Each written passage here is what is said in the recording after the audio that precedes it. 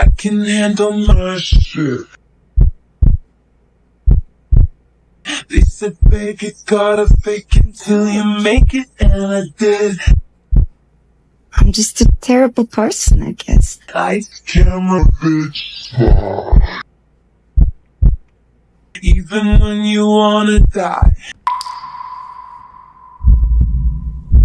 Breaking down, I hit the floor. All the pieces of me shattered as the crowd was chanting more.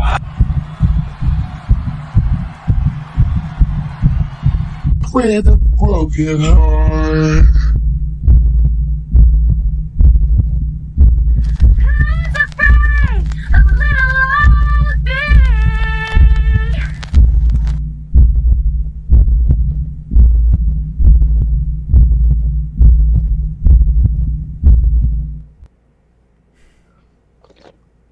me? I got my giant coffee bowl ready. I got some tea. I always love reading the chats when they're like, "That's not a big cup. That Sarah's just really little." That's my favorite one. That's cute.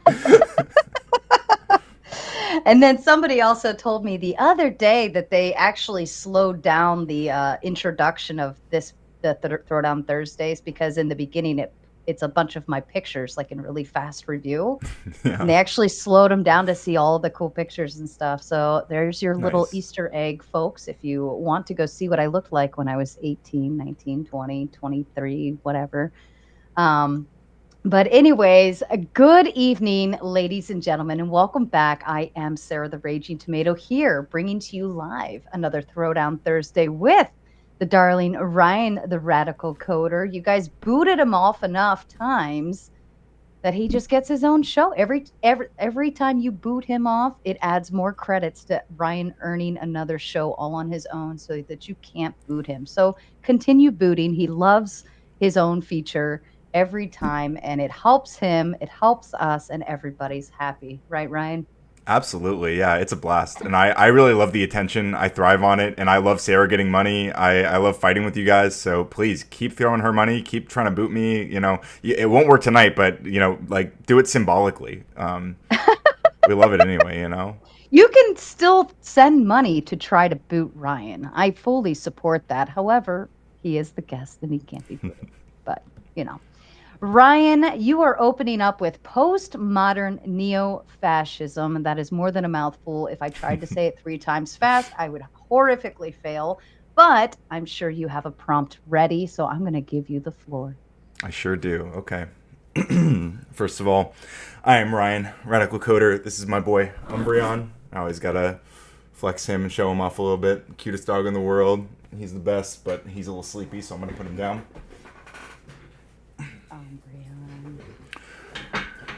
But I do have, indeed, quite a spiel to introduce this topic. So, a few years ago, Jordan Peterson popularized the term postmodern neo-Marxism.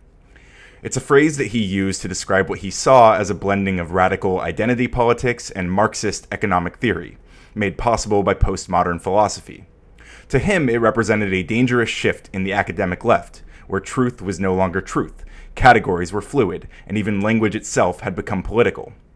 But what he was actually brushing up against was something more commonly known as intersectionality, a framework for understanding how overlapping identities can affect people's lives, depending on how those identities are treated by society and law.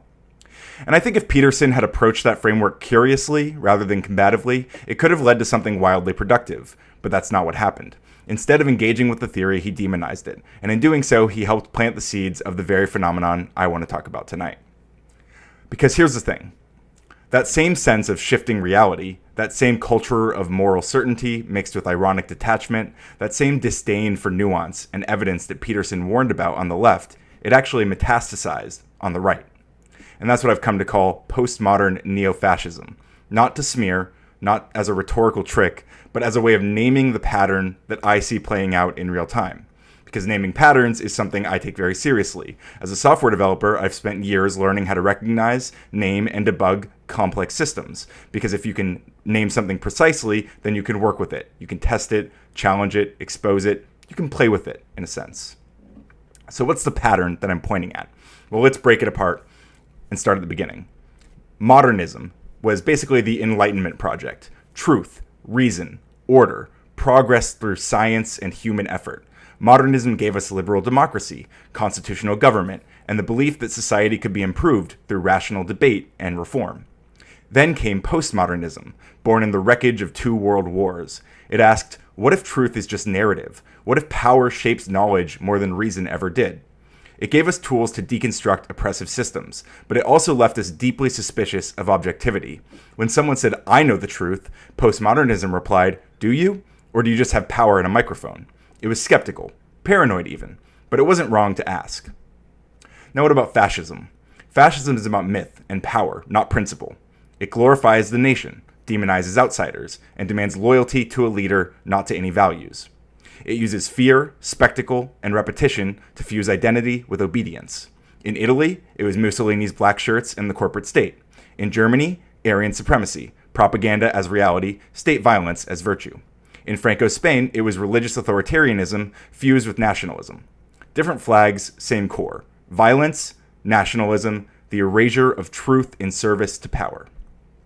Fast forward to neo-fascism. After World War II, fascism became kind of a dirty word, but the ideology didn't disappear, it just rebranded. By the 2010s, the alt-right began to emerge. Richard Spencer, Milo Yiannopoulos, Nick Fuentes, they blended meme culture, white nationalism, and ironic detachment. They were funny, entertaining, charming even, and that's what made them dangerous. They didn't have to defend their beliefs, they could just mock you instead, and if you called them out, they'd make fun of you for being sensitive or say it was just a joke. Just asking questions. But the joke, very often, is that they weren't joking. Postmodern neo-fascism is the fusion of postmodernism's weaponized doubt, truth treated as a malleable narrative, with neo-fascism's drive for rigid hierarchy, producing an authoritarian politics that rewrites reality in order to rule it. No figure embodies this better than Steve Bannon. He praised Putin's authoritarian model. He admired the Italian fascist Julius Evola. He called his mission the deconstruction of the administrative state. Sound familiar? His strategy was to flood the zone with shit. Break trust in institutions, replace shared facts with shared enemies, turn confusion into control. And suddenly, what began as postmodern critique became fascist strategy. Not just denying reality, but replacing it with a narrative that served the leader. We'll walk through some examples because it does have to do, of course, with the Orange Man. So Donald Trump in 2020 repeatedly claimed, we won the election, everyone knows it. And it wasn't a mistake. It was a narrative substitution for the reality that he lost to sleepy Joe Biden. In January 2025, Elon Musk raised a straight-arm salute at Trump's inauguration gala. Historians and EU officials called it Nazi adjacent. What did Musk do? He posted puns. Goebbels anything? He memed about it. And when people called it out, he mocked them. The joke was, what if he's not joking? When a fashion critic joked that he might be undocumented on Twitter, someone tweeted and tagged JD Vance, JD Vance, you could do the funniest thing ever. JD Vance responded with a meme, Jack Nicholson nodding ominously, a wink, a nod, a maybe. Maybe I'll do it. Maybe I'll deport this guy. This is a pattern of fascist goals, reassert hierarchy, purge outsiders, silence dissent, carried out through postmodern methods. Narrative over evidence, irony over honesty, chaos over clarity. It's crowdsourced authoritarianism, fed by memes and what if we did it comments. And when you try to call it out, you're told you just don't get the joke. And by the time you realize they're serious, the institutions that could have stopped it are gutted or gone. So where are we now?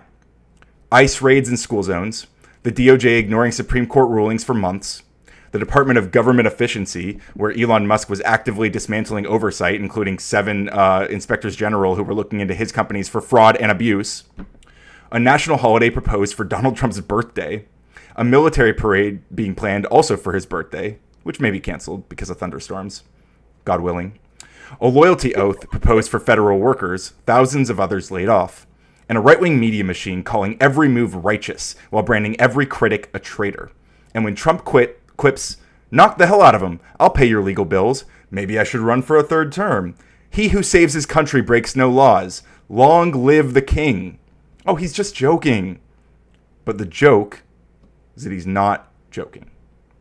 So tonight, I'm not here to label people I don't like. I'm here to name this pattern, one that I think is spreading one that's swallowing institutions, and one that threatens democracy, not with armbands, but with algorithms, irony, and institutional decay. If you think I'm wrong, tell me where. But if I'm right, it's time to stop laughing and start fighting like this isn't a joke, because it might not be. And Donald Trump wants to be king. I want you to go to nokings.org and find where the June 14th protest nearest you will be. Go, even if you disagree with everything I've said here. Talk to your neighbors. Ask them why they're protesting. Listen before defaulting to the detached, post-ironic meme energy this regime thrives on. Because when they're sending ICE into school zones, kidnapping undocumented people in Home Depot parking lots, deporting people with no due process, banning books and rewriting history, think Kash Patel's children's book about the plot against the king, and sending the National Guard against the governor's will to suppress protests, we're already living in the punchline. And the joke was that they were never really joking. Let me ask you this. Do you feel protected by the United States? I mean, against any type of, I don't know, like if a war were to break out or we were to be invaded of any sort, do you feel well protected? Right now I do, yeah. At this point, yes, definitely.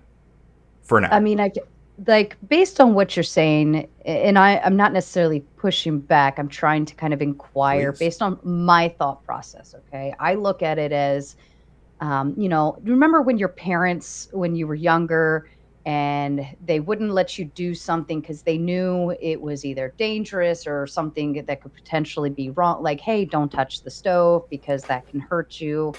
I look at our government as kind of that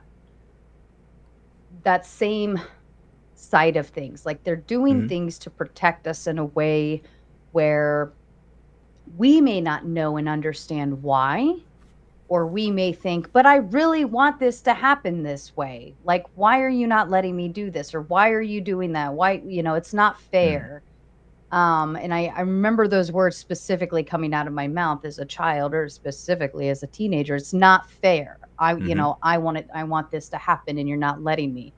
But my parents knew, like, this is what's best for you. Just trust me on it, And I feel like in some sense, maybe you're not seeing a bigger picture there in terms of our form of protection and ways we can, like we're being protected by America, by our government, by utilizing certain things and applying that. And you specifically mentioned like the ICE, and people being deported. And I look at that in a way as well. If they're going to put their foot down now and protect us from people trying to come in illegally and so on and so forth, well, then inevitably nobody's going to be allowed to come in and kind of crap all over my show, right? All over my home or all over my city, my state, my America, right? And that's how I view it. Now you may be viewing it in a different way. It's an interesting point. I agree with the analogy in a sense, that there is a, for your own good, like we need to make sure certain guardrails are in place is what I would point to. And what those guardrails are the Constitution and the rule of law and our institutions that we've had for hundreds of years. And these are the things that I am most concerned with, with being weakened by this this style of fascism.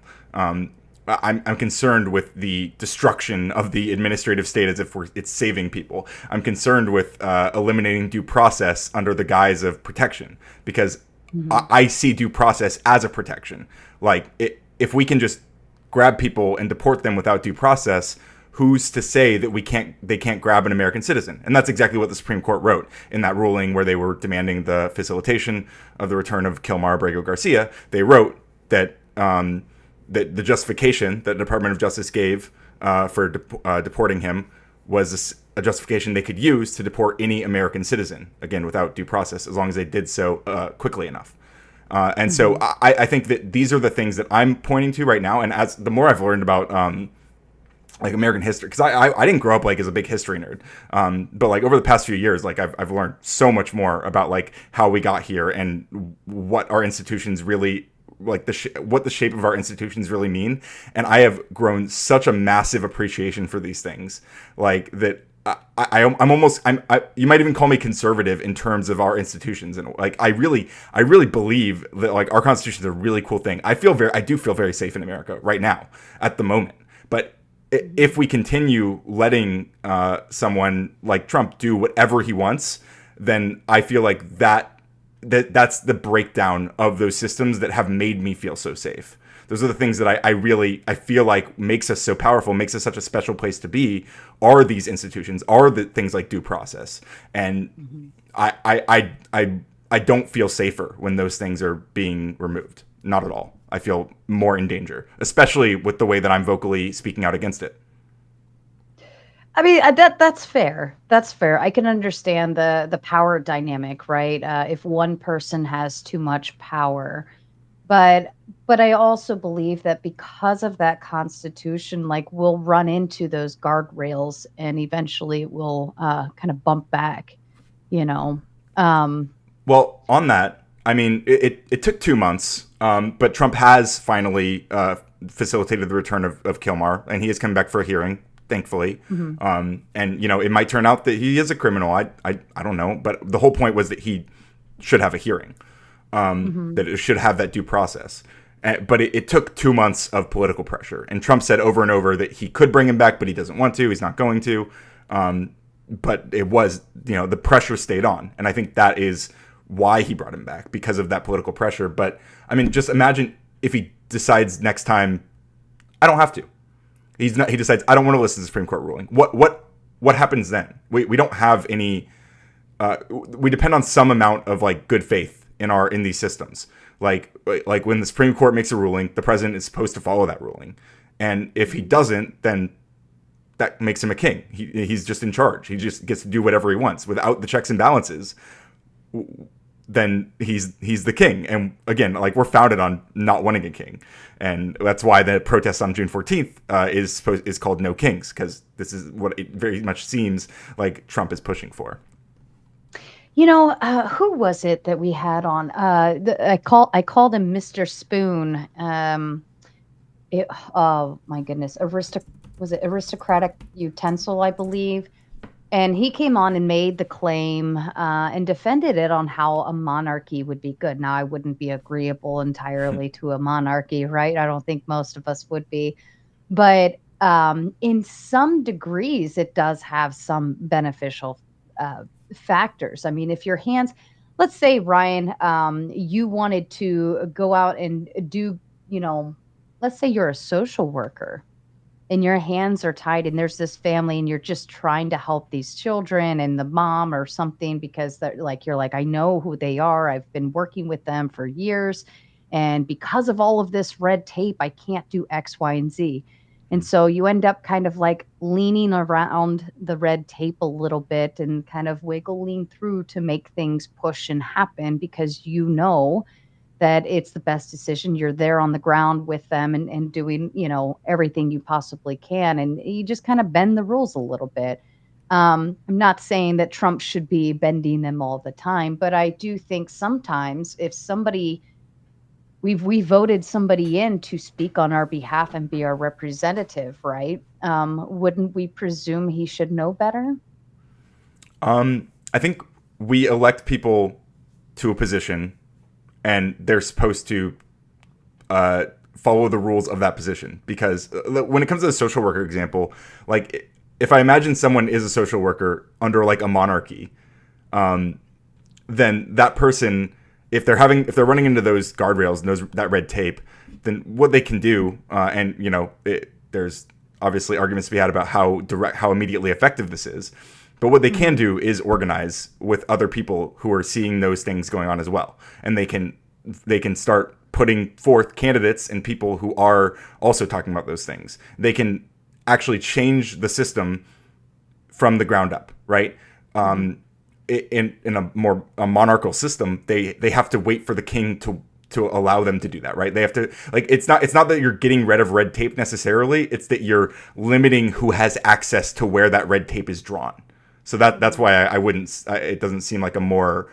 It doesn't seem like it solves that problem really. Like it just kind of it pushes the power of that system to one person instead of to distribute it across the citizenry. And I mean that by way of like to allow the king to just make things happen because hey, this has to happen. I know the best interest of my people and I want to take care of them, so I'm gonna do X, Y, and Z because I know what's best, and there's nobody in my way that can prevent me from applying or implementing, so on and so forth.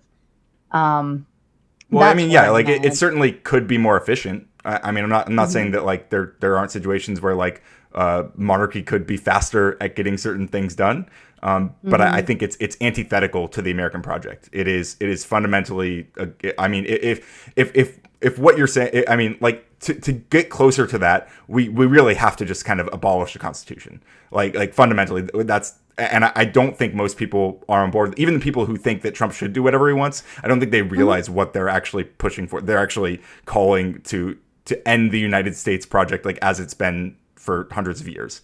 That's just not what we do. You know, I agree. Being a democratic society and having those guardrails, as you said, in place helps keep us from just letting one person take away and get whatever they want done. And I think those guardrails are up, but I also think sometimes you got to have something dramatic be kind of pushed through or happen in order to bring attention to it, so that when you are trying to push forth other legislate, what's the word is it legislation? Right? Legislation, yes. Yeah. When you're trying to push forward other legislations, like in order to bring attention to that, that's a quick way to get attention, right? Is to do something that's like, no, you didn't, I agree, but I think that like that's a tactic that I'm not inherently opposed to. The reason I have issue with it here is because it's every policy that is doing that. It is like the whole point. This is like the Steve Bannon flood the zone thing. This has been part of Steve Bannon has been a key architect of Trump's entire ethos for years now.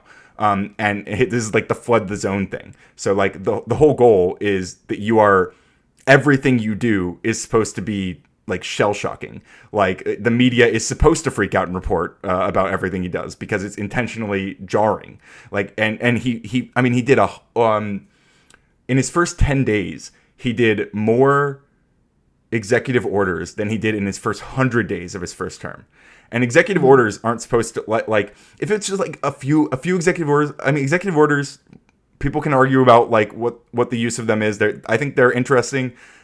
But when you're doing so many, the point of executive orders generally is to set the tone for your presidency, to set the tone for what kind of political projects you're going to work on with Congress. But he's basically pushed Congress to the side, and the Republican senators and House of Representatives, like they're just being like, okay, yes sir, whatever you say. And some of them have come out and mentioned that they're actually genuinely afraid of retaliation from Trump, which is very concerning, right? Like what's her name? Amy, I think it's someone, the Alaska senator, I think. Oh yeah, but so again, like executive orders, like they're setting the tone for, and that's what Biden did. Frankly, is he? And I mean, there were a few things at the end, but like for the most part, it was setting the tone and then working with a bipartisan Congress and actually getting a lot done through Congress, actually passing a lot of legislation. Trump's not doing that. He's doing one big beautiful bill, and everyone. I feel like I've heard, especially Republicans, for decades, my whole life, complain about big beautiful bills, with a whole bunch of different things in them, instead of just like, hey, let's just focus on this one issue. Piecemeal it. Yeah, piecemeal it. And Trump has Congress. He has a full Republican Congress. He has the executive branch. He has a stacked Supreme Court. He could pass basically whatever he wants. Why does he have to put it all into one? Why does he have to put it all? And even Republicans are having issue with this. Marjorie Taylor Greene is even speaking out and deciding she won't support the big beautiful bill. Like people don't like this. I know that's another tactic, right? If you put in enough fine print, they're not going to read it. So what was it? There was one something that got pushed. It was like 700 pages long, and they're like, even if we hire all of these interns and stuff, we're still not going to be able to comprehend this in the amount of time we need to, Yeah. and be able to go through it properly. Yeah, I mean, I would be more for piecemeal, but it sounds like this is an all or nothing Hail Mary, maybe, something like that.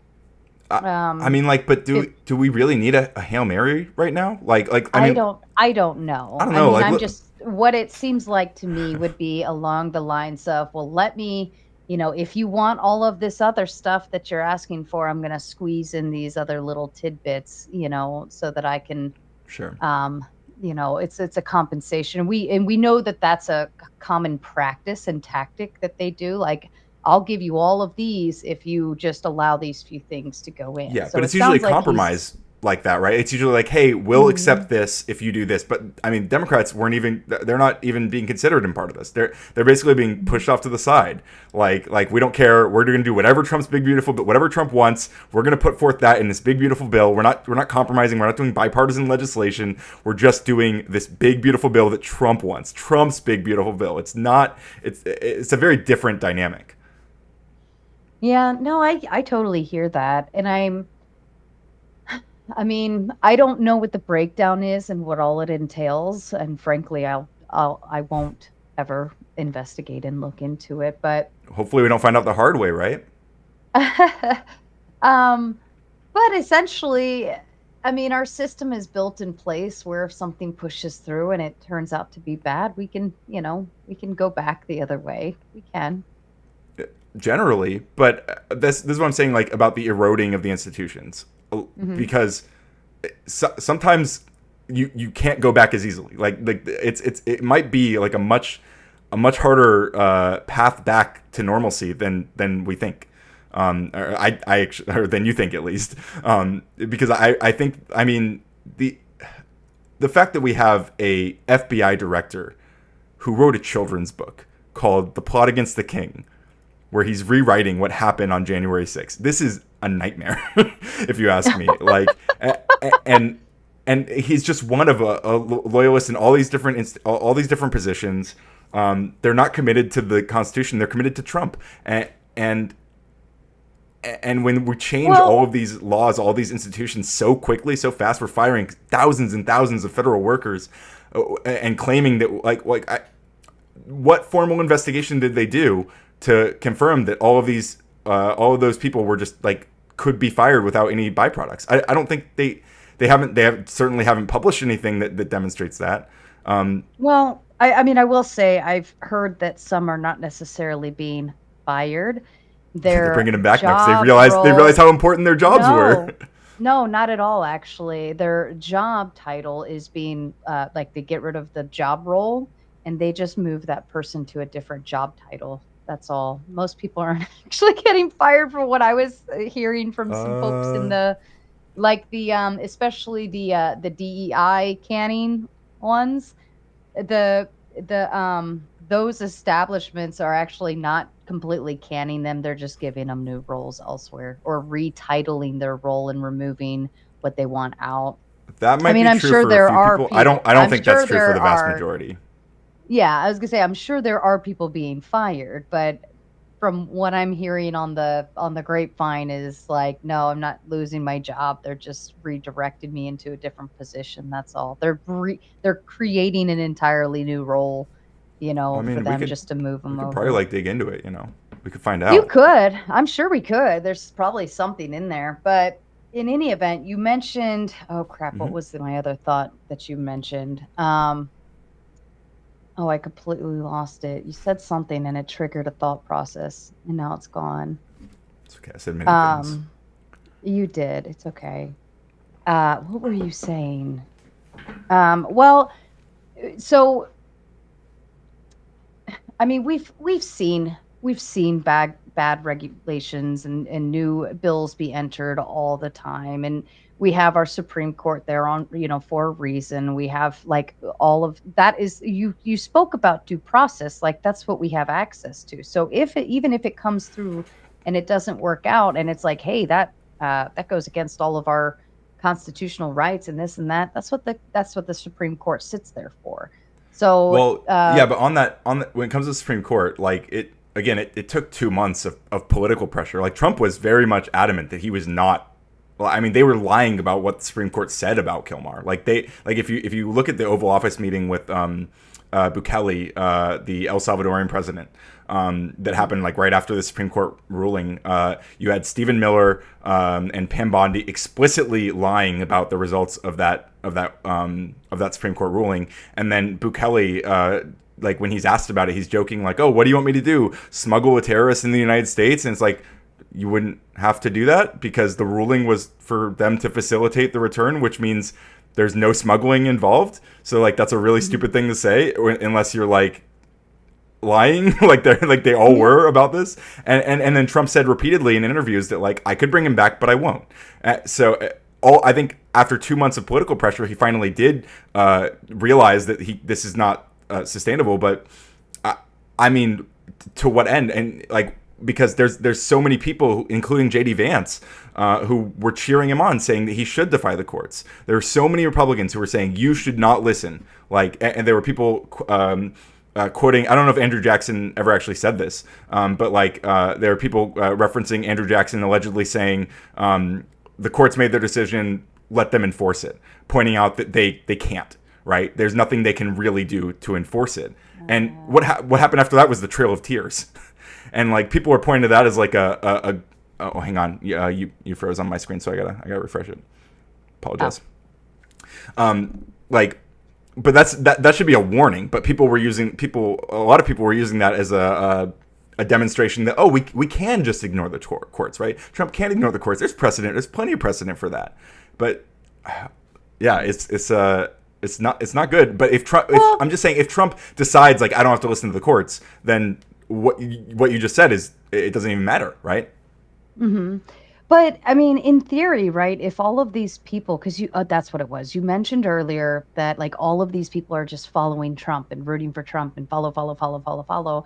Yeah, I don't believe in blindly following somebody, but don't we want a president who's backed up by his administration and backed up by his cabinet, backed up by the people, backed up? I mean, to me, I look at it, if another country took a peek at us and everyone was like completely against everything our president was saying, like everybody, what does that say? Like, we don't even have a good leader, right? Whereas in this instance, if everybody is backing up and supporting, the person that they work for, I find that to be much more positive in terms of our leadership and our strength as a country, as a whole, as a nation, so on and so forth.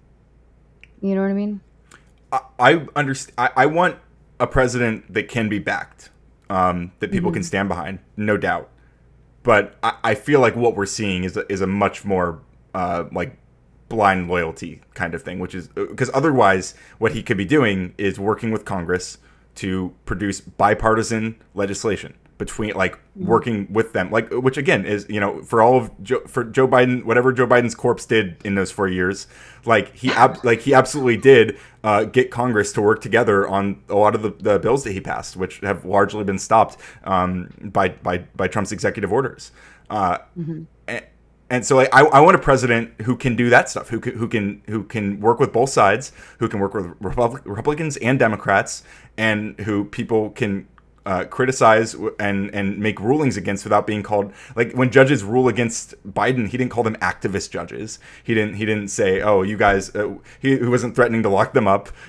He's not like he recently threatened to arrest, or at least Tom Homan did, threatened to arrest Gavin Newsom for literally no reason, arrest the governor of California for nothing. Like, this is really, really concerning stuff. I really don't think people realize how unprecedented this kind of behavior is.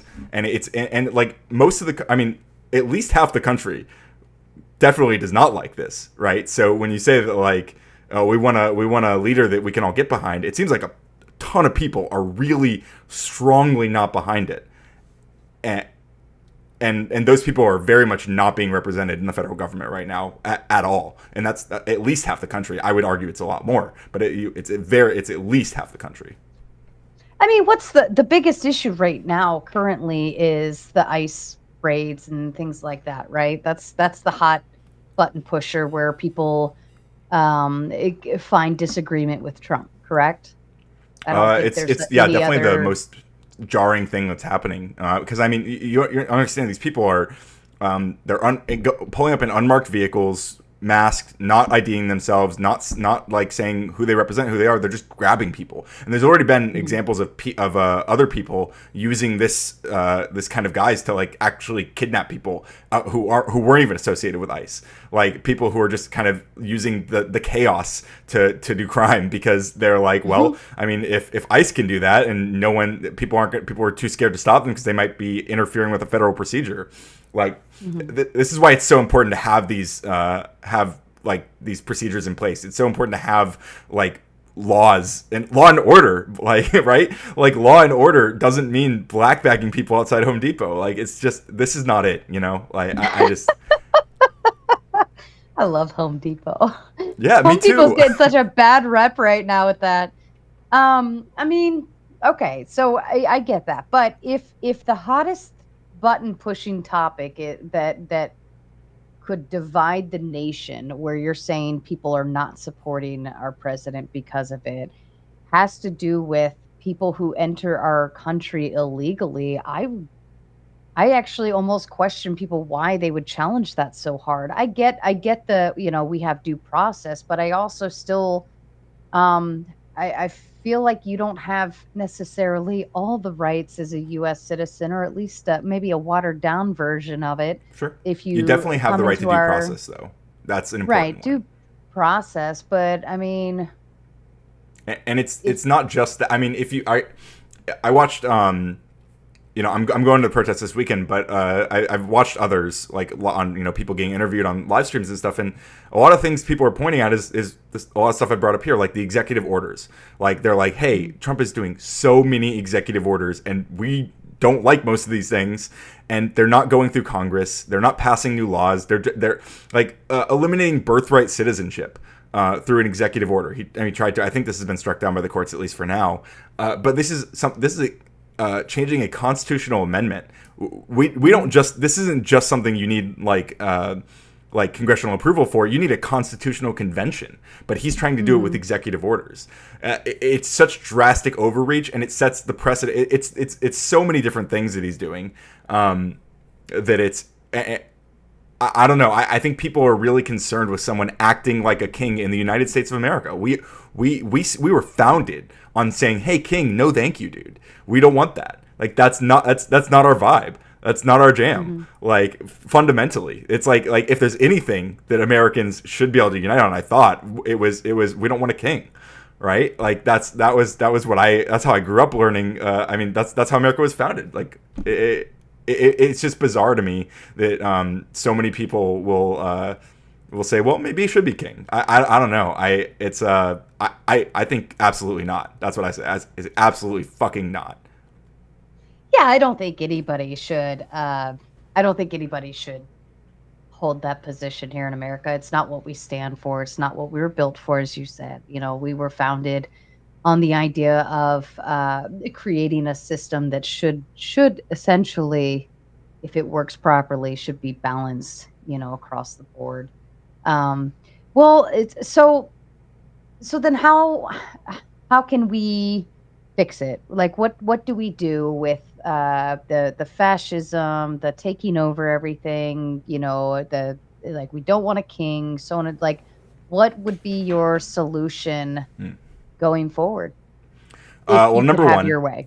Yeah. Well, number one, I strongly support everyone go to nokings.org and look up the protest nearest you and see where it's going to be. And if you can attend to it, even if you hate everything I said here, I encourage you to go and talk to the people there, talk to your community, and ask them what they're doing there.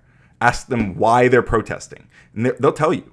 And you don't have to take my word for any of this stuff, right? Go talk to the people in your community, find out what they don't like about what's going on. That's what I encourage people to do, first of all. Second of all, I really think we need to impeach this guy. That's step one, is impeach, at least impeach. And potentially, like, ideally remove from office. But at least we need to impeach him. I think we are so far beyond the pale. And I think what makes it feel like it's not that insane, I think a lot of people feel like what's happening is not that insane. And this is like, this normalization process, I think, has happened through what I'm pointing, like the main core topic tonight, which is this postmodern neo-fascism like thing it has increasingly normalized more and more extreme measures from Trump specifically, especially over the last decade. It's like, and a lot of it is like, oh, he's just joking, and then he's not, and then he's joking, and then he's not, and it's just ramping it up and up and up. And I really don't want to see like that climax, you know. I don't want to see what happens when shit really hits the fan, if he keeps trying to overstep. I don't want that to happen. I don't think we should give him the chance to make that happen. I think he is regularly doing illegal things. Like the law he cited to send the National Guard, or to take control of the National Guard of California, it literally explicitly in the law says that he's supposed to have I don't know if the word is consent, but he's supposed to have the governor's involvement, right? He's supposed to, and Gavin Newsom absolutely did not agree to this. And then Trump tweeted, or truthed, or whatever. He truthed that the National Guard came in and solved it all the day before they got there. He's posting about how the National Guard came and settled things before the National Guard arrived. Like, I don't know. I think we're in a really, really concerning spot. If our country was in a particular situation where something like that, I mean, that was pretty big, right? I mean, we've seen the riots here in Baltimore, and that they are pretty scary. We've seen the leftovers of it. I live close enough but far enough away, but we had to go through it. And it was a very particularly scary scenario, because you never know if they're going to spread further out, or how much more damage they're going to do. Am I going to be able to pass through Baltimore? Am I going to be able to do this? Am I going to be able to, go down to the hospital down there if I needed to, so on and so forth. And there's all these things in place where, to me, I look at that as that's terrorism. That's domestic terrorism to me. The rioting? Yeah. Sure. And I don't know if I call it terrorism, but I definitely think there are people rioting, and I don't endorse it, to be 100% clear while we're on this. I like, one of the big key points of the No Kings protest is it is explicitly a peaceful demonstration. And I think that Donald Trump, the reason he sent the National Guard, the reason that they are, I would argue that ICE has been terrorizing those communities, frankly. So that is one thing. But I think what's happening is that Trump is trying to incite that violence. He really wants more chaos, because that justifies stronger crackdowns. It justifies more power grabbing. That's exactly what he wants, which is why I don't think we should do that violence at all, because I don't want to play into his hand. I don't want to give him that. I think that he will crack down, and he wants to crack down. But if you let one city do it, and you don't do anything about it, and you don't put a foot down, how many more cities will continue to follow suit? Well, on that note, I think that this is the LAPD has been very clear that they've been able to handle this. They didn't need the National Guard to come in. They didn't need the Marines to come in, and to send the National Guard and the Marines on the American people, on peaceful protesters, which most of them are. Like, you see the fire, you see the cars. Obviously, there's fires. I'm not saying there's not fires. I'm not saying there's not people doing dumb shit. And I really think they shouldn't. I'm also not going to pretend that it's not expected when things are happening like this. When we have these huge protests, there are going to be people who are agitating. There are going to be things like looting and stuff. And and those people generally get arrested. Those people get charges. People who are on film throwing concrete at cars, those people are probably not going to get away with that. They are probably already identified by and large, and they are probably going to get arrested. And I support that. They should be. They're like, but we can't use those people's actions to crack down on peaceful protesters. That's the really important part. We can't use the people who are breaking the law, the people who are going too far. We can't use what they're doing to stop people who are not doing that. People who are peacefully demonstrating and saying, we don't like what's happening, and they're doing it with their First Amendment right. We can't crack down on that First Amendment right because of other people. We can crack down on those people and not the people just demonstrating. I think that's a really important distinction to make, and I don't think that Donald Trump is making that distinction. Yeah, no, I wholly agree that peaceful protesting it should be commended. I even think it should be protected. You know, maybe even more so. Wouldn't that be a better ploy to say, hey, we'll send in the National Guard so that you guys can actively utilize your First Amendment right and enjoy your peaceful protest while we Wouldn't that be block off nice? all the tards from jumping in. And maybe there was a purpose to that. I don't know. I'm not in anybody's head, but that's how I would view it, as, you know, to continue protecting our ability to do so in the future, or in order to squash out all of the ones who are coming in and making a mess of things, and so on and so forth.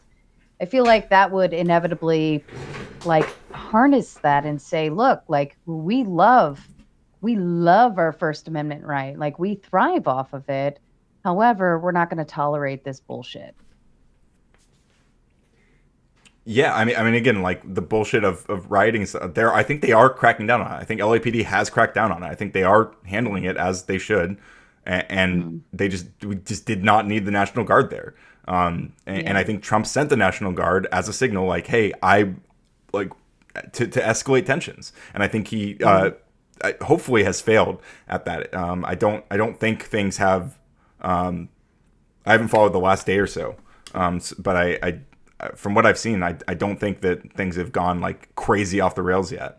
And hopefully they won't. Hopefully people continue to like en masse peacefully demonstrate, because people are not happy about what's going on. People don't like this. People don't like the way that like, and even you know, what was the woman who founded like Latinos for Trump is coming out condemning him because she's like, she promised everyone during the election, he's only going after the criminals, he's going after the violent criminals, he's not going to go after the peaceful people. But they're grabbing people up at their hearings, right? They're going through the legal process. People are showing up to hearings and getting arrested and being deported. Like, they're going to do the due process and then getting thrown out. So yeah, and I think people. I mean, people how aren't standing willingly for it. are people? How willingly are people going to just? I don't know. Oh yeah, I'm here illegally. Go ahead. Yeah, I Well, mean, people. they've already you establish the pattern, the history pattern or the consistency of somebody, right? If they got here illegally and they continue to do this illegally, like they're probably not going to just willingly get up and leave legally as well, But right? if they're coming to a hearing, they're like a legal hearing. They're coming to go through the process. They're maybe they might be Right. seeking But asylum. how many people are going to do? I mean, are A they lot of them seeking are. asylum for the last 20 years? You know what I mean? I mean, it just gets to a point where, like, if you've been doing this all along, then I don't know. Like, at what point were you going to say, "Oh, hey, by the way, can you like help me get my papers right?" You know, I don't know. So, Well, I just like, I oh, they're gonna wait until they all of a suddenly say, we're gonna start kicking people out. Oh, by the way, don't kick me out. I'm well, here. no, I think that these are people who already had these hearings like scheduled, like people who are, and oh, hang on, I got to do the thing again. I don't know why it does that. My OBS For the always pauses it, viewers, but I've gone ahead and I've dropped the open panel link in the let's chat. go. It's Yeah, I'm ready to pinned. spar. So if you guys want to go ahead and start hopping backstage, please feel free to do so now, and we'll open it up here in just a couple minutes. We'll read the super chats too. Yeah, but I think the thing is that what's happening is Donald Trump is not on track to deport as many people this year as I think Biden did in 2024 or even 2023. And I think they're realizing how bad that looks because of what they've been. You know, that's their whole thing. So if they can't even deport as much as Biden did, that's kind of embarrassing, really, right?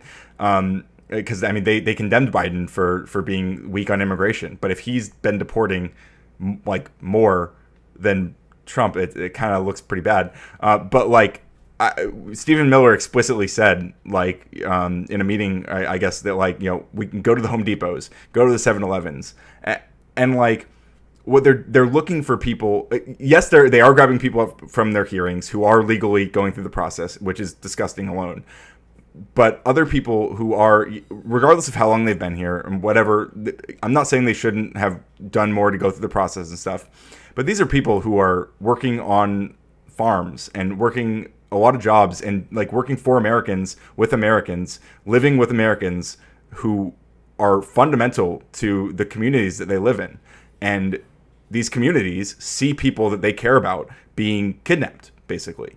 And it's, you know, like, that's, no matter how you feel about like what should happen, that's going to cause a massive emotional reaction in that community, because they're seeing people who are fundamental to what their lives being just stolen away and en masse, right? It's not just like a few people are getting in trouble and getting arrested. It's mass arrests. And I think that's feelings. That's feelings. Well, like, feelings matter when feelings matter. No, not when it comes to your safety and your like, you're sitting here quoting me like the Constitution and saying how much power it has and how much you love it, but that very Constitution was what protects us from people coming in and just like living off of our shit and taking over our space without even just the one simple thing we ask is like, follow the Constitution. Right. And then you're saying like them going against our very rules and laws.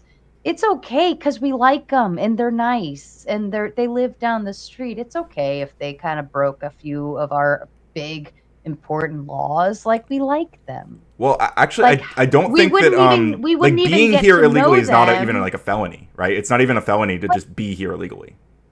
But with the. Are you sure? Yeah, So like it's a misdemeanor.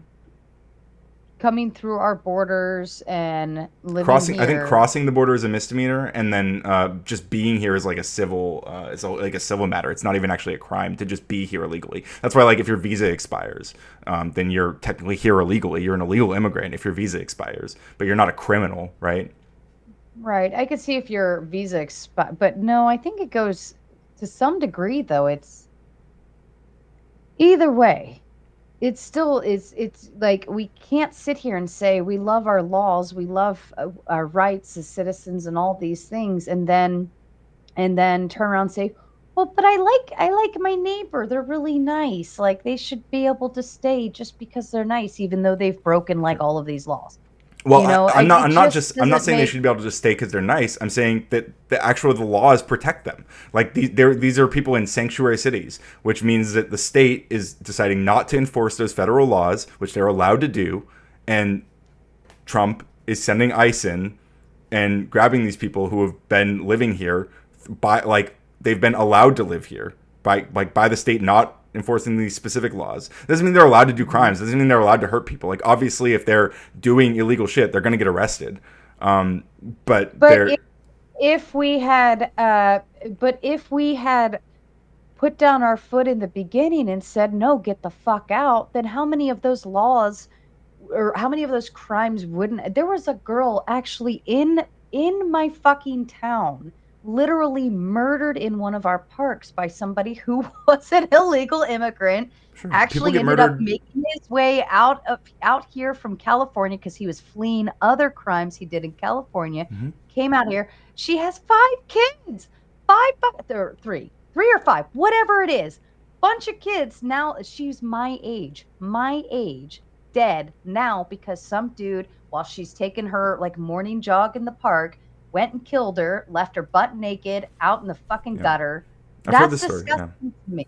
It is obviously it's disgusting. Nobody's endorsing that, right? But like, Right, this but is one of like if 2 we had- stories but- that they talk about but all the if time. we- If this was a mass But problem, this this touched my zone. Yeah, It's I understand, not but nice. it's still one of these two. It's one of like the two. I think it's her. Was What that if Laken was Riley, or me, is Laken Riley a Ryan? What different if one? that was me, Ryan? What if And that I was would be horrified. it's But the what very same trail I take my dogs to by myself. I, That's I'm fucking I'm scary. not saying it's not scary, but like people that happens way more from American citizens, first of all.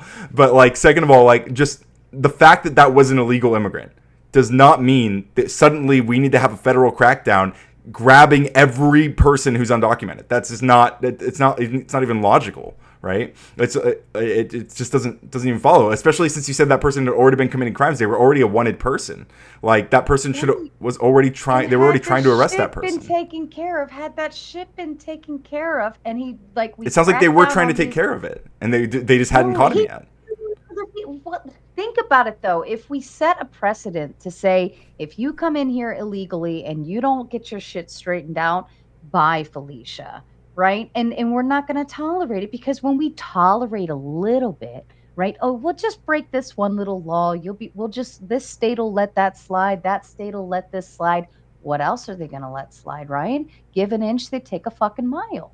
Well, I mean, these are the states' rights. Like, you don't have to like that states have these rights, but they have them for a good reason. Like, we want to avoid federal government overreach. This is something, again, I thought conservatives were really concerned about for a long time, and suddenly they're just like, well, you know, now that Trump's in office, let him do whatever. But when the states are doing whatever they want, and then when people travel interstate, now you're crossing other lines, and now other people are affected. Yeah, and that it sounds like that person was fleeing because they already were wanted. They were already a criminal. They were already trying to arrest that person.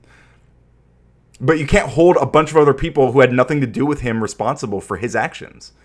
But I can hold anybody who is here illegally, like, accountable for doing his actions? something illegal. No, accountable for doing something illegal. You're here illegally, get the fuck out. End of If you're story, here right? illegally, then you can get the due process that you deserve to make sure that you're here illegally, first of all, because that's how we even know someone's here illegally, is by going through that due process. That's the really, really key part to why it's so scary that they're not following that due process in many cases. Because they, again, as the Supreme Court wrote, they could, by that logic, deport American citizens, deport and incarcerate American citizens, even to CCOT in El Salvador. And so it's really important that we have that due process for everybody. We have to have it. It's the law. They're not following the law. I don't know, Ryan. I'll let everyone else come battle you from there. I've said my piece, and you know I don't push back too hard. P. Fletch in with the Big Ten says, for the cause, all match me, you pores. Yeah, you pores. P. Fletch also utilizing his 7-month membership. Make sure to hit the like, share the link. Memberships are cool, and donate if possible. Later, maters. Salute to you. Gorilla Biscuits going ahead and listening up and grabbing his membership on demand. Enjoy all of the fun little emojis we have here. JP Peltier with the Big 5. Incredible liberal copium. Any response to that, Ryan? No, I'm good. Fair enough. Evan Lord with the Big 2. He's also hanging backstage, getting ready to come out fighting. Right, Evan? You're going to come out and just start yelling. It's going to be crazy. He's shaking his head. Let's go. He's our quietest panelist here. He says like 2 sentences, and then that's about it. I know, Evan.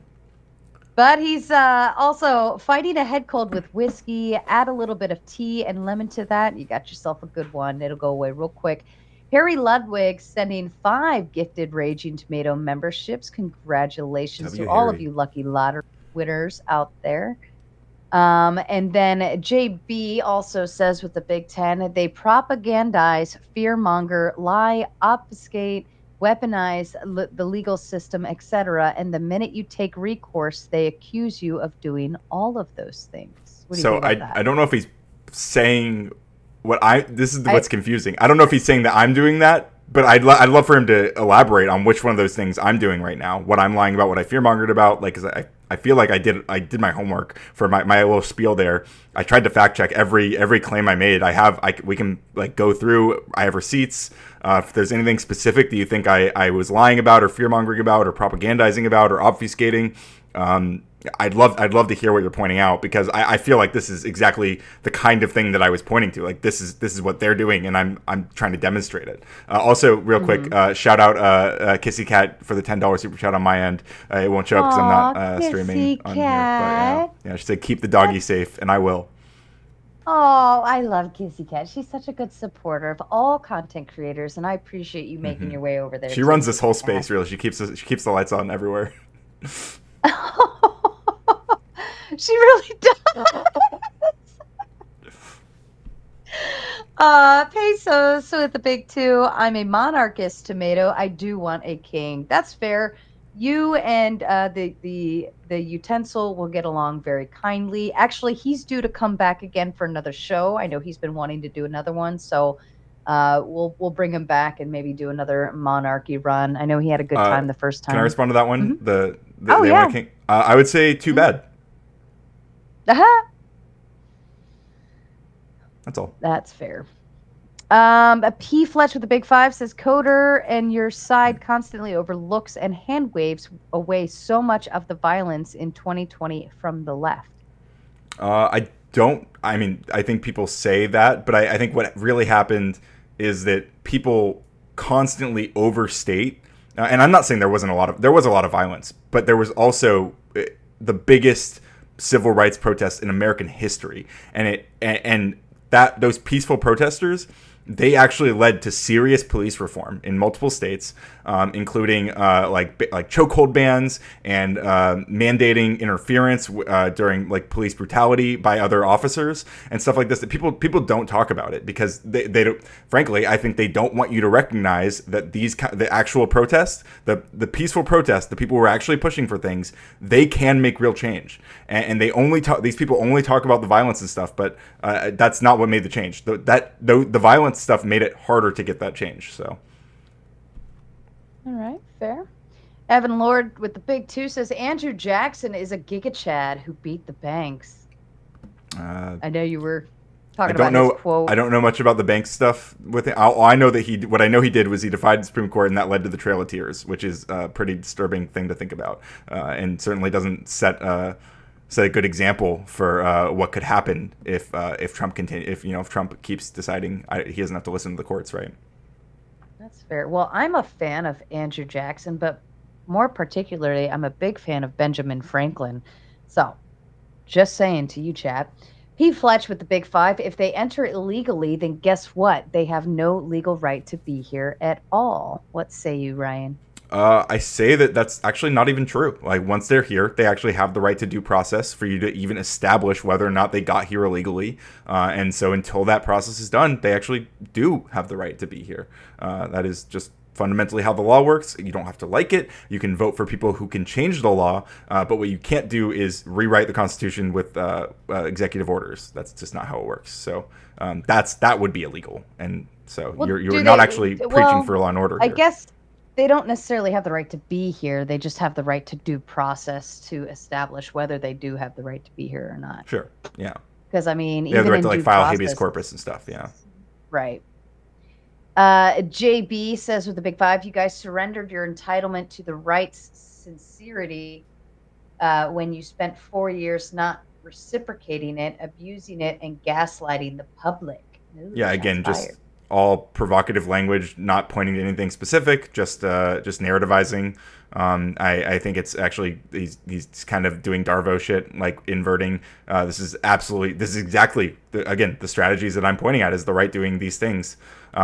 Obviously, I mean, if you look at Donald Trump's track record, there's nothing like this in recent history on the Democrats' side, and to say otherwise is fundamentally dishonest, frankly. So again, JB, if you have specific examples of any of the stuff that you've brought up, which I don't think you've named a single example, you've just kind of pointed vaguely and finger waved vaguely at the left, and I'm gonna let Umbreon in real quick. Okay, fair enough. Jess Gerald, our other person who likes to keep the lights on around the YouTube streets, sending in 20 Raging Tomato gifted memberships. I love Jess Gerald. I know. He's such a doll baby. Shout out to all of you lucky lottery winners, and be sure to drop those crystals in the chat. That is part of Jess's little calling in the chat, the crystal emoji. He likes that one. And also his favorite crystals right here. There you Oh, go. So Ryan, go ahead, get in, hop into the crystal. I picked it out because okay. it looks like a coffin. Doesn't that look like a coffin? Yeah, it does. I like that. Dun, dun, What kind of dun. rock? I don't know what kind of rock that is. What's the purple? I don't It's like, remember. There was like a rock place nearby, yeah, and those places are I dope. hand selected this one because number one, it's purple, and Naomi likes purple, like the purple and teal stuff. But number two, it looked like a coffin, and I was like, yes, go to Good your choice. death. I hope it brings you good Hmm. fortune. Yeah, I was like, God, I mean, I hope that's what's been helping. So someone in my chats. Oh, someone in both our chats said amethyst. It's amethyst apparently. That's what it looks Amethyst. like. That, Oh, that makes sense. yeah, I wouldn't know. But it's beautiful, and I hope that is what's bringing me luck. So I'll take it. And two more, and then we'll bring on the panel. JB says they're not doing anything. Okay. Yeah, I don't get that one. Yeah, I don't know. It's hard to follow you, JB. You got to And be more specific. yeah, come on up on panel, JB. K2, keep on trucking. Another light switch helper here around the block. Ryan, you're supposed to be looking for a job. Get off Sarah's panel. Shout out to James. Happy birthday. Oh, James, it's your birthday. Happy birthday, Happy James. birthday. Also, Sarah, can you tell us the story of your past and use back in my day, please, for past and use back in my day.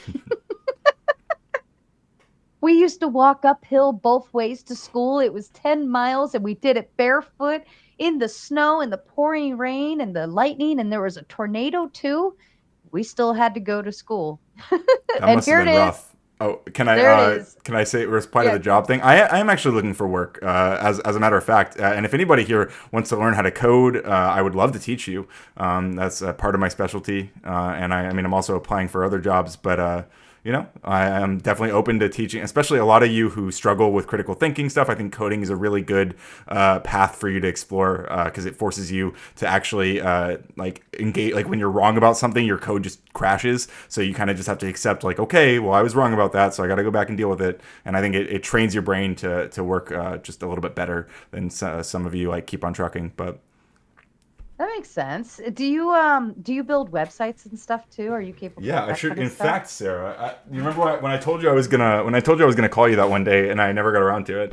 What I was You actually, never call me I back. know, what I was actually gonna propose is a Raging Tomato website. I have a few mock-ups I can show you. I have quite an interesting, but I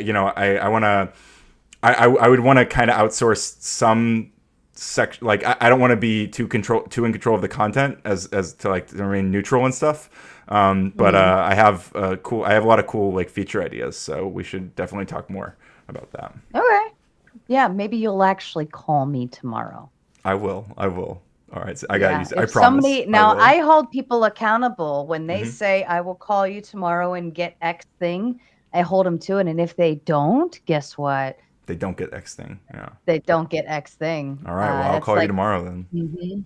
Fair enough. And last one, Jason Cassell sending the big 20 says kick coder and keep the creature identified as a dog. We Well, love he's our right here, darling Umbreon. but He is unfortunately we can't kick officially, me. I think, is he part of your like profile picture or your banner on your channel? He is on my Patreon. But I think I need to take my Patreon banner and just put that as my YouTube banner as well. But it doesn't.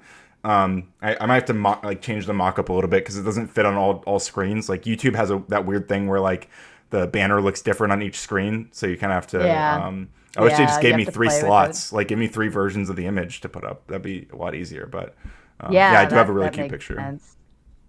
Yeah, because I feel like Umbreon deserves his own. He almost deserves his own channel. At the I've thought very about it. least, a playlist on your show, on your channel, of just Umbreon getting Yeah. love from everyone, like all the super chats that are like, "Show me the Yeah. dog," That's a Like good I idea. think, or like when we solo lay out you with Umbreon, like stuff like these are his feature presentations, okay? And I think he deserves more. Are you ready Yeah. for the panel? I think so. Yeah. Bring it on. All right. Bring it on. Let's bring it on.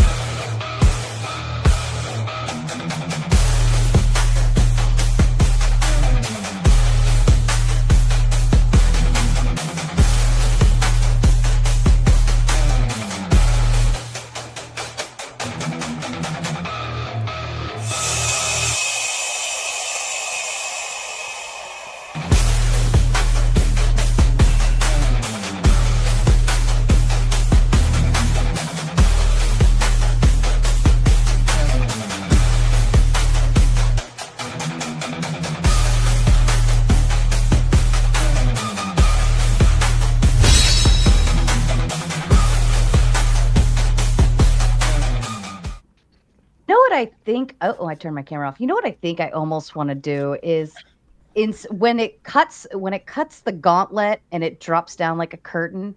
I think I should have the tomato there and drop, and then have the gauntlet behind it. What do you guys think about that? I'm having like a lot of creative moments lately. Hear me out here. I love it. Have the tomato hit the knight and splatter. Yo. Oh, that would be. And it's the gauntlet. I need one of those video people that can make that happen. But I feel like having the tomato on the front as the curtain, and when that slices off and drop the tomato, and now we've got the gauntlet. I don't know. I like that. And I love animated effigy when he turns himself into tomatoes. Like this is why I love you What's guys. up, Animated Because Effigy? you can all That's cute. represent me in your own special ways. And the fact that you go out of your way to do that just makes me so happy. And let me read a few more super chats real quick, and then we'll move on. K2 Keep on Trucking follows up with Ryan, you're wrong all the time, and you don't admit to defeat. I guess I gotta wonder, the $10 super chats not give you enough room to write out the thing that you say I'm wrong about? I thought they did. Maybe we should send another one. Oh, shots fired. And Kissy Cat, our darling doll baby with the big 20, says, happy birthday, James Life Talks. I was going to ask which James it is, because after I said happy birthday, James, I'm like, wait a minute, which ones? Because I have like James S, James R, James Life Talks, like this James, that James. There's a lot of James. But happy birthday to you. Yeah, happy birthday, James. Life Talks. Wholesome dude. And Jason Cassell follows up with the leave the dog. That's like leave the dog, take the cannoli kind of thing. Just kidding, though. Sort of. Sort of. My anti-fans, many such cases. I love the haters and the losers. So much love to all of them. I appreciate it. A lot of those people who show me the most hate in the chat. These are people who earlier on, like when they first started interacting with me, they were like way meaner, and now they're like tongue in cheek mean. And it's a very like adorable evolution. They've kind of like realized how charming and correct and handsome I am, and they don't want to be too cruel now because they just kind of like me. And I get it. I'm a likable dude, so I don't blame them. But what happens when you find out that it's like 3 of your first cousins? I would be surprised because I know my cousins. Yeah, I'm just curious because I kind of feel like when somebody's really trolling hard on me and I'm giggling about it real hard, I start wondering, do these people know me? Like, are they serious? Like, I don't think that because I'm so used to it. Like, as long as I've been online, I've been going into like spaces that kind of firmly disagree with me. So I'm usually bombarded with trolls like that. Like, this is like tomato chat is pretty mild compared to like the shit I'm used to. So Really? Yeah. Oh yeah. It's kind of a new phenomenon recently where people are paying to boot me and stuff. But that as I've started going on other panels that have that feature, it happens there as well. Like people drop $100 here, $100 there to kick me. It's pretty funny actually. I'm happy to help the creators. Yeah, I was gonna say, how many people reach out and just say, Brian, I just need you to show up for 20 minutes. It hasn't happened yet, so but I think Ryan, it will. Yeah. Go I ahead, think Blondie. whenever people on the left and people on the right say that someone's like a Nazi or a fascist, it's basically just a slander attack. So I actually have what I think is a pretty good definition of traditional fascism, and it's got like 8 or 9 main key descriptors. The only one that people from the modern right would fall into is the idea that we kind of have like a god king. You know, it's like Trump is daddy. And so that's going to be a tenet of traditional fascism. It's also a tenet of traditional communism. But all of the other things that traditionally make up fascism, like the states owning all of the private industry, the states fully controlling the legal system, the press, unions, an emphasis on racial purity of the predominant race. We're a nation of immigrants. It doesn't even just mean white people. We had Chinese immigrants come in by the hundreds of thousands to build our railroads in the early 20th century. We had obviously a lot of Japanese people come in, bad things happen to them, but so we don't, at least currently, we pretty much can, you know, whenever we say the illegal immigrants hang on, are you trying to take home, credit for immigration into the United States during the exact time when like Jim Crow and racial laws were like ruling the country? What do you mean? Well, because I'm not talking about immigration from sub-Saharan Africa. I'm talking about us bringing in an ethnic group that was not white and then being integrated into our country. And actually, the Chinese people are the main reason that the Constitution was actually amended to give people the kind of rights that Ryan's talking about, where everyone will have due process, because Chinese people were unfairly discriminated against, particularly their children. So like you'd have 2 legal Chinese national immigrants, and then they'd try to say that their child wasn't an American citizen and try to send them home. So that's why that was changed. But Sure, so anyway, I guess the just next to point part, to the first, I mean, the racial purity thing. I mean, I think there is a large element of this. I mean, I think there is undeniably been a rise in like white nationalism, white supremacy. I think Stephen Miller actually is a white nationalist, although I mean I'm sure he doesn't identify as one.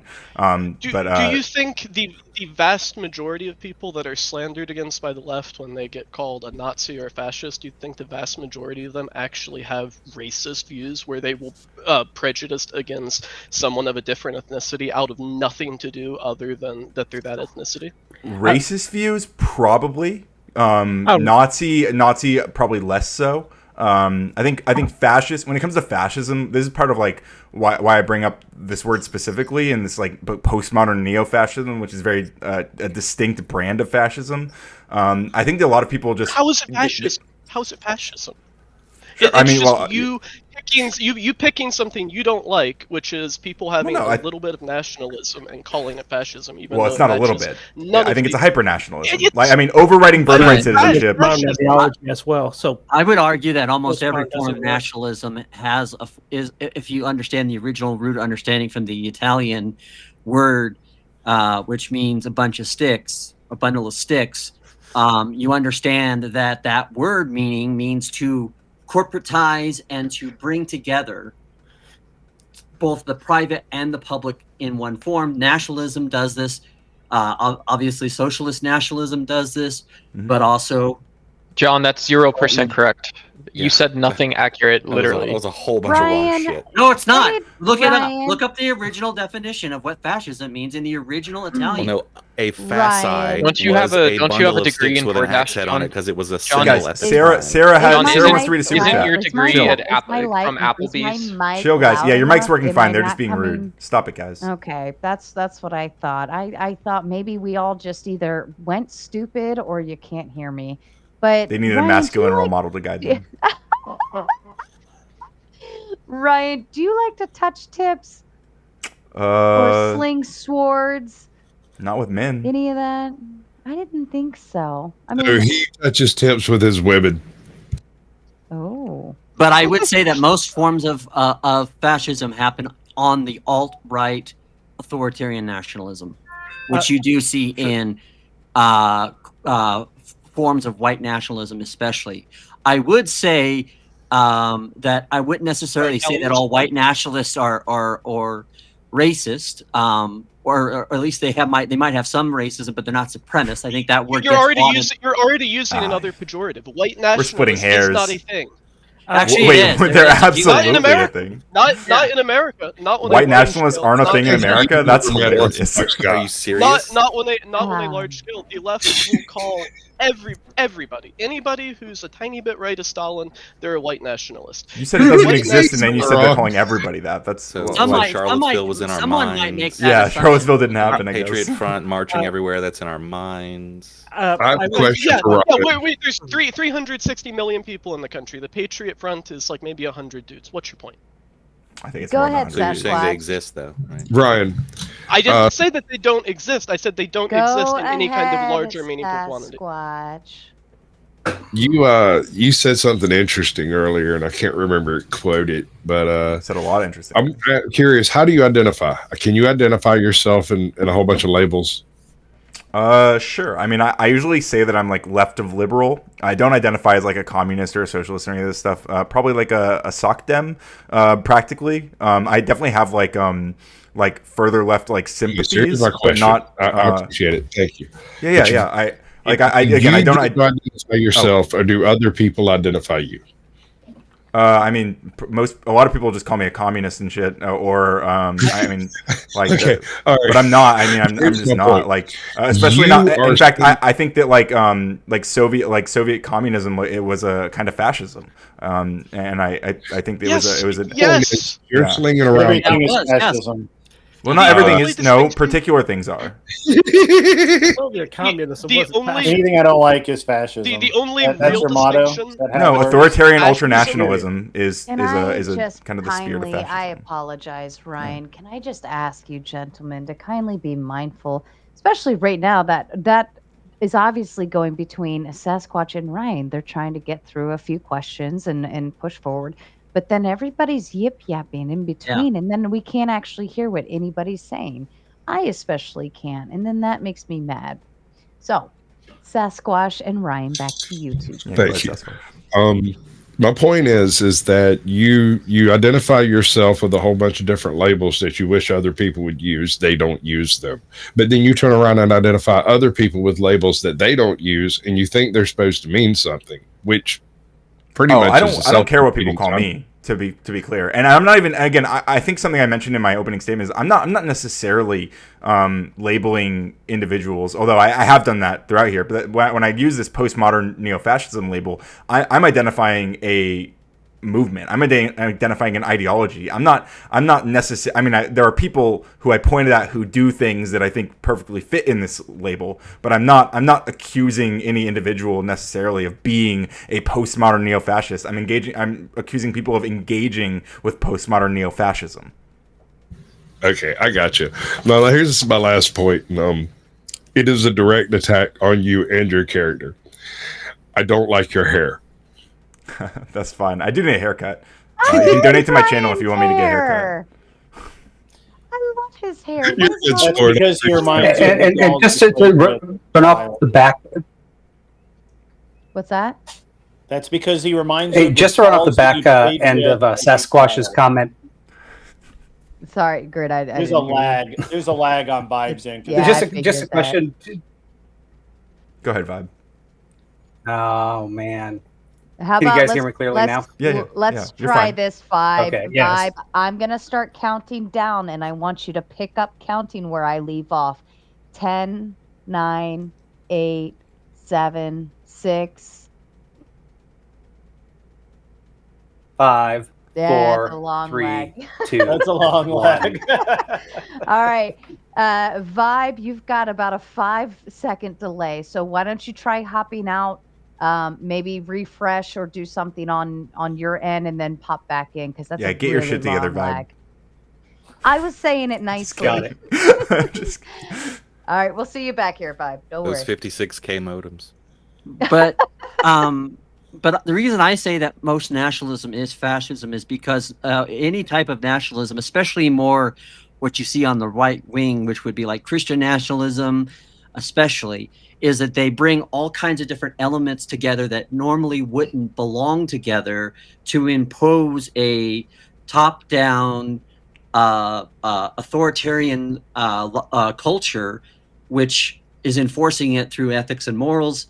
And also, I would say that that's also putting all these things together, that is the problem. And so I think the reality is that most of our country has been a bit of fascist when you consider how much we have allowed the corporate state, the corporate America and the state to become intermixed the way it has been. So, I mean, that was kind of incoherent.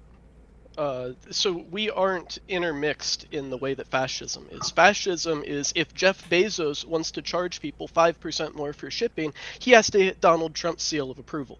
That's not how our that's not country fascism. That's authoritarianism. And I know No, that is fascism. No, A it's key not. tenet. It's not. Yes, it is. Look it up. A key No. tenet of historical fascism is the government That's has state direct corporatism, control. Yeah.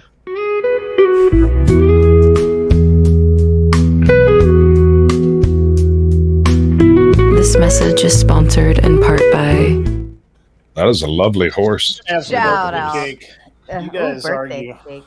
Shout out to Explanation K2 of the Keep night. on Trucking with the big 5 to say, Oxycat, where is the milk? Can you play Oxycat's favorite horse video? Yes, we absolutely can. And shots already being fired in at Duck. Duck, you got 5 minutes. I was hoping in to bring the Duck back. in. Okay. You should have been nice to him. I'll set the timer now, Duck. Yeah, you got to be nice. Be safe back there, man. Yeah.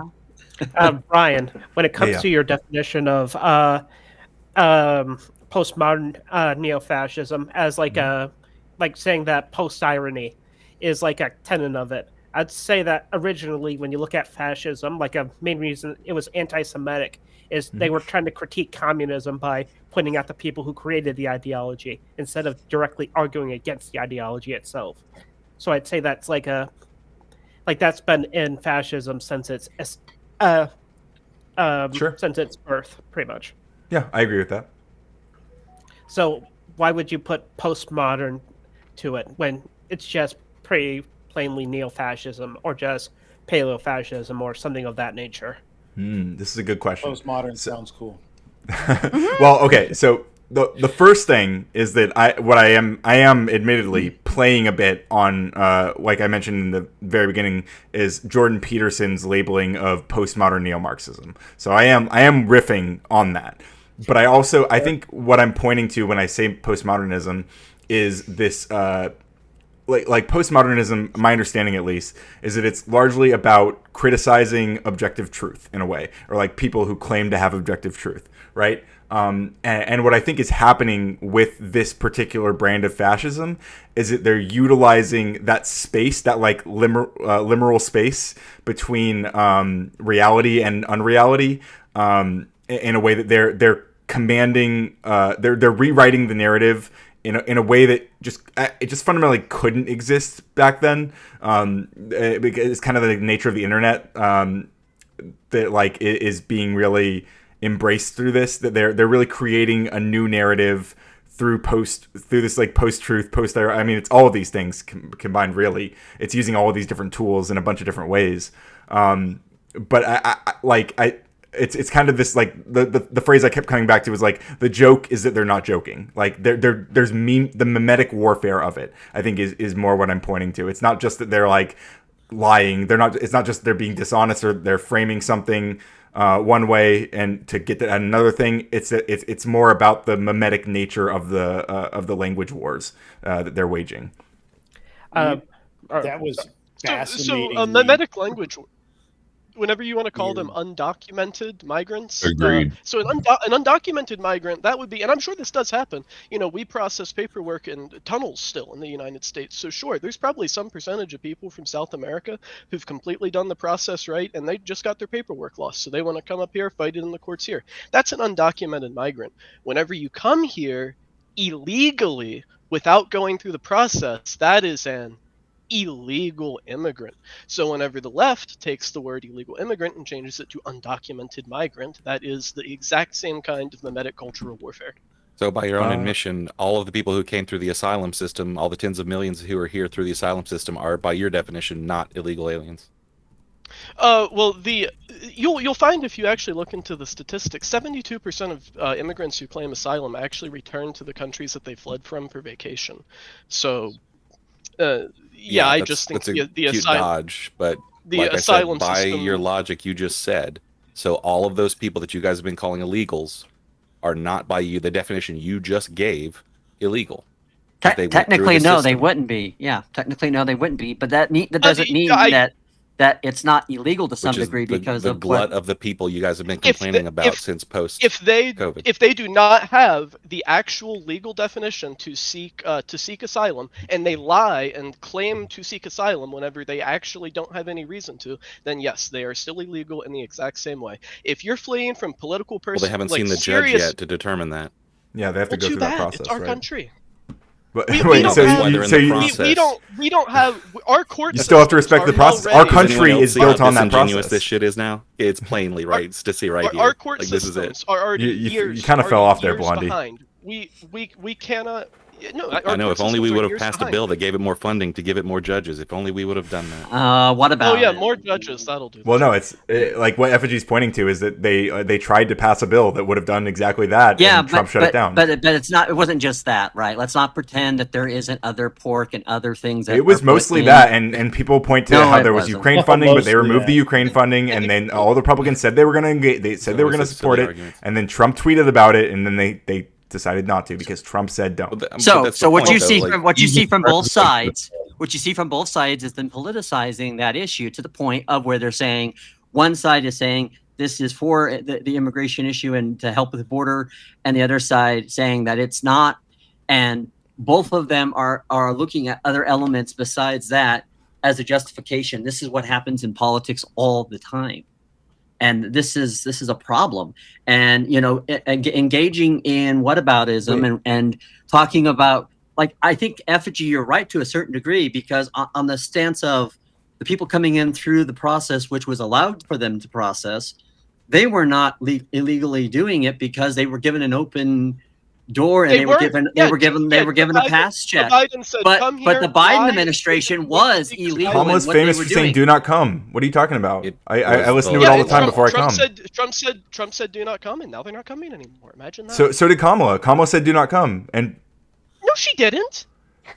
Are you kidding me? It's like a famous sound clip. It's a very famous sound clip where she goes, "Do not come." It's hilarious. I mean, people use it all the time. It doesn't matter. They even give you their own definitions, and then it still doesn't matter. The point being is, if we would have funded these things, even to every single person in here's admission, only 35% of that number would have stayed, because 65% of asylum seekers get told no.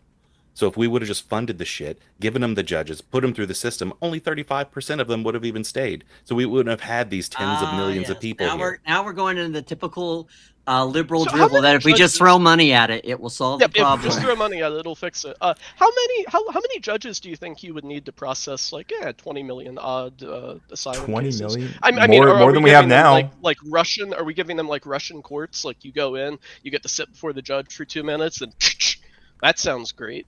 Otherwise, you're looking. I don't know if we have enough judges in the entire country. Do you admit that any more than we have now would make it move any faster?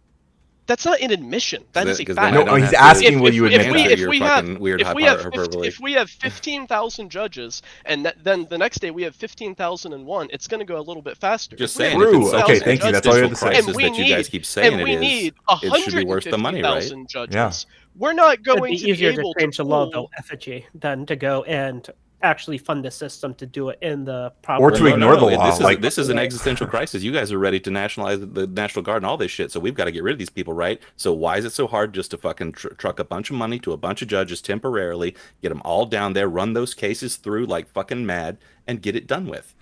Because that's not just you're not just looking at money or manpower.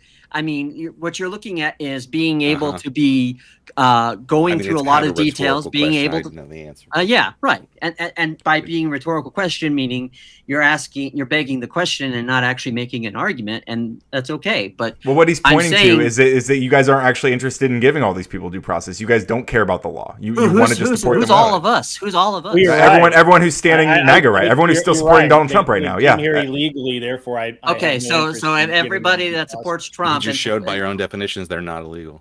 Okay. We can all agree that people who ran over a border, like who broke a hole in a fence, came through. Yeah, that's fine. If they get caught doing something, send them back. But when we're talking about the asylum seekers, they came here through a legal process, signed papers, and were told to wait for a judge to determine their case. And I think that happened more than the right or MAGA. You can blame Biden that, but that shit is law. That's Congress writing laws. I understand that. What I'm saying though is where the process on Biden becomes an issue was how they were trying to fast track through them through that process with that app that they had, which was no good. I think they had the right mind of thinking of new ways of trying to streamline the how dare they try to improve a process that everyone agrees is shit? Right. And like, why'd all the Republicans agree that they were going to sign onto that bill that would have helped this process, and then suddenly went against it after Trump tweeted about it? It's very obvious that they also thought it would have helped, and then they realized that Trump said he wanted to use it for political gain. So like he wanted to use the border crisis for political gain. So instead of like actually solving the people in Charlottesville, the neo-Nazis were a bunch of fine people, right? Yeah, he did. He said people who wanted to tear down he said people who wanted to uphold this Confederate statue instead of like moving it, or at least to a museum or some shit. Like he said why these people move are fine it? people. Because these statues were put up. You don't understand the history of these statues. I'll tell you why. I'll answer the question. Down the Robert E. Lee statue. These statues were largely put up. A lot of them were put up during Reconstruction, and a lot of them were put up in like the 1930s and shit. Like just like basically saying, "Hey, black people, you're not welcome here." That's what they were saying. A lot of those statues were about the reassertion of white supremacy. They weren't even. No, it's not. They came out during a resurgence. You don't know the history you're pointing to. Do you guys have any documentation that that's the case? Absolutely, My documentation is that Chuck is testing the goal counter. I don't know, Chuck. It might not be working. Send another one. Okay, just in case. Yes, true. K2 keep on trucking says with the big fives. Kamala is at a dance party with Beyonce. Beyonce. Why 3 times? I don't know. Maybe it's like Beetlejuice. Like Beetlejuice. You just say it 3 times and maybe she'll show up. And Josh sends a big 10. Says Ryan, real talk. Fuck stick Biden used tax dollars to jet people in illegally. We need equally efficient methods of correcting the mistake. This due process discussion is a misdirect. I've been getting a lot of heat lately for referencing boxcars. Fact check. Joe Biden made it legal, so it's actually legal, and they're American citizens. Woo! Well, I mean, unironically, if they did come through a legal process, if you're talking about people who came here through a legal process, then yeah. Unironically. The CSV1 app had private flights chartered from their countries of origin to the United States, and then they signed their little paper that said they were seeking asylum, and then they got released into the country to do whatever they like. I have an honest question for Ryan and for Effigy. We know that Biden kicked out 3 times the immigrants that Trump has so far. Sure did. Yeah, he's way better at it. Do you criticize that? Do you give it a pass, or is it because he's black and because he's a Democrat? You say, "Yep, no, it wasn't." They did it through legal channels. They had expedited deportations, which is a legal process that Trump is not even bothering to use. Okay, that's a good counter. What about you, Effigy? Yeah, our biggest problem is with the due process. Like, if people are here illegal and they get caught by cops doing shit, and that means they get deported, so be it. The thing is, you don't just get to turn your cops onto the thing as judge, jury, executioner all in one. So let me get this straight. So all of the people that ICE agents are going after in California right now who have current, valid, I've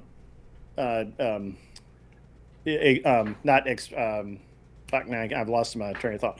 The deportation orders, or are wanted felons, or are otherwise miscreants, criminals, etc., that need to be gotten rid of. In the entire city of LA is burning because of it.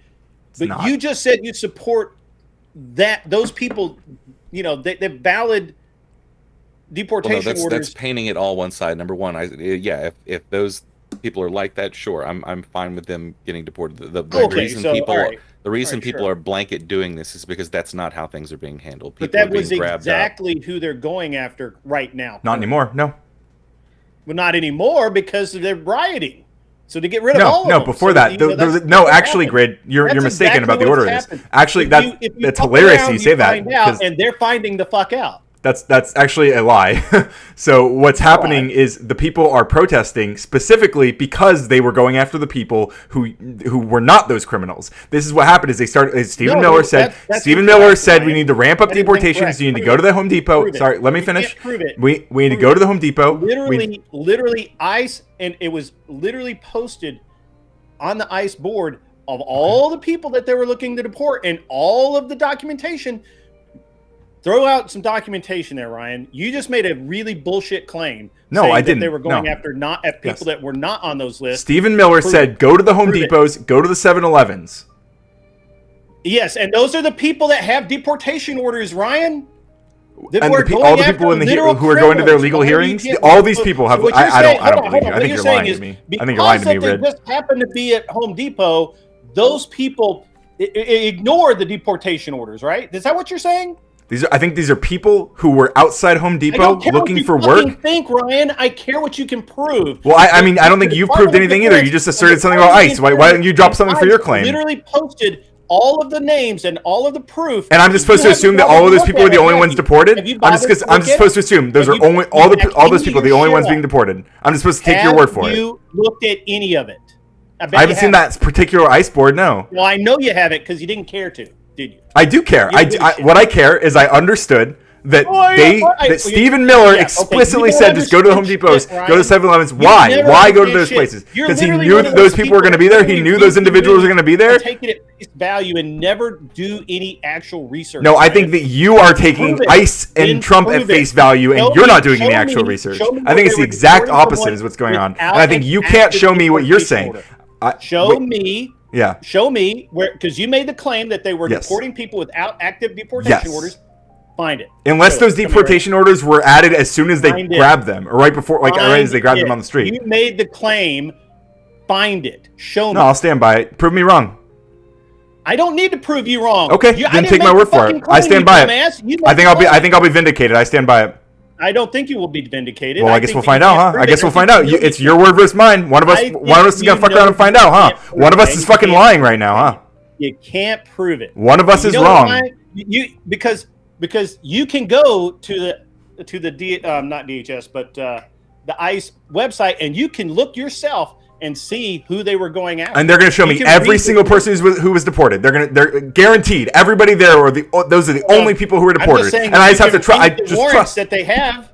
I'm not saying they don't have a list of warrants. All you're telling me is they have a list of warrants. No shit, they have a list of warrants, Grid. Of course they have a list of warrants. That doesn't mean that this list of warrants is all the same people they're grabbing off the street. They weren't doing that, Ryan. They are absolutely. That's what the protests are. That's why they're protesting. Because they were doing that. Making the claim that there's no proof of at all. Prove it. Prove that they're grabbing. There's videos. There's videos of people being grabbed. You're backing criminals. You like criminals. If you say so. I don't think so. I don't like criminals. I don't like crime. I don't like criminals like Donald Trump. Donald Trump is a felon in the fucking White House, and I don't like him. Great. You should love You like criminals, though. You like criminals who break the law. You don't care about the law. You don't care about due process. You just like Trump. You like whatever Trump does. I do care about the law. He was bullshit. He's Bullshit. the president of the United States, buddy. He's the president of the United States. Not a king, right? He's the president. You need to learn to live with that, pal. I am living with it. I'm learning to live with it by going online and criticizing that bitch ass. Yeah. Yeah, you're not lying. You literally have no stance that can't be found on CNN. Well, CNN must do some pretty good research then. That's great. Good for them. Good for CNN. Person I've ever seen on the internet. You were, and that's I'll make that bold ass. Ryan, you're saying all this stuff to these journalists, these professional journalists are saying all the same shit you're saying. You think that's an own, but it's not. It just tells me that your media diet is garbage. I don't, right, because I don't consume media. I go and watch the Senate hearings. I actually watch the hearings. And you just take like Trump's word and MAGA's word for all of it. You take ICE's word for all of it. They're not doing anything illegal. They're all following the law. Everything's above board here. Trump said it's fine. He investigated himself. It's all fine. You are going out and doing the thing. Yes, I do. I do take that word. Yeah, you just trust Trump. Exactly, because you're in a cult. You're a MAGA cultist. Yeah, you're a cultist. What they say. You're in a cult, no proof that they're not doing it. I mean, we can pull it up. We can find stuff, but pull it up. I fucking double dog dare your dumbass. You won't do it because you know you're lying. What I know for sure is that ICE agents are grabbing people off the street without identifying themselves. Do you deny that? Do you deny? Do you deny? Do you deny that ICE agents are grabbing people off the street without identifying themselves? Do you deny that? Do you deny that? Pull it up. Yeah, I deny it. Pull it up. You deny ICE agents are grabbing people? Okay, yeah. Pull it up. ICE agents grabbing people without identifying. There's videos of all this shit, but pull it up. Do you want to watch some videos of it? Yeah, I do. Okay, there's videos of women confronting masked ICE agents performing arrests. Doesn't demand to see identification. Performing arrest. You know why what you need to perform an arrest, Ryan? You need a warrant or any probable cause. Well, that's what I'm saying. They're not giving that. They're not showing that. That's what I'm telling you. No, this is what's happening in this video. Son of a bitch. Dude, you are the dumbest person I've ever met, Ryan. You have no idea what's happening in your country, dude. You're such a simp. You're such a simp for Donald Trump. You believe everything he says. I don't believe shit Trump says. I don't believe anything. Sure sounds like it. Sure sounds like you've been swallowing his cum for the past year. Oh, what is that? Like, you think that's serious? Do you watch the Senate subcommittee hearings? Not all of them. Or do you just? Sometimes I do. Yeah. You know, whatever libs of TikTok tell you to fucking say. That's what. Libs of TikTok is a right-wing media outlet, dude. I'm waiting for the. You don't even know what you're referencing. Libs of TikTok is your guys. Libs of TikTok are right-wingers who dox people on Twitter. You don't even know what you're fucking referencing. You're so out of touch. Where's the fucking video, Ryan? Where's it at? You got videos of ICE agents detaining people? Google it. There's tons. Oh, I'm detaining people without a warrant, just randomly grabbing people off the street. Yes, just grabbing people. That's what you said. Yes, there are. Yes, there are videos of this. Pull it up. Put it in the back chat. Let's go. Chop, chop. Okay, hang on. Come on now. My boys work fast, right? I mean, I don't have people to find stuff for me, so. I don't either. Still waiting. Well, keep waiting, dude. I'm sorry. I have to type. Again, what are you? You're acting like you're winning because you haven't seen a video yet. But like, just because you haven't seen this shit, other people can vouch for it. Other people have seen this shit. We've all been watching it happen. All the protesters who are out there, they've been watching this shit happen. You're just in denial. You're just coping and seething because you haven't looked into this at all. You can't argue with someone like me. You can't because I absolutely can. I have been. Because I don't read the libs of TikTok daily presser. Libs of TikTok is a right-wing media outlet, dude. You don't know what you're talking about. I literally don't. That's how lost you are. A single right-wing media outlet at all. So fuck off. Get the fuck off the internet, Ryan. So you just listen to the right-wing politicians and take their word for it.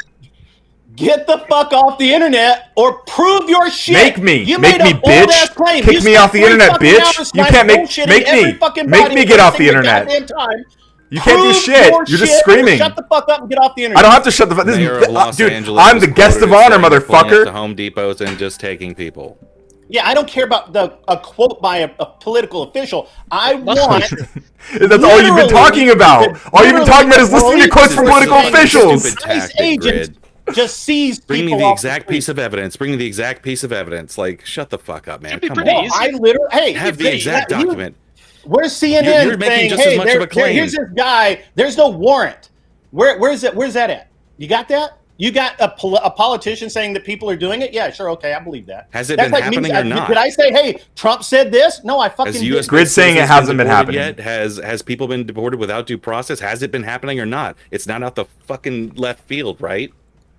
You go and talk shit over you just. Hey, what happened with Kilmar? Happening or not? That everybody was. Why'd they have to bring Kilmar back, Grid? Why'd they have to bring Kilmar back? Didn't they bring his ass back? Grid, why'd they have to bring him back? Why did they bring him back? Yeah, why'd they have to? I guess because we wanted him back. I don't know why. He was a fucking for a hearing because he didn't get a fucking hearing because he needed a hearing. He didn't get due process, dude. How do we? I don't necessarily know. The Supreme Court. Better question. Kind of fucking out on that. I've got a better question. Why did like an hour ago a federal judge take away Trump's ability to use the National Guard in California? You know the answer. The answer is because it's all fucking lies. The Supreme Court said that he could use the National Guard, though. And it's not lies. I mean, I'm 30 minutes from the riots, and they moved to Santa Ana just recently, which is like 15 minutes for me. Every Home Depot I go to and U-Haul, there's illegal immigrants on the corners, and that's fine, right? It's kind of weird because, like, I kind of want to stair step this back up in the sense that ICE has a policy where they don't do clean sweeps. Like they just don't go to Home Depots and they don't go to U-Hauls. And if there's a protest going on, they may, like, if things are happening, they may grab people, they may detain them, they may ask them for ID, and if they don't have the ID, they're going to do a little bit of due process on that, right? Make sure they have a green card or something. Otherwise, they're going to be detained. But Trump isn't even going after the people that are here illegally, even though they're illegal. They're 100% illegal. He's going after the illegals that have done illegal criminal actions after being illegal, which is just freaking crazy. And Ryan, you're sitting here like defending people that are illegal, saying, "Oh, we can't get rid of the illegals. We should." No, I'm not saying that. I'm saying you have to give them due process. Done something you have to illegal go through after the legal already doing channels. something illegal. You have to go through Right? the legal channels. That's all I'm saying. I don't care. Like you can, But they don't. So not everyone does. Not Can we everyone just does. like stop this like idea like it's bad to like defend people just because they're worse off or they've done bad things? If someone went through a prison, just in general, the principle. If someone like went through a prison right now and just started shooting people in the head, and somebody was like, "Well, who cares? They're just prisoners." That's not what's being said. That's No, the second idea, dumbest thing said on the panel tonight. You guys are making this huge fallacy of composition, whereas like you're like, oh, well, You're they're making a criminals. They don't fallacy right now deserve- by using a straw They man. don't deserve.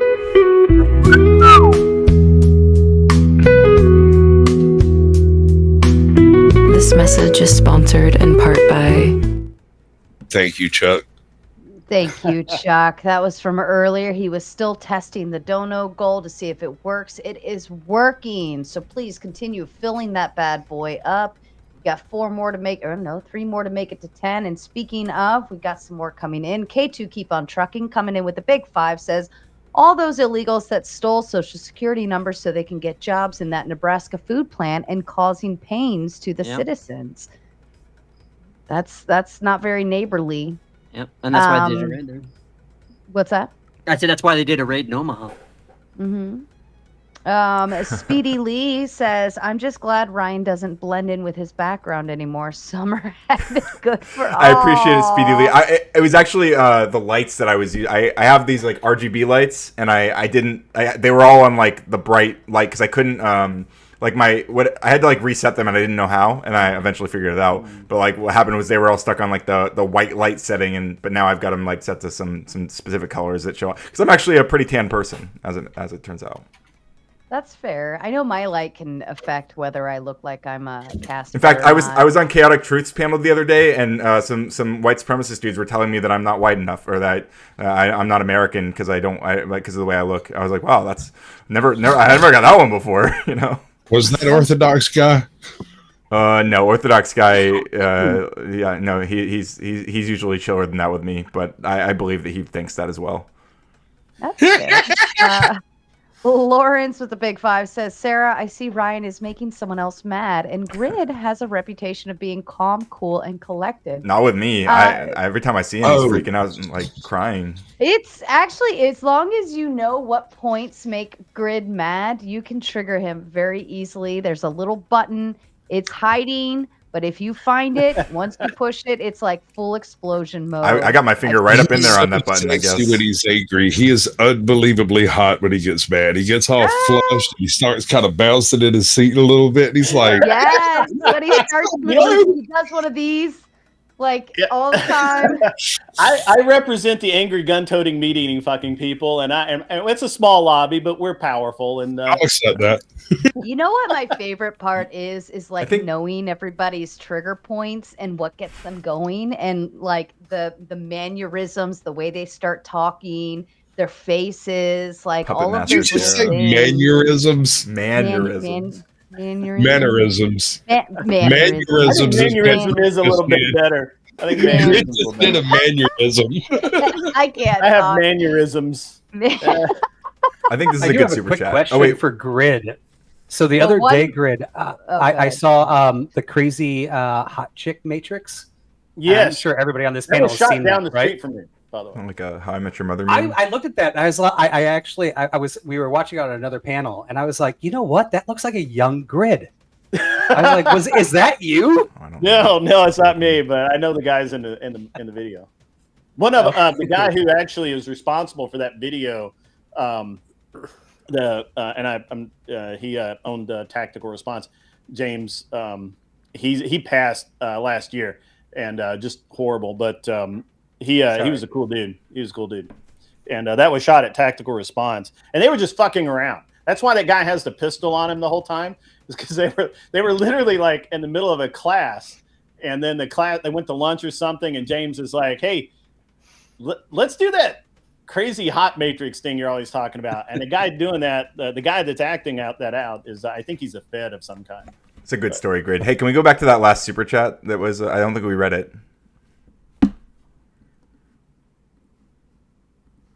Sarcastic Warlock says, "You guys need an actual say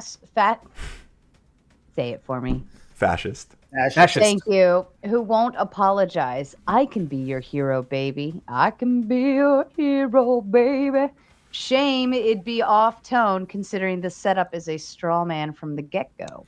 You know, I would appreciate that if people who unapologetically identify as fascists. Actually, I've talked to quite a few of these people over the past few years, believe it or not. A surprising amount of people who shamelessly identify as fascist, and most of them tend to identify along the lines that I'm using the word. I usually seem to understand their ideology fairly well. They seem to agree when I describe their feelings about it, and you know, those are the people who are owning the label, so I trust their judgment a bit. And usually it's the people who feel really strongly about those beliefs but don't want to think of themselves as fascist who fight the most against me using those labels. So that's fair. P. Fletcher with a big 5. Gauntlet, what is your take on the same bad actors on the left encouraging the left violence? Examples: Maxine Waters, AOC, etc. I don't follow politics anymore enough to care or enough to put my opinion on that specific question. But if somebody on stage wants to, go for it, Ryan. Yeah. First of all, I don't think that Maxine Waters or AOC is encouraging violence. Absolutely not. I don't think they are. I think people laugh because they're convinced that they are, because they just hear the same narratives. But AOC and Maxine Waters are absolutely not encouraging violent protest. But anyone who is, I disavow. I don't think they should. I think it's playing right into Donald Trump's hand. And I think that a lot of people, if there are people out there who are cheering on people, encouraging them to be violent, I would be suspicious of where their loyalties actually lie, because they are absolutely playing into Donald Trump's hand blatantly. It's very obvious what Trump wants, and he wants to escalate violence. So you don't think Waters playing into Newsom's hands right now, where Newsom's going, "Hey, I don't approve of any of this squashing of the riots right now. I want these riots to keep on going." You don't think he's when has he said that? When has he said anything like that? He said nothing about riots.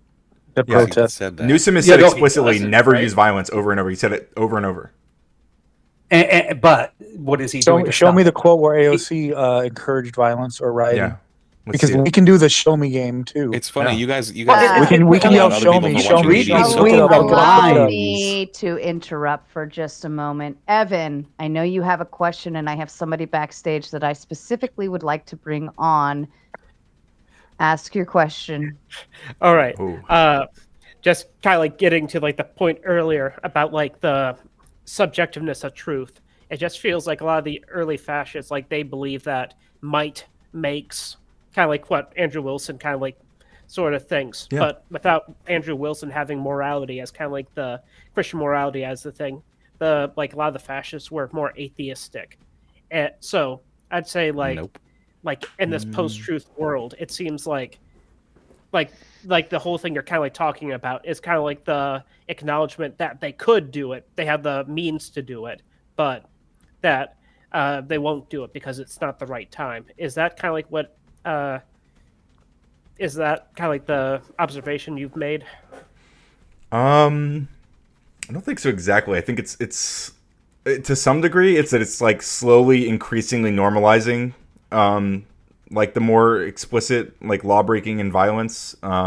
like, I mean, you see people like cheering on, like, oh, they just need to open fire into the crowds. They just need to like shoot the protesters. I mean, even Trump himself, like a few years ago when he was in office the first time, was saying shoot him in the leg. He's just talking about peaceful protesters.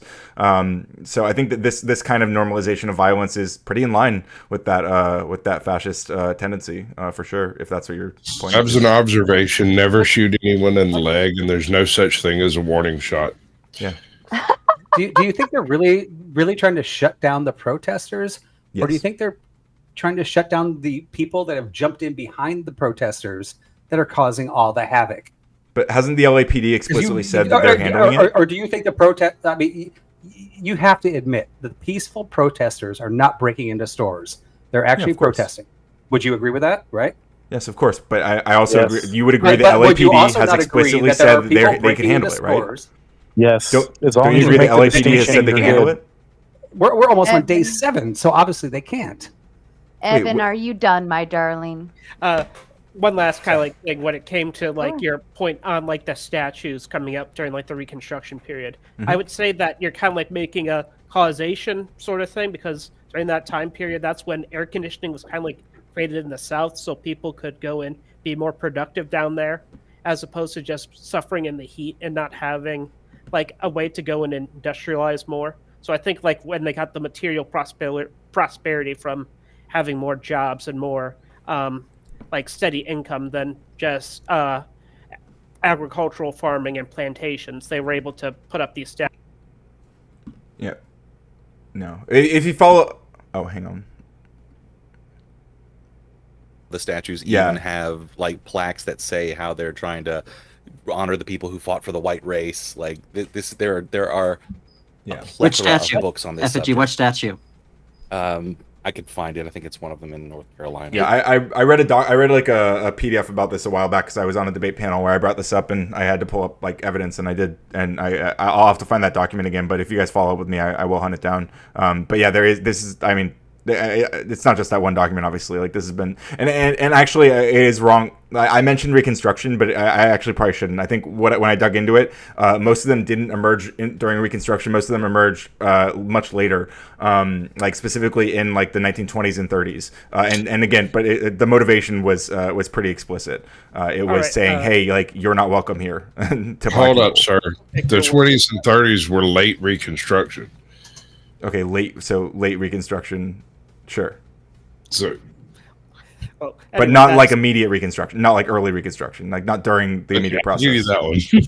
Like how long? I'd like love to see all these Reconstruction was from right, and it's not a coincidence that time period just happens to correlate with the rise of Jim Crow laws, the disenfranchisement of Black Americans. By the way, as a whole, increased racial violence, lynching as a norm. Like it is not a coincidence. In fact, I'm gonna fact check you there, Caucasian. It did. The Reconstruction period ended way before the start of the 20th I was gonna say that century. sounds wrong, but yeah. So. I'm not. History is not my expert. I'm still learning a lot of stuff, and I love it. I've ever since like when I was in school, I really struggled to like the Reconstruction period ended before the 20th century. Yes. So when did the Civil War begin?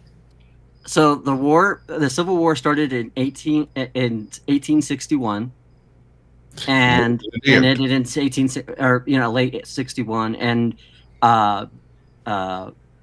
ended in 65, early to mid 65, and so Reconstruction was when? So Reconstruction was from after the end of the Civil War, which was 1865. Up until 1877, 1880, somewhere in that. Okay. But I don't think it's. Yeah, I mean it's because it ended it. And what's that? What ended it? The Democrat.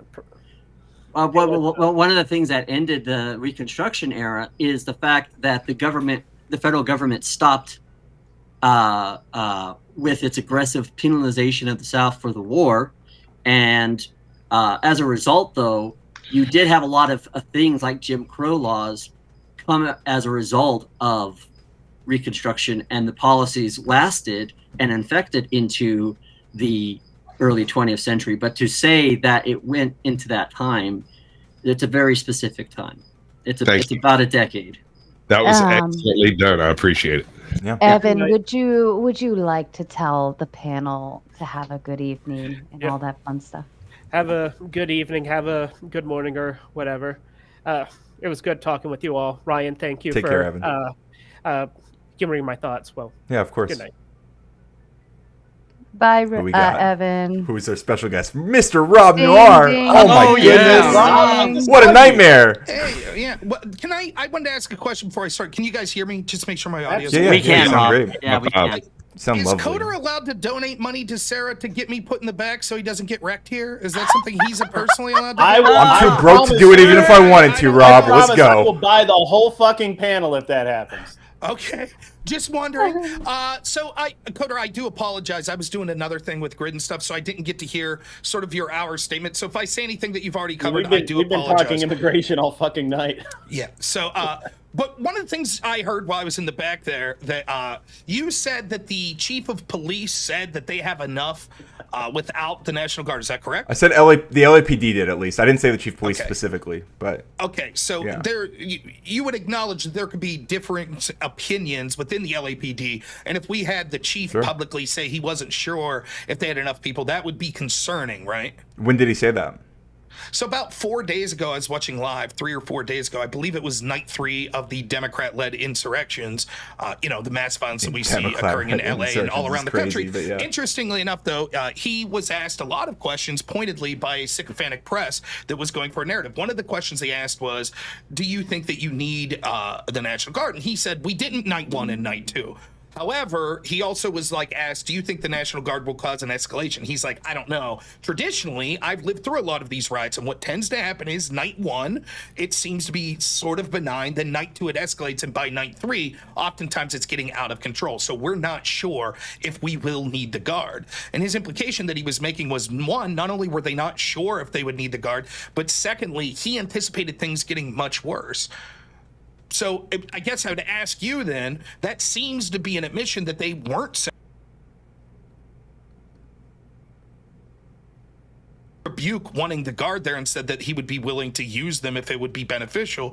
More importantly, though, I'll ask you is, do you think that the riots have escalated since night 3, or have they declined in LA specifically? Since night 3? Yes. I don't know. I don't know since night 3. I mean, I think based on what I've watched, and I've watched them every night, especially in the evening, it hasn't been as bad as a lot of people anticipated, which probably is. Now, you have to ask yourself, I'm not making a definitive claim here, but if it is true, what the Democrats are saying was that the National Guard being brought in would escalate the situation. Why hasn't it? Okay, so to be clear, what I think people are saying is that bringing the National Guard is an attempt to escalate the situation. And so thankfully, everyone's been pointing this out. And that's probably why it hasn't, because people are making sure that we don't let it. People the LAPD is probably cracking down. People are getting arrested like they were supposed to. It's just people are just doing their jobs and shit's working out. Because most of the protests are peaceful. That's why. That's your answer. Most of the protests are simply peaceful. I don't. That response is a non sequitur. When How do you figure? Said that the because most of the people right now most of the January 6ers were peaceful. Most of the people, you could say this about anything. This was the same bullshit argument that was made about Black Lives Matter. No one gives a shit about the peaceful. The vast protests. majority. What we give a shit is that there are hundreds of people out there that aren't peaceful. So if there's 5 million people that take to the streets and only 1 million engage in violence, you would say 1 mostly million? are peaceful. Yes. Dude, no way you're just saying 1 in 5 BLM protesters was engaging in violence. No way you're saying that, right? Okay, just to be clear, because that's what you just said, but yeah.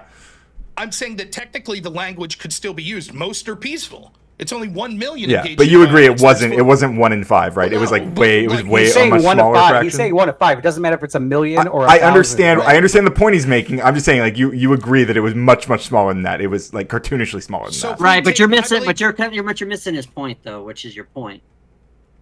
Right, which is the point that they were mostly peaceful, and that their violence that was happening can still be dealt with. So when we look at Black Lives Matter, for example, and the riots that we saw going into the 2020 election, I believe it was Stanford, though I may be wrong about the university, that put out this study that was used over and over by the left that said mostly peaceful. In fact, 94% of the locations of Black Lives Matter. You agree with that, right? 94% of the locations were peaceful. Sure.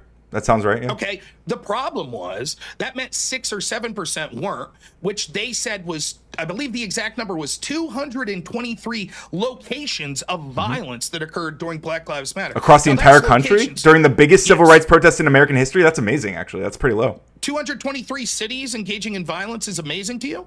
Well, I mean, out of how many cities? You said wait, hang on. You said 223 locations, not 223 Correct. cities. Is that that's different, right? Hyperbolic to say that the whole city is burning or the whole city is Well, involved. what's the in metric protest, for right? violence? Like there would be some of those locations could be in the same city, right? I don't know exactly the methodology of the study. My assumption I suspect that was when you say that it locations wasn't- instead of cities. No, I What's don't believe the that's scale case. used for the word violence Why is too? it like? Go ahead, everyone. I'm sorry. You guys can make my argument for me. Go for it. Well, Ryan, I can tell you there was $2 billion in property damage, hundreds of murders, and throughout the entire Summer of Love, that whole year, BLM protests, there were 300 felony convictions in the United States for events relating to those protests. So I think we can both agree that we're not exactly holding the people who were torching apartment buildings with moms and kids. How are we saying? How are we asserting that those weren't the people who got those felony charges? Wait, how are you asserting? How are you asserting those aren't the people who got the felony? Anyone who got caught was definitely get charged. I mean, absolutely. No. Yeah, they were. Wasn't there about 15,000 arrests? 300. They got 300 people. They charged. I used convictions. I used Okay, yeah, I'm sorry. Yeah, okay, yeah. So 300. That's even better. So that means way more people were charged, and 300 people got convicted. And then the DAs were instructed to drop the charges, and they did. Again, Or they did They were on their instructed to own. drop the charges For against that. people who did arson. Is what you're saying? Yes. Please Who? provide Who? something that says the DAs were instructed to let arsonists to drop charges against arsonists. Where's that? I mean, I'll. Well, you know. Okay. Yeah, bro. I don't have a study. I don't expect you to pull it up right now, but I just don't believe you. Just to be I mean, clear. that's literally what Grid was doing earlier. Show me. Yeah, and I just don't believe you. No, Yeah. Ryan was making an unfalsifiable claim. If a million No, it was people two people making unfalsifiable claims, and neither of them really provided anything. If a They both million said this person said this person said this. If a No one million provided anything Those are further. That's how falsifiable, it to be went. clear. If a million people get deported, there's going to be at least one mistake. There's probably going to be at least 10 mistakes. There's probably going to be 100 Hey, mistakes. thanks everyone for Yeah, having me here. we can break a Appreciate few it. eggs. You guys are making my arguments better than me. See you guys. That's true. Enjoy. See you, Rob. Yeah, Rob. Sure. And Rob, Yeah, you can break a few eggs. I think if we deported 1 million people and half of them were here legally, that would be like the horrific, right? But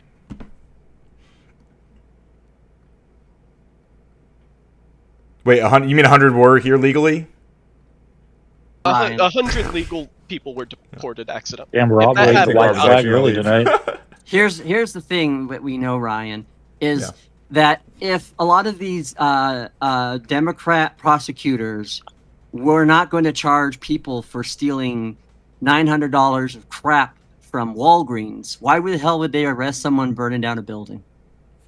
My understanding is that the $900 limit was changing. It was like instead of a felony, it was a misdemeanor, right? Yes, No, misdemeanor versus felony. Yes, that's Okay, so absolutely still- true. so And the still a law's been crime. changed back, so that should be handled now. Well, Oh, my did Rob my already point, but my point is, there was a point in time when they weren't prosecuting crimes, probably because they were too busy prosecuting Trump or making statements about Trump or whatever. But here's the thing: is that we It's a do know it fucking did happen. stupid We do motion. no, it's not effigy. That is very What I'm saying- unreasonable, actually. Yeah. No, it We isn't. had It the isn't. entire Justice Department. They focused on were all. That's not what all I stuck. said. Oh You know my what I'm saying. You know God. what It's I'm. kind of what you said. So Yeah. terrible. Oh, you guys are so bad with the straw man. It's kind of have a good. It's hard to have a good faith interpretation of what you just said. To be fair, I'm sorry. Well, you guys don't argue in good faith, so let's just be honest. Well, I mean, I think I do. I think I have. No, you been, don't. yeah. You don't. You don't. Okay. Well, I mean, if you say so, I guess. Ryan, let's hear your view, right? So we're on what, day 6, going into 7? Military is about to come in. How would have you handled this? Well, it sounds like Rob's saying that it hasn't been that crazy. I'm not It's asking about what Rob's saying. I'm asking what you, like, if you were governor. I would of let the California. LAPD do their job, which sounds like they're doing just fine. 7 days Why of are we looting pretending that, in that LA? protests that turn violent is some kind of new thing in America? It's not. Well, hold on. What you would do is follow the jurisdiction and the law that says the National Guard comes in when the state governor says that, requests for them. them, yeah. And that's what a Well, district court just ruled and said they are ordered to Right. turn the jurisdiction back over to That's right. Gavin Newsom. So how about following the law? I mean, that would be a nice start. Yes, right? and I think this is something that, especially on the right, you see this inconsistency on their rhetoric for state rights, right? Mhm. They'll talk in one way about state rights, and then another one they won't. And it's the same thing with Democrats and the left. You guys will. You guys don't want. You don't want ICE to do their jobs. You don't want which I understand the military, because that is way beyond reasonable. I mean, But- in theory, I'm not against the guard being used under any circumstance. I just think you have to follow the jurisdiction Well, you have to of how use the the- law works. That's it. Exactly right. And the thing of it is so they were okay when the fucking FBI came in, and I know some of you were either not born or you were too young to remember this but I remembered it when they went into Waco, right? And the local sheriff said, "Hey, I'll handle this." Ruby Ridge was the same way, and also I would argue Well, that wasn't it the ATF? well, Yeah, the I think ATF that was the one. The ATF was the one that was there to serve the warrant, or came for the warrant. But they had an FBI sniper team there. The guy that actually shot in at Waco was at Ruby Ridge. But what were they there Ruby to Ridge investigate? Is a very interesting story, but Waco, they could have arrested Koresh anytime they wanted to. That was Janet Reno trying to be a badass. Exactly, the Janet Reno. Yeah, that was and, Well, I think they were trying to like slowly build a bigger case, probably, right? I mean, I was young, I was alive, but I was young, so the details for me are hazy. Well, the reasons they didn't rush the compound were they said that they had like an arsenal and that people were going to get hurt, but that There's only also the led to them children, obviously. ramming the whole compound with a fucking tank. Yeah, And then that, there's a big question over whether or not the tank caused the fire or whether it was a flamethrower that caused the fire. Right. And I don't think we can definitively say one way or the other on that effigy. I think anybody that does, I think that becomes a whole different thing. But my point is, this is inconsistency because a lot of Republicans, a lot of people on the right, they'll say, that we want state rights when it comes to abortion laws. We want state rights when it comes to a lot of these different things, and then they're not obliging the state rights of the governor. The only caveat I'd put to that is that if the governor is acting in dereliction of his duty, either because of cowardice or incompetence. My point is, when does the as federal a citizen of California is there is complete incompetence, and so like Mike, let's pretend like you opened an Ridiculous. Italian restaurant a year ago in downtown LA, right? And you put all your money into that. Now it's been looted, it's been destroyed. Hopefully you have insurance. Maybe you can recover, maybe you can't. But when it comes down to like, this is unprecedented. Like this has been happening since the 1700s, where the federal government has come in to protect the people of that area. When when requested, I mean, I'm not against the federal government sending in under any circumstances. Yeah, but Newsom is Yes, but failing, you have and to I follow am the chain of living command, minutes from this right now, and he's failing. Well, and I'm that's not going your to opinion wait that he's for failing. I mean, That's that's not your what it sounds opinion. like. Well, where do that you he's live? failing. That's not according to you. No, I'm not right. Because next to I the am. Okay, that's a fallacy you're using there. Well, hold on. Okay, I'll take that as a fallacy. But this has been Allow done in me. I 1794. apologize. I had to See, go I mean, sorry. tend to the bratty tomato. She has a little headache. So, did Rob leave? Yeah, he ran away. I beat him too bad. He was other people were talking, and I think he quipped that they were making his argument better than him. But I think they also kind of unironically I think he wanted to be able to have a one-on-one with you on that. I apologize. The tomato. He was being sarcastic. The baby tomato. I mean, called, so who was asking me about that scenario? Vibe, was it? Kissy Cat comes in with a big 20. Says Tomato One Motorsports. Got him. And Grid, you gotta get better music. You gotta I like my music. He's white. It's just I'm very white. It's just girly It's a little embarrassing. Girly we music's just need dope. What are you listening to? It's it's his all free. intro It's not music. free.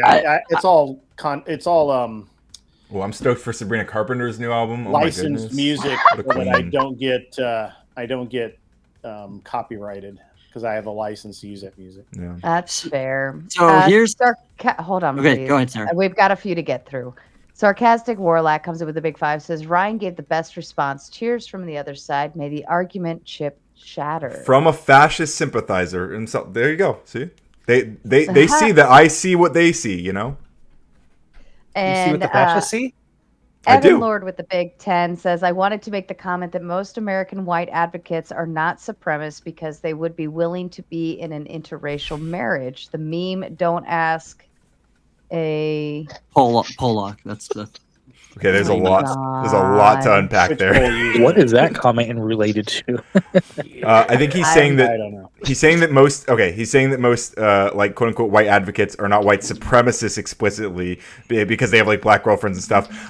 I'll agree that there's a lot of white people who I would call white supremacists who also have like black girlfriends and black wives, and this is a very weird phenomenon. But I mean, it is like they fetishize these people. And you know, like there's also a lot of white supremacists and white nationalists who just watch like interracial porn and stuff. And you know, I wish they would just like be more honest with themselves, like and just be like, oh, that they want to have sex with those people, which is fine. Was white supremacy I like how earlier? you immediately jump right into the if you don't date black people, you're racist. If you do date black people, Whoa, I did not say that. I did not say that. Oh boy. You did say you said that they're fetishizing. Awkward. And Sarcastic Warlock I said those with Big people 10. are. Some of them are. Rob isn't defending fascism, but neocon Operation Trust nonsense. Away with him.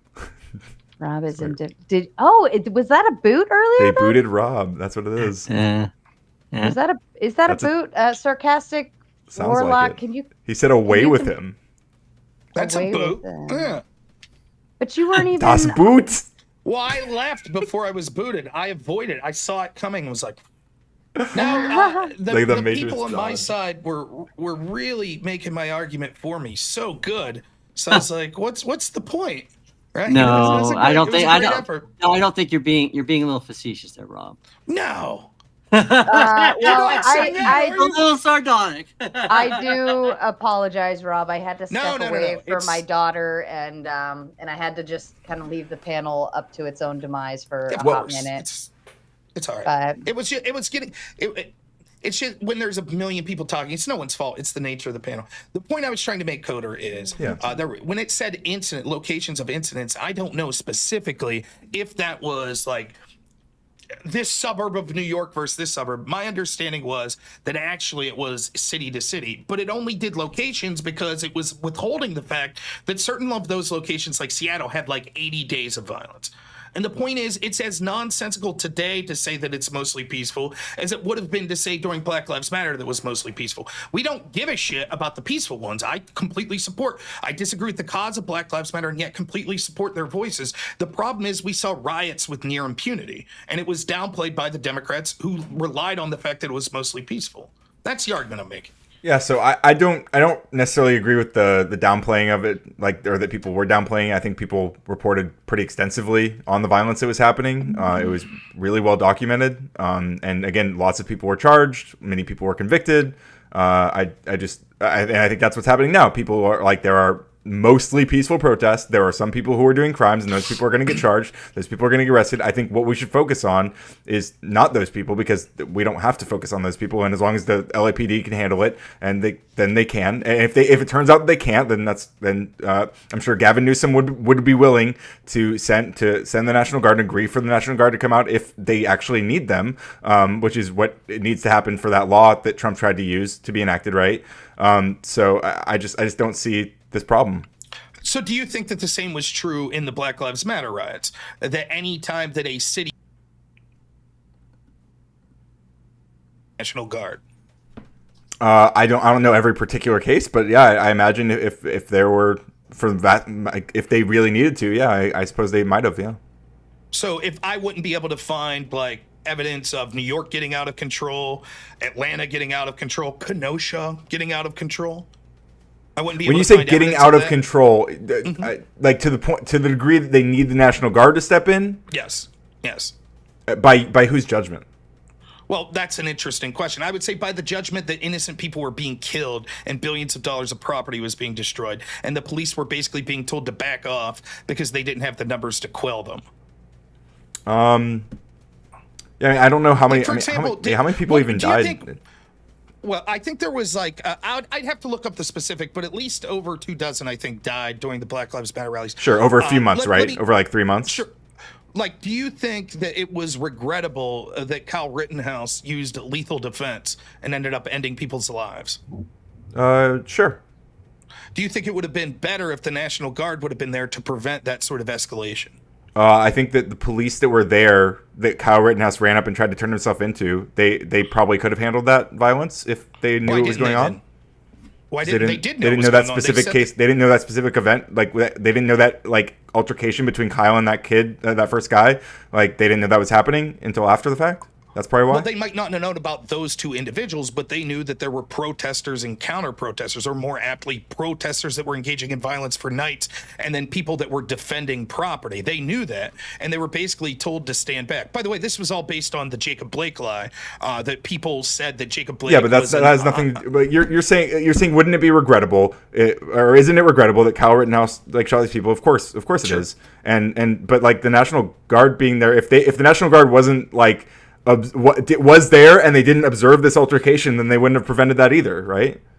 That's true, but the problem is that the police, we saw night after night that there was violence, and because the governor and the mayor, I believe, of Kenosha both declined Trump's offer to send in the National Guard, what happened was that individuals decided that they were going to take up arms and defend themselves and private property because they could no longer rely on the local government's response, because either through ineptitude, corruption, or the fact that they didn't have resources, they were incapable of protecting property in that city. And so they took matters into their own hands. When you say incapable of protecting property in the city, I'm not sure I buy into that exact Last question, because I'm getting booted, and I'll leave the answer. The boot's fair. Oh, fair enough. Did you say when January 6th... Someone could buy you back, so I'll give it like 2 minutes. I'll back, it's no problem. But January 6th, real quick, did you say that mostly peaceful Trump rallies? I mean, they were, but I mean, when I talk about January 6th, like we're talking about people. The primary thing that they were there to do is stop the steal, right? So most Trump rallies were mostly peaceful. Why did you never? I'm sure most people there didn't break into the Capitol. Yeah. Why didn't you? No, not just that day. 99.9% of Trump rallies were peaceful. So when people focus on January 6th, why didn't you say Trump rallies are mostly peaceful? Why did you focus on January 6th? Nice, Jason. Because because when we talk about January 6th, I'm talking about people who tried to stop the peaceful transfer of power. So when I talk about the riots that we see happen in LA, I'm talking about people that are using violence to prevent the law from being enforced. Well, I don't know if that's what people are really doing. Those rioters are like rioters and looters and shit. Like a lot of those people don't care about what's going on. They're just kind of opportunists. I would say that the vast majority of the people looters are one thing. The vast majority of the people rioting are doing so because they want to prevent Donald Trump's ICE from deporting illegals. Sure, and yeah, those people should be charged. No, I don't. Those people should be charged. But so then why are you deflecting? Why are you deflecting and going? I'm not deflecting. I condemn the violence over and over. I came on your stream and defended it and condemned it the other night. That is a deflection to say, but I don't know why we're talking about we should focus on the peaceful people. What I'm saying is, okay, wait, it's two things. Because it's not deflection if I engage with you on it, right? If I'm willing to talk to you about the violence and say I condemn it, I'm not like, what do you mean deflect? I'm not deflecting it. I mean, you made it. I'll fully admit I have not heard your entire argument tonight, and so I apologize if I'm misreading something. But in the small exchange I saw, it sounded like what you were saying over and over again was, yeah, but I don't know why we're focusing on these violent people. Most of them are peaceful. And okay. So if you came on to talk to me about January 6th, and I made that argument, like, I don't know why we're talking about January 6th. Here was a rally January 5th and 4th and 3rd and 2nd and 1st from Trump that were all peaceful. You'd be like, what the fuck does that have to do? Sure. So to be clear, my position on when it comes to the violent, like I'm fine with talking about it. I want to talk about it. I want to condemn it because I think it's bad and I think it hurts our cause. What I want to make sure we do is we discern between the peaceful protesters who are out there protesting something very specific, which is ICE running around to Home Depots and kidnapping people who are not doing anything wrong, except for being undocumented. Oh, hang on, my screen keeps freezing here. Give me a second. You still haven't shown any proof that that's happening. Yeah, okay, and you can take my word for it, and you can say I'm lying. I don't take your word for shit. What was the claim that you said and Grid said there's no proof of? I'm so sorry. I'm not sure. There are people who are being arrested by ICE without warrants and stuff. Well, wait a minute. Even if that's the case, is that necessarily illegal? I don't know. I'll have to plead ignorance. Even if that was the case, like, I think it is. Like, do you need a warrant to detain someone that's illegal? To black bag some? I mean, kind of like. Can you be detained for no reason? Yeah, like you can't just detain people if for no you're reason. illegal. Right? It's like. How do they know you're illegal? Yeah, that's the thing. That's the whole due process thing. Parking lot. Let me give you an example. Right?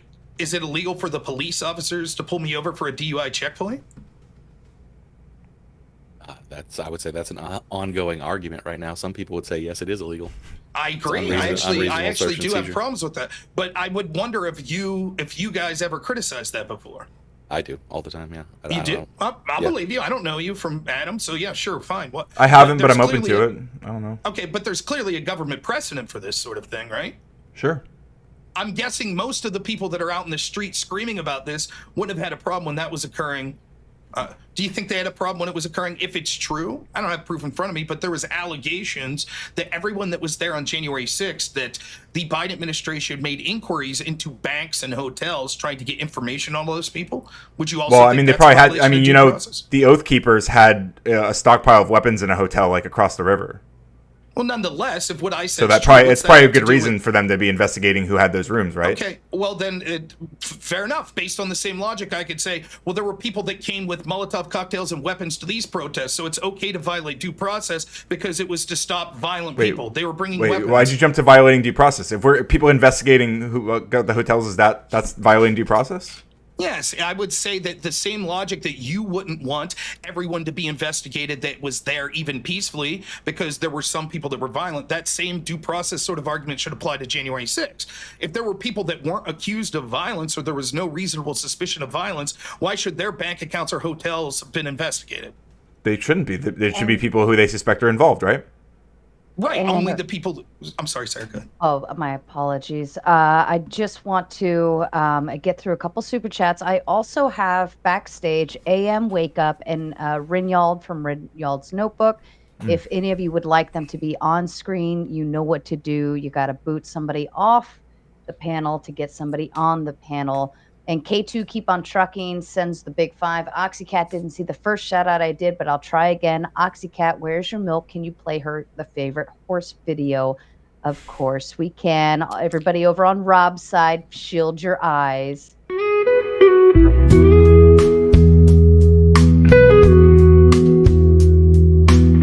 This message is sponsored in part by... And of course, Speedy Lee with the Big 10 says, let me be clear, boot Rob, but shots were fired back. John Cassell has pretty much claimed stake to Rob, or I'm sorry, Jason. I have a John and I have a Jason, both with the same last name. Both big fans of mine. But Jason solidifies Rob's spot on the panel and sends a big hundo to keep Rob. So if you want to boot Rob, you gotta match the other 90. Well, I take that back. You gotta match a full 100 now because K2 Keep on Trucking made sure we were not gonna let that one slide over here. Okay, all right. So you guys know we got the 2 in the back. If you want to see a little panel shakeup, you know what to do. Otherwise, I leave the floor back to you two. What, Coder, if you don't mind me asking, or Ryan, whatever you prefer to go by. Yeah, Ryan's fine. You were talking about neo-fascism with your sort of. What can you define fascism? Yeah, fascism is generally. I mean, historically, it was. It's obviously manifested in a lot of different ways, but generally, I use the phrase like authoritarian ultranationalism is a good working definition. Okay, so you're not one of these people that say it can only be right wing or left wing. Oh, I mean, it is a right-wing movement, yeah. But I mean, like, if you're asking me, like, I would say, like, Stalinism was a fascist movement. But I would also argue that it was kind of a right-wing movement. But that's a different story. Okay, so then what? I like the laughter. That is worth laughing about. But what is it like when we criticize something as fascist? What are you really criticizing? So, for example, if we said Trump's response sending in the National Guard was fascist, what is the criticism you have? That it's a nationalist movement, or is it the both. action itself? So when it comes to the National Guard thing, it's both parts, right? It's authoritarian in that he's overriding the law because he's not taking in Gavin Newsom's word on, like Newsom's supposed to be involved in the deployment of the National Guard according to the law that Trump cited to do that. And second of all, it's nationalist because, I mean, obviously they are finding people who they believe don't belong here. That's the whole thing. They're like trying to find the people who they think they're not part of America. They're not real Americans. Like that's it's kind of both parts. Did you find, let's just focus on the authoritarian part. Like the motivation behind it seems to be less important than the acts itself, right? Like, for example, if Trump's team decides to round up a bunch of people because Trump becomes a communist, you would still be against the rounding up. The motivation's less important than the act, correct? Sure, yeah. Okay, so did you have a problem when we saw like today? They have no other option other than you? Hey. Did you anyway? Sorry.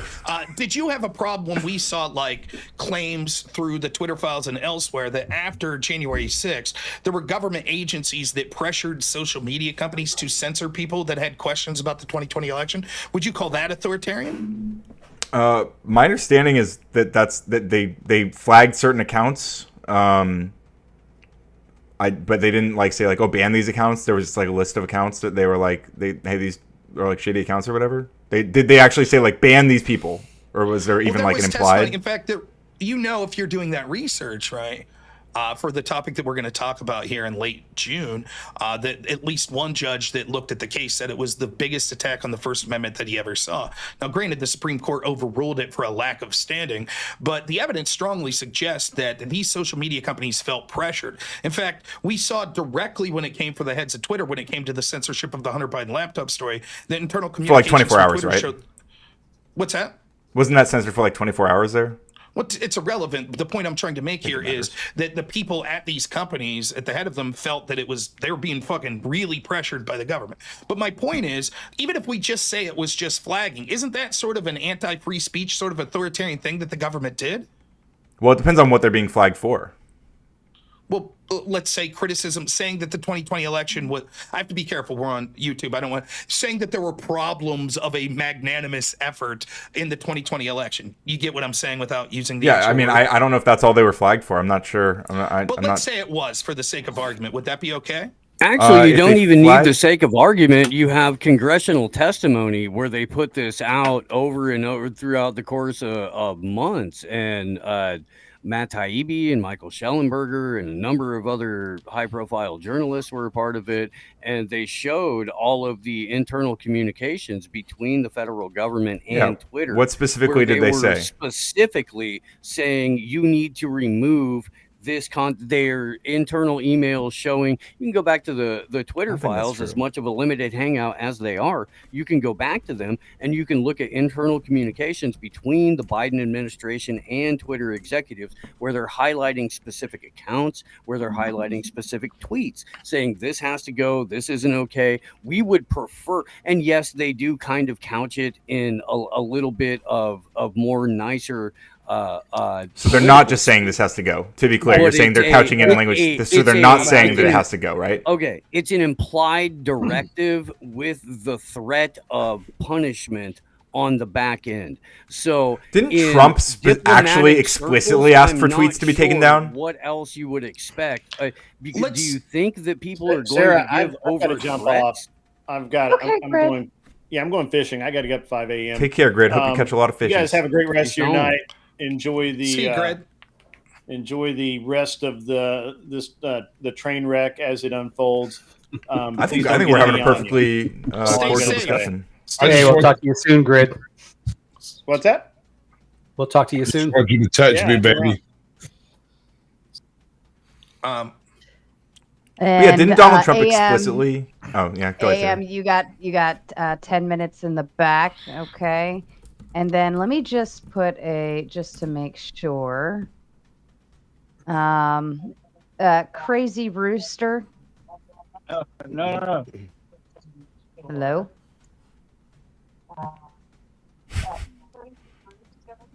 Okay. Yeah, that's stupid. It doesn't work, Rooster. Yeah. All right. We're not going to play that game. All right. Sorry. Continue on. So Donald Trump, hang on real quick, Rob. Donald Trump specifically asked Twitter to take down the post of Chrissy Teigen calling him a pussy-ass bitch, which is hilarious because he is a pussy-ass bitch. Okay, that's fine. Yeah, I have a problem with that. I actually also have a problem with Trump sort of paying lip service to his administration, saying that Terry Moran should be suspended or fired. I don't particularly like that, but the magnitude of those two people facing some sort of consequence that will basically led to nothing versus millions of people being banned off social media from certain subjects seems to be completely different. And so I don't disagree with what AM was saying, but the problem, AM, is this. Like, what'll happen is you'll say, but this did happen, and Ryan will say,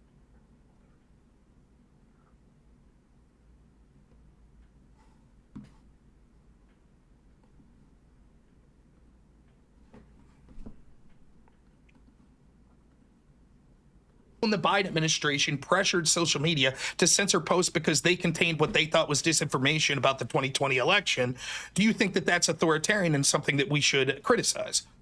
Authoritarian. Hang on, somebody clarify this for me because I might be confused. What time span does the Twitter files reference? I don't know. It references slight at the beginning of the Trump administration or the end of the Trump administration with the pandemic, but then goes largely into the Biden administration. And this is where I'm thinking, right? So when you're talking about like the suppressing of like the Hunter Biden laptop, from what I'm looking at, that looks like October 2020. Correct. Who was the administration in charge of the U.S. government in October of 2020? It was Trump, right? Irrelevant. It's irrelevant to this point, right? It's irrelevant to the fact that you're arguing the U.S. government was. Does Donald Trump? So you would argue that every single governmental employee that was there under Joe Biden was operating at the behest of Joe Biden, and he's responsible for all their actions? I mean, that's what I hear argued all the time. Well, I think you're arguing with morons then. Like, it's clear. It might be possible. Yeah, that's true. Right. Get a better caliber of opponent. It's clear that there were people within these agencies that were not Trump supporters. For example, is it your real argument that you think 51 former intel agents and people within that still had security clearances that were there when Donald Trump was in office were censoring the Hunter Biden laptop story because they were helping Trump? Couldn't it just be because they thought it was misinformation? It could be theoretically, but why don't they step in? Why is it always when they step in about about misinformation, most of Biden's requests about the laptop had to do with the explicit images of his son in there. But that wasn't what other stuff. But that wasn't what was going on. So, for example, there was this meeting that occurred in the Aspen Institute, and I forget the name of the agency through the government that was putting on this hearing, but it had a bunch of these social media places, and it was talking about Russian disinformation to affect the 2020 election. And it specifically said that, hypothetically, what if, this is going to blow your mind, what if there were accusations made that someone in the Biden family worked for corrupt groups in places like Ukraine? Well, this would be a good example of Russian disinformation to censor the 2020 election. So the people at Twitter admitted, and I think Zuckerberg's admitted this as well, though I could be wrong, that they were primed for this exact story, not because it had Hunter Biden pictures of him nude, but because the allegations made forth were something that the intel agencies knew. They knew about this laptop. They knew the information and it was accurate. And so they were priming media to not just censor. The censorship's not even really the problem. It was the fact that it was censored for a moment, and then the American people were like, wow, that's unprecedented that this was censored, that these intel officials came out and said this is garbage, so no one believed the story. Yeah, but isn't the worst story on the Hunter Biden laptop like a meeting that was appointed for like $700,000, right? It was like a Gazprom meeting for $700,000, and isn't that like the biggest story on the Hunter Biden laptop? No, there's because like tons of... we can talk about $1 million deals that go on inside of the Middle East when it comes to Trump's family. But like when you look at the Hunter Biden laptop, it's not that big of a deal. Like, yeah, it's some level of corruption, but god damn, we're talking about millions of dollars being traded in the Middle East when it comes to Trump's family. First, polling suggested that 1/3 of Democrats said that they may have changed their vote if they understood that the Hunter Biden laptop story was true. Second, it's not just that Hunter Biden was making money from these corrupt foreign institutions. It's that it was happening while his dad was the point person for weeding out corruption in those very same areas. For example, I don't think people would change their mind, though. I think Okay, even you if they can had think the that. facts You on the can Hunter think Biden that. laptop, they wouldn't have changed their minds. Even if you Because like we went start through, with he grabbed them by the blank, right? We lived through that. We have lived through time after time again of this should end someone's political campaign, but it doesn't. So like I think even if people got the full story of the Hunter Biden laptop, half of the people that should be listening to would have been in denial. They wouldn't have cared, and the other half would have fought and wouldn't have cared. Even if you start with something so small and minuscule and what seems very unimportant, usually that means it can get bigger and bigger and bigger to other things, right? So, just the same as if somebody lies to you about something it was really small and tiny and minuscule, it didn't matter, then what else are they willing to do with the bigger stuff, right? So I think the whole Hunter laptop thing, because it just shows that if they're willing to cover that up just for one thing, then what else are they willing to do? Well, and that was as the FBI was doing it on behalf of the campaign for Biden, and they were in cahoots with both big tech and the FBI to basically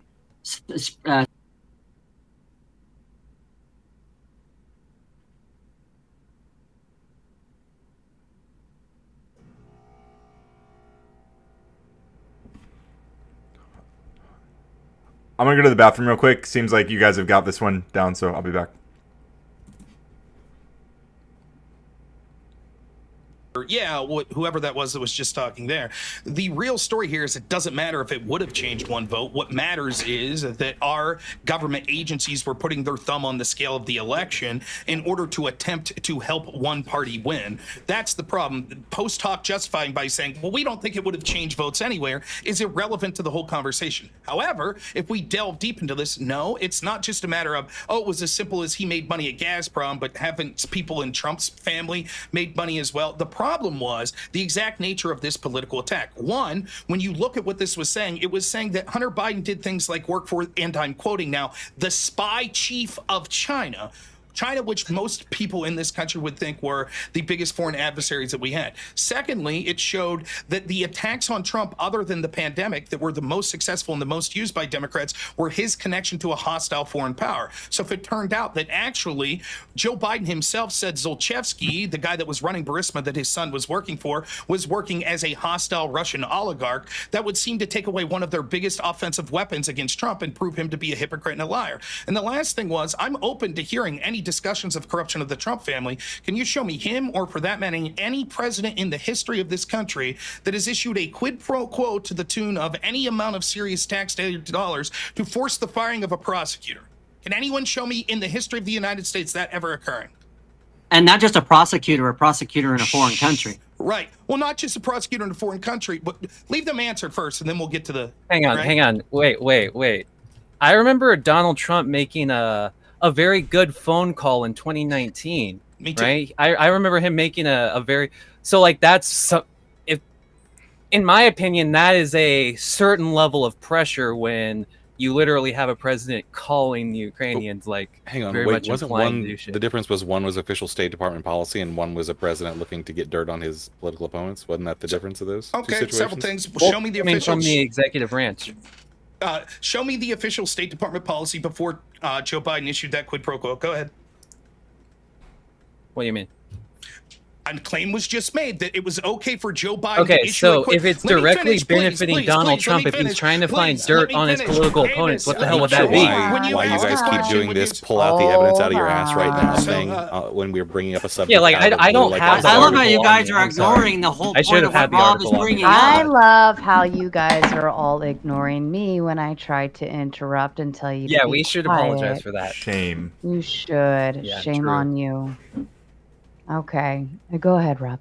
Okay, there's two people I'm talking to that are making two different arguments. One person is making the argument, but what about Trump? The other person's making the argument, there's something that was uniquely different here because it was actually official State Department policy when it came to Biden's quid pro quo, but not with Trump's alleged quid pro quo. And so When it's coming from the president himself, how is that not? And then what we have is Avius continues to interrupt me as I'm trying to answer the person that wasn't him. I'll stop. That's what's going on. Stop. Right? Yeah, go ahead. I'll happily answer what that. you're talking about as well. Right? What I'm saying is, Effigy, of course, no one expects you to have this evidence at a moment's beck and call. totally understand that. The problem for you, though, Effigy, is I've debated people over and over and over about this, and that evidence doesn't exist. There is no evidence that says it was official State Department policy for Joe Biden to issue a quid pro quo. In fact, there's not even compelling evidence prior to November, I believe, of that year that there was anyone at the State Department or anywhere else that was suggesting that Victor Shokin, the prosecutor that was looking in to Joe Biden's son's company, should be fired. Quite to the contrary, we see contemporaneous evidence that suggests that when it came to our European allies, they were saying that they thought anti-corruption efforts in places like Ukraine were ramping up and that they were happy and okay with sending money there. But we actually have audio or video evidence of one of the staffers that was on Air Force 2 with Biden as he went over for his famous quid pro quo discussion, saying it was Biden himself that came up with the idea of the quid pro quo. So even now, post-talk, but that's the point, though, right? Wasn't the official policy of the United States of trying to get people they thought in the Ukrainian government who were basically bad actors that were backed by Russia out of the way? Wasn't that the whole point? I could be wrong, but no, the whole point. Wait, sorry. Can I seize control again? I'm going to seize control of the let's let panel production. Go ahead, Ryan. Yeah. I haven't researched this in like 2 years. I'm out of I don't know that much about it, but what I'm just wondering, Rob, do you think that are you saying that Joe Biden did an illegal quid pro quo? Like he went through illegal channels to do this I'll say yeah. It depends. I do make this point a lot for good reason. I would say that it warranted a significant FBI investigation, right? The channel, as what you're trying to say is, did he properly register as a foreign lobbyist or something like that? It's irrelevant to the question. Let's ask the question. I'll ask it to everyone. I think it is relevant. Wait. The reason it is relevant to what I'm asking, because I'm asking if Biden did something that was criminal. Yeah, and he did. Okay, let me ask the question real quick to everyone in the panel, right? Well, when I get the chance, I will tell you. If an executive agent, right, whether it be president, vice president, someone in the cabinet, etc., from the executive branch, takes a huge sum of your tax dollars to force the firing of a prosecutor who's looking into one of their family members, do you think that reeks of corruption and should be investigated? I mean, should absolutely be investigated. Yeah, sure. Yeah, should be investigated. Yeah, I'll give you that. So then, why did the FBI not immediately start investigating it?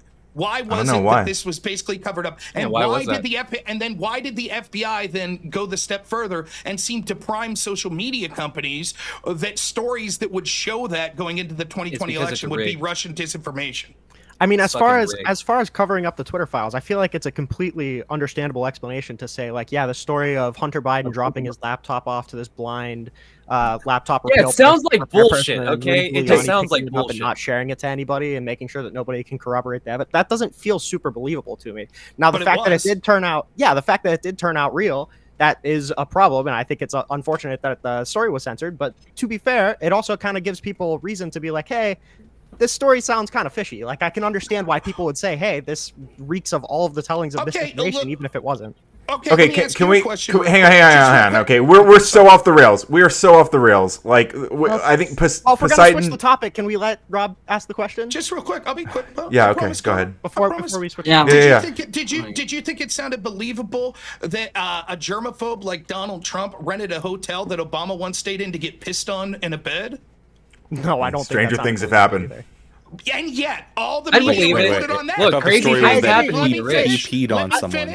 Let me finish. And yet, all the media reported on that uncritically, and no one at the FBI said this reeks of Russian disinformation. In fact, the FBI knew at that point just said that was disinformation that was paid for by Hillary's camp, and yet they didn't intervene. I wonder why. It was originally paid for by the Republicans. That's how Hillary got it. Prove it. Yes, You're a liar. You're a liar. Because it came from that former MI6 guy, and they got it for during the early campaign. You mean the guy that was paid to give his dossier to the Clintons and the Democrats? I mean, there was substantial reporting at the time that the McCain camp was responsible. That doesn't mean it was necessarily corroborated. Not going to say it was we are way off course. The Hunter Biden story wasn't censored, by the way. Before there was a Hillary Steele dossier. If you are I don't know if you guys remember or not. It did happen. If you are watching over on Rob's side, please shield your eyes. Unless you're a lady, you'll like this. Tomato, fierce and red, juicy curves, fire ahead. This message is sponsored in part by... Shout out to Kissy Cat, sending some love over to K2 because she said he is literally begging for the fireman. I believe it. And Teferi comes in with a big 5, says, thanks, Sarah. Rob doesn't think anyone else should be able to talk, so I'll check back later if I'm still awake. Hashtag boot Ryan. I didn't understand that one. I don't know if it's a joke, but you Complaining that can't boot me Rob's out. talking, but then booting, I don't know. Does she like you or does she hate you? Look, every Probably lady both. likes me, I'm so, pretty you know. lovable. Well, and let me set like a little preface here. I know Rob talks a lot. Fully does. aware of that. But he's also incredibly respectful when he hands the mic back over, and he will be quiet until you are done.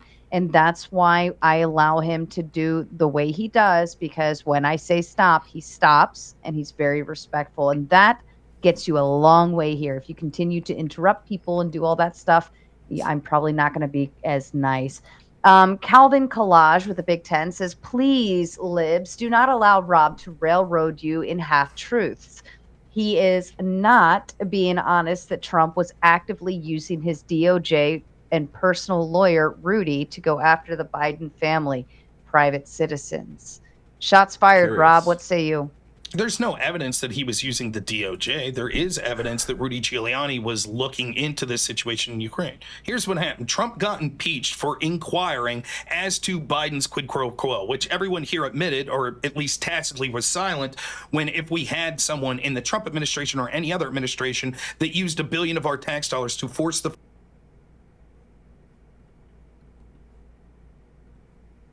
brought up. It was under official policy. Why are we going back over this? Also, the Hunter Biden story wasn't censored. It was a specific article. Go back and look. It was talked about constantly. It was a specific article with links to dick pics. That was revenge porn. That was against Huge dick TOS. pics, by the way. Very girthy.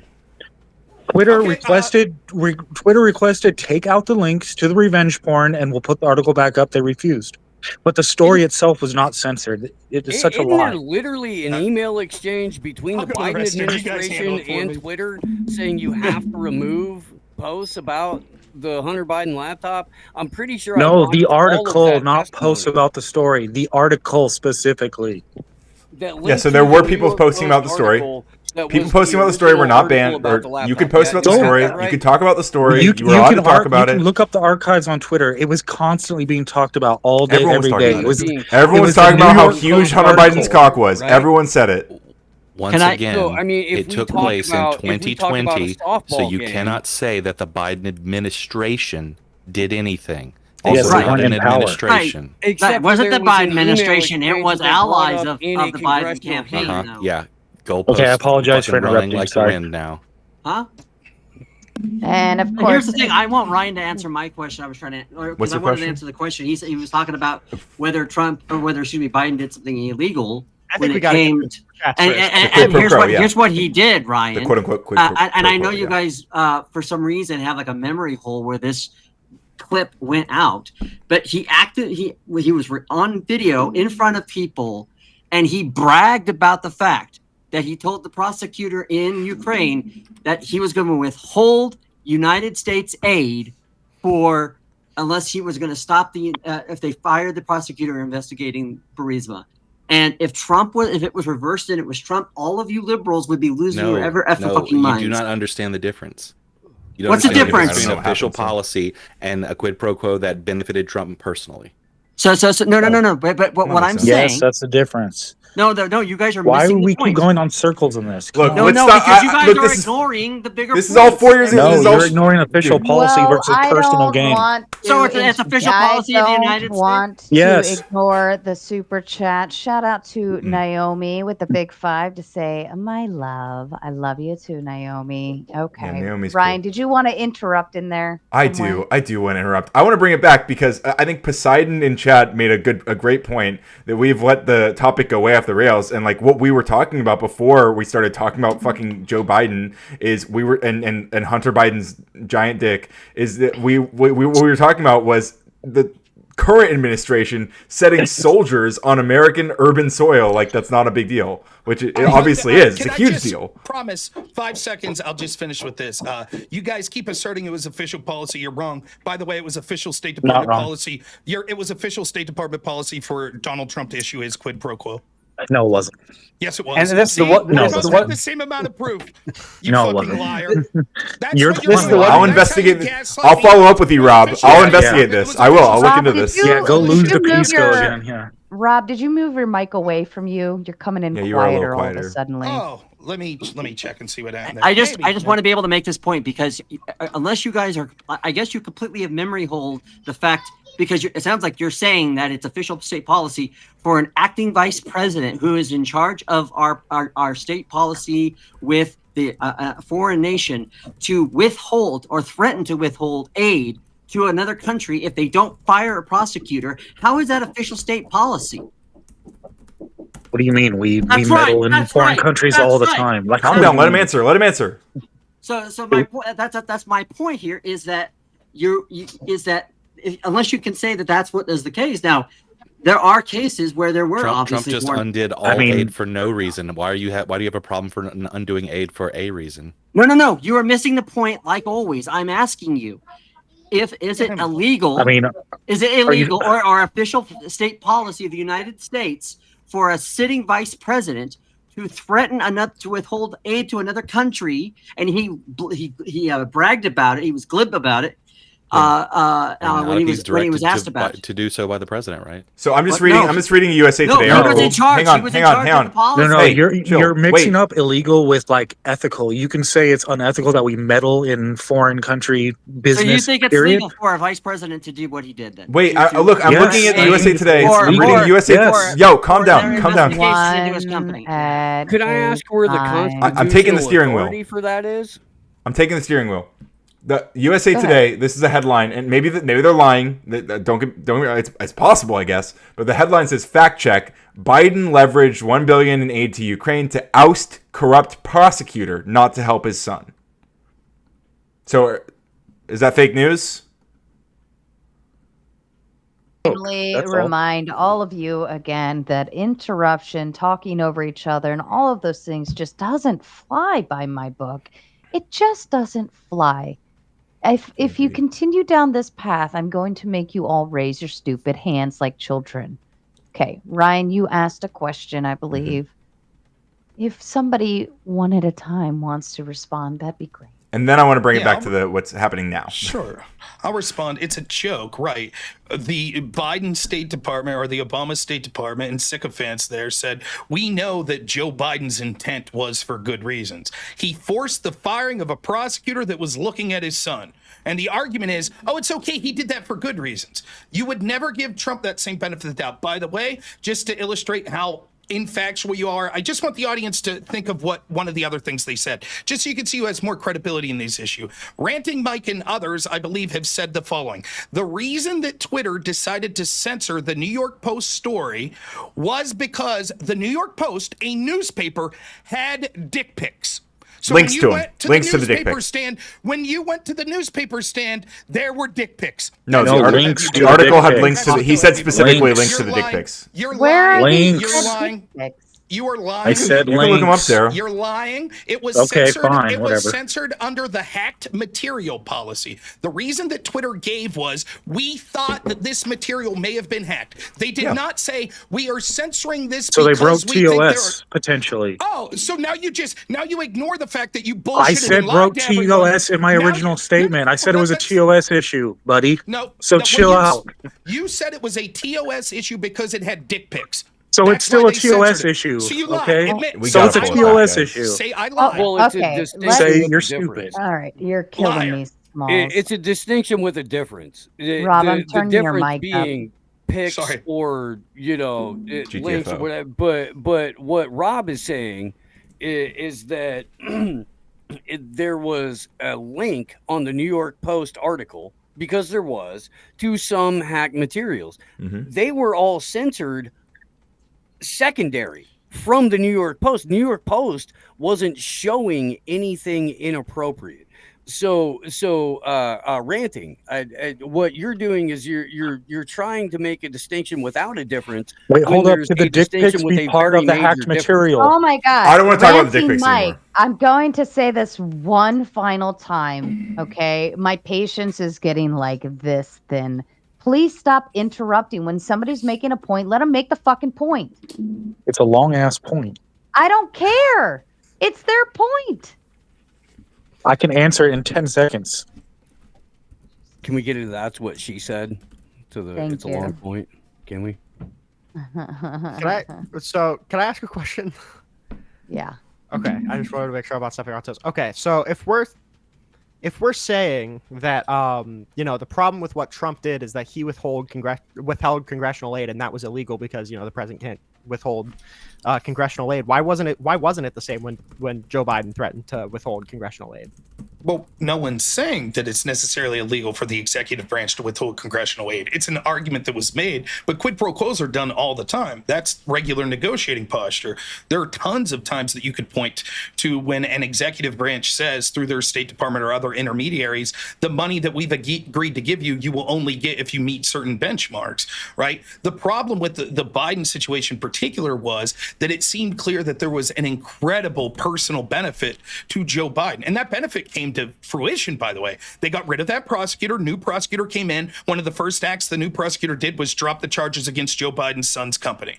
So Rob, I'm siding with you here. The question I'm asking is, why is it illegal when Trump did it, but not when Joe Biden did it? Yeah, and that's the problem. It wasn't that it was illegal. It was that it was impeached. And so they impeached Trump because he did an alleged quid pro quo, which he didn't do a literal quid pro quo. They're saying it was implied in looking for evidence into Joe Biden's quid pro quo. So Joe Biden's quid pro quo was okay because the USA Today and Radical Coder will say, well, trust us, bro. He did it for a good reason. It had nothing to do with his All I did was read son. a thing.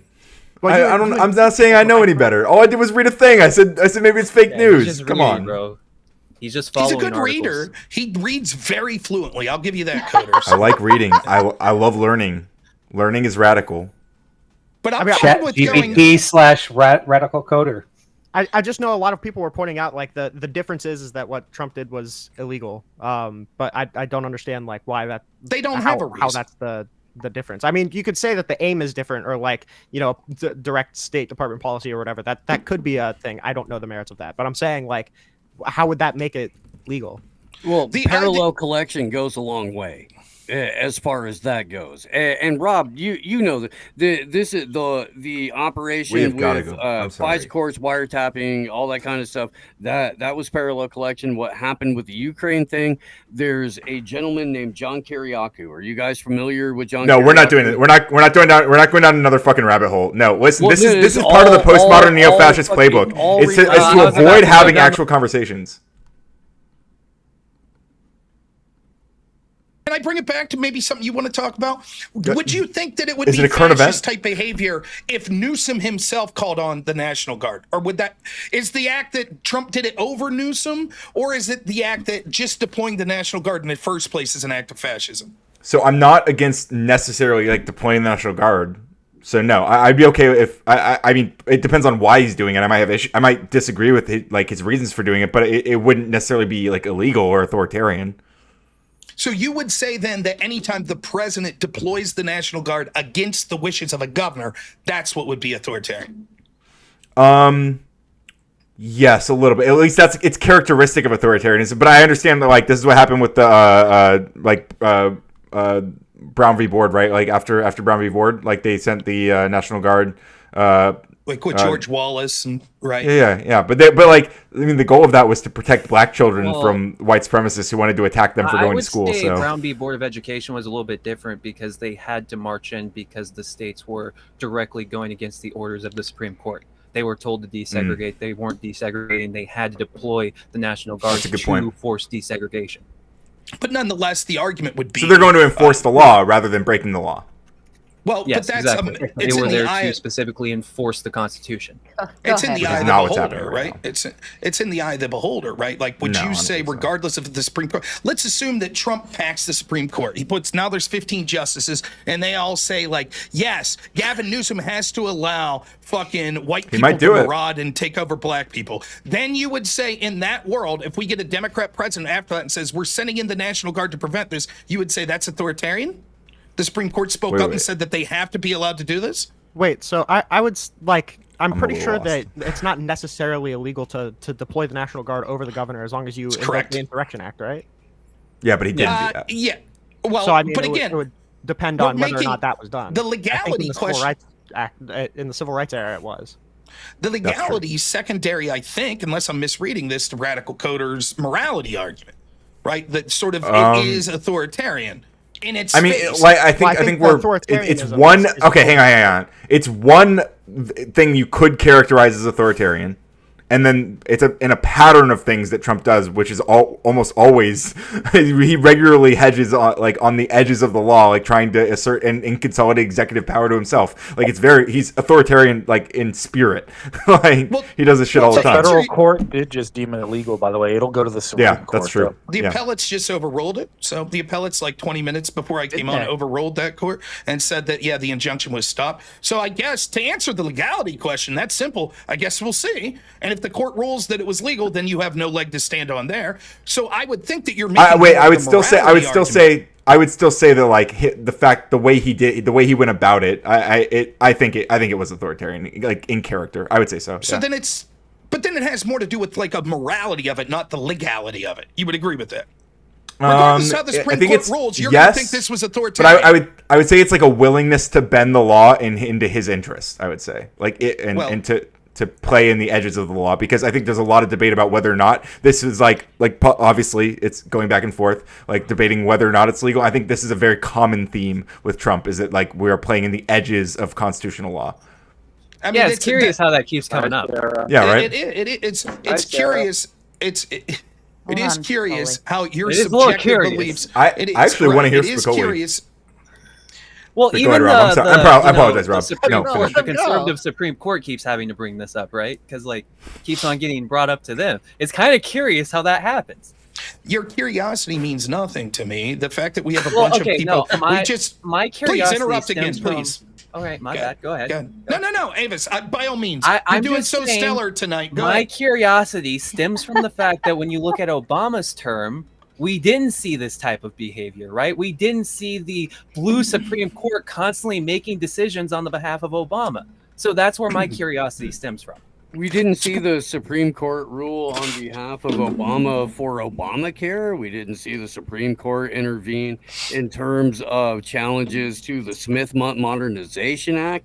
The Supreme Court, in a number of cases, intervened on behalf of the Obama administration in terms of Obama having whistleblowers imprisoned, a number of other, there's precedent for a lot of this. There really is. It may not be in the exact category, but Obama and his Supreme Court were hand in glove.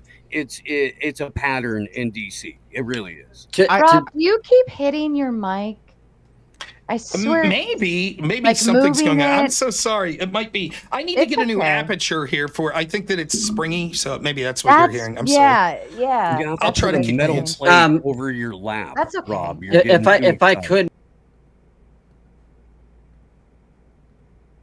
Ryan, about legality, is that you were missing the bigger point that Rob was making, which is if this is a principled position that you hold, regardless of whether it's legal or not, or whether it has legal backing or not, if it happens to be morally similar to other things, then that means that you would not have some type of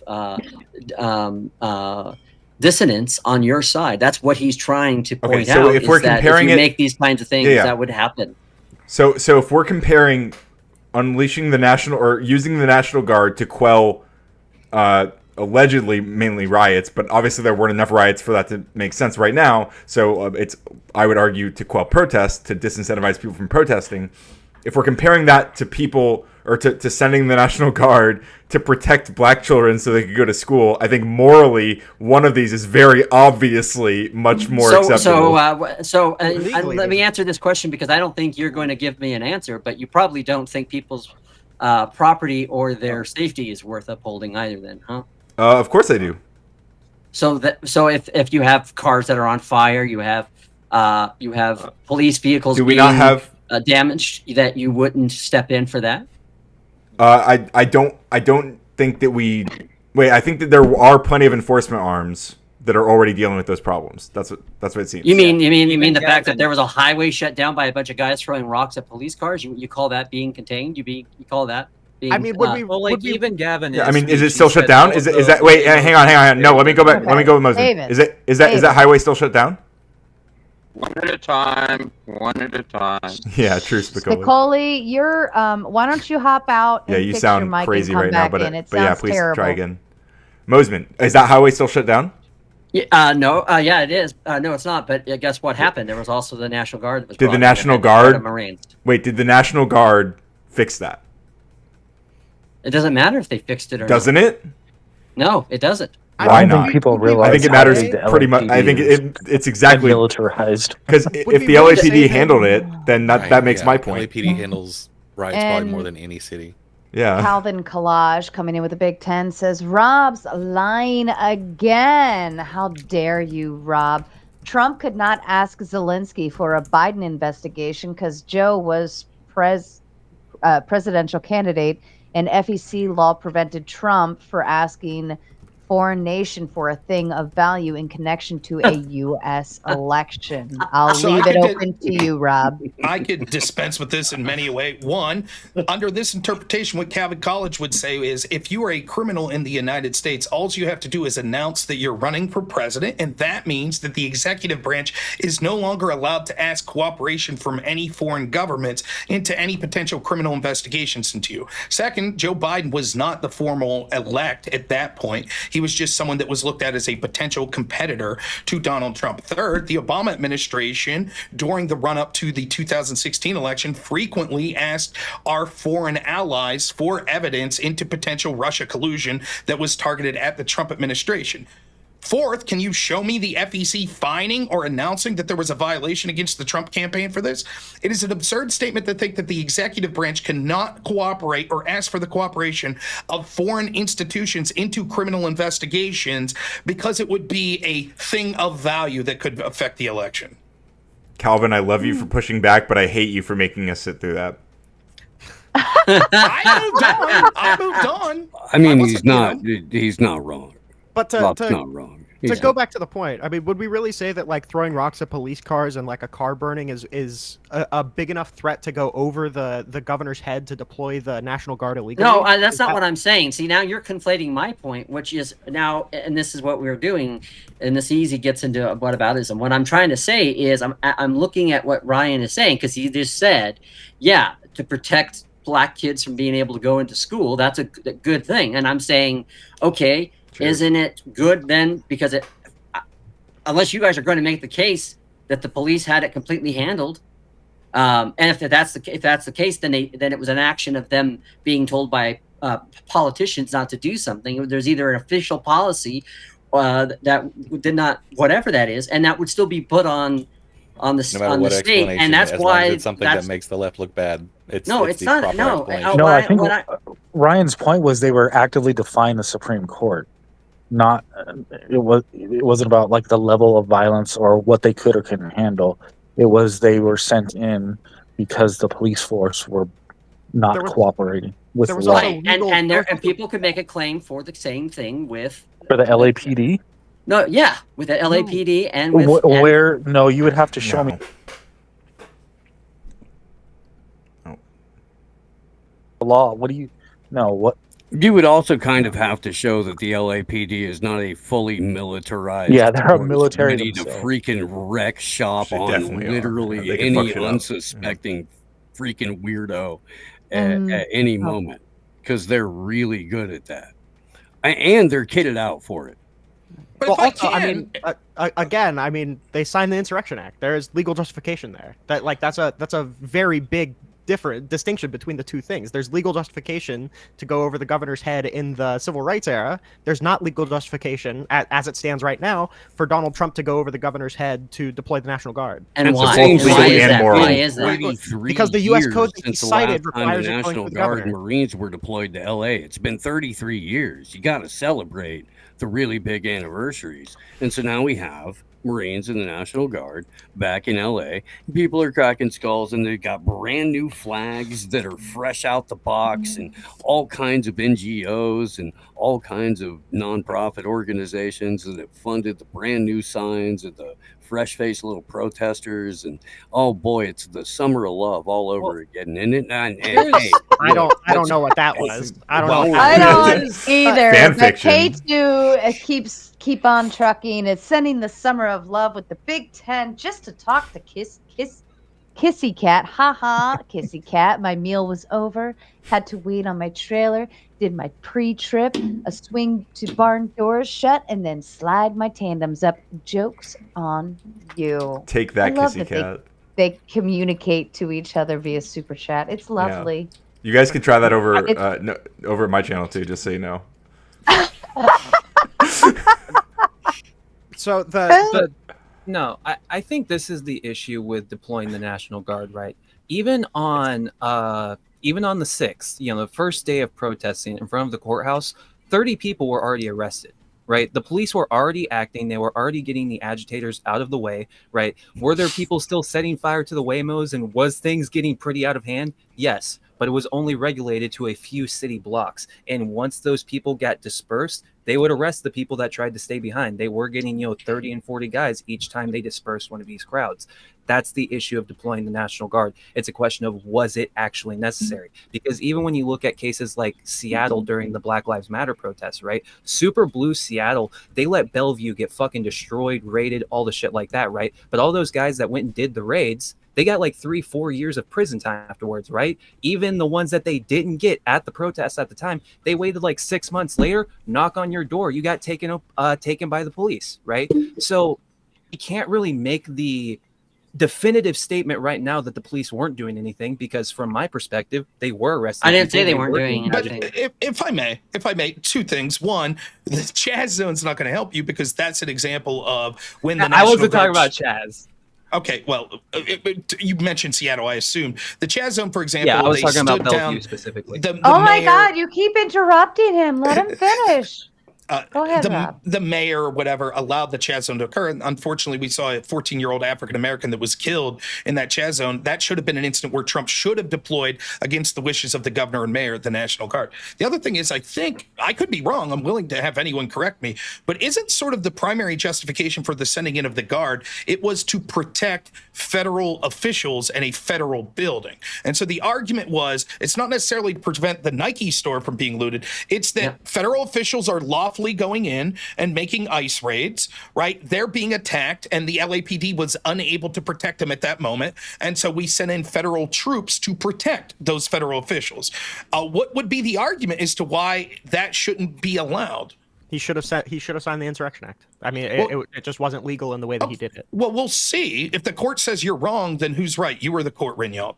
Probably the court, but I mean, the text of the law seems pretty clear to me. I don't know. I mean, it says through the governor in the law explicitly. Yeah, I don't think the Supreme Court's going to side with him. I don't think so. So what I'm seeing from from you guys is two different competing answers on this idea of legality and also on scale, right? So, and my point of bringing this up is, again, if you're going to make it on the basis of legality, and it's completely based on the legality of something, and then we have to get into that. If it's an issue of scale, that's another valid point to make, is to say, hey, it didn't warrant that intrusion.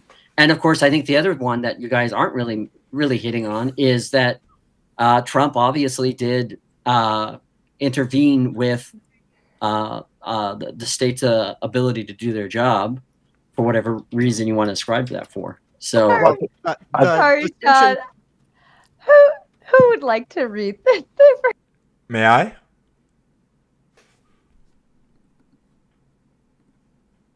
Normal America with Rob Noer. And the chat reads, Rob, is the smartest and most handsome person on this panel. I would like to make a quick comment on that. That was because me. I actually have Rob on record. I actually have Rob on record calling me a liar for saying that I was only slightly less handsome than, or slightly more handsome than him.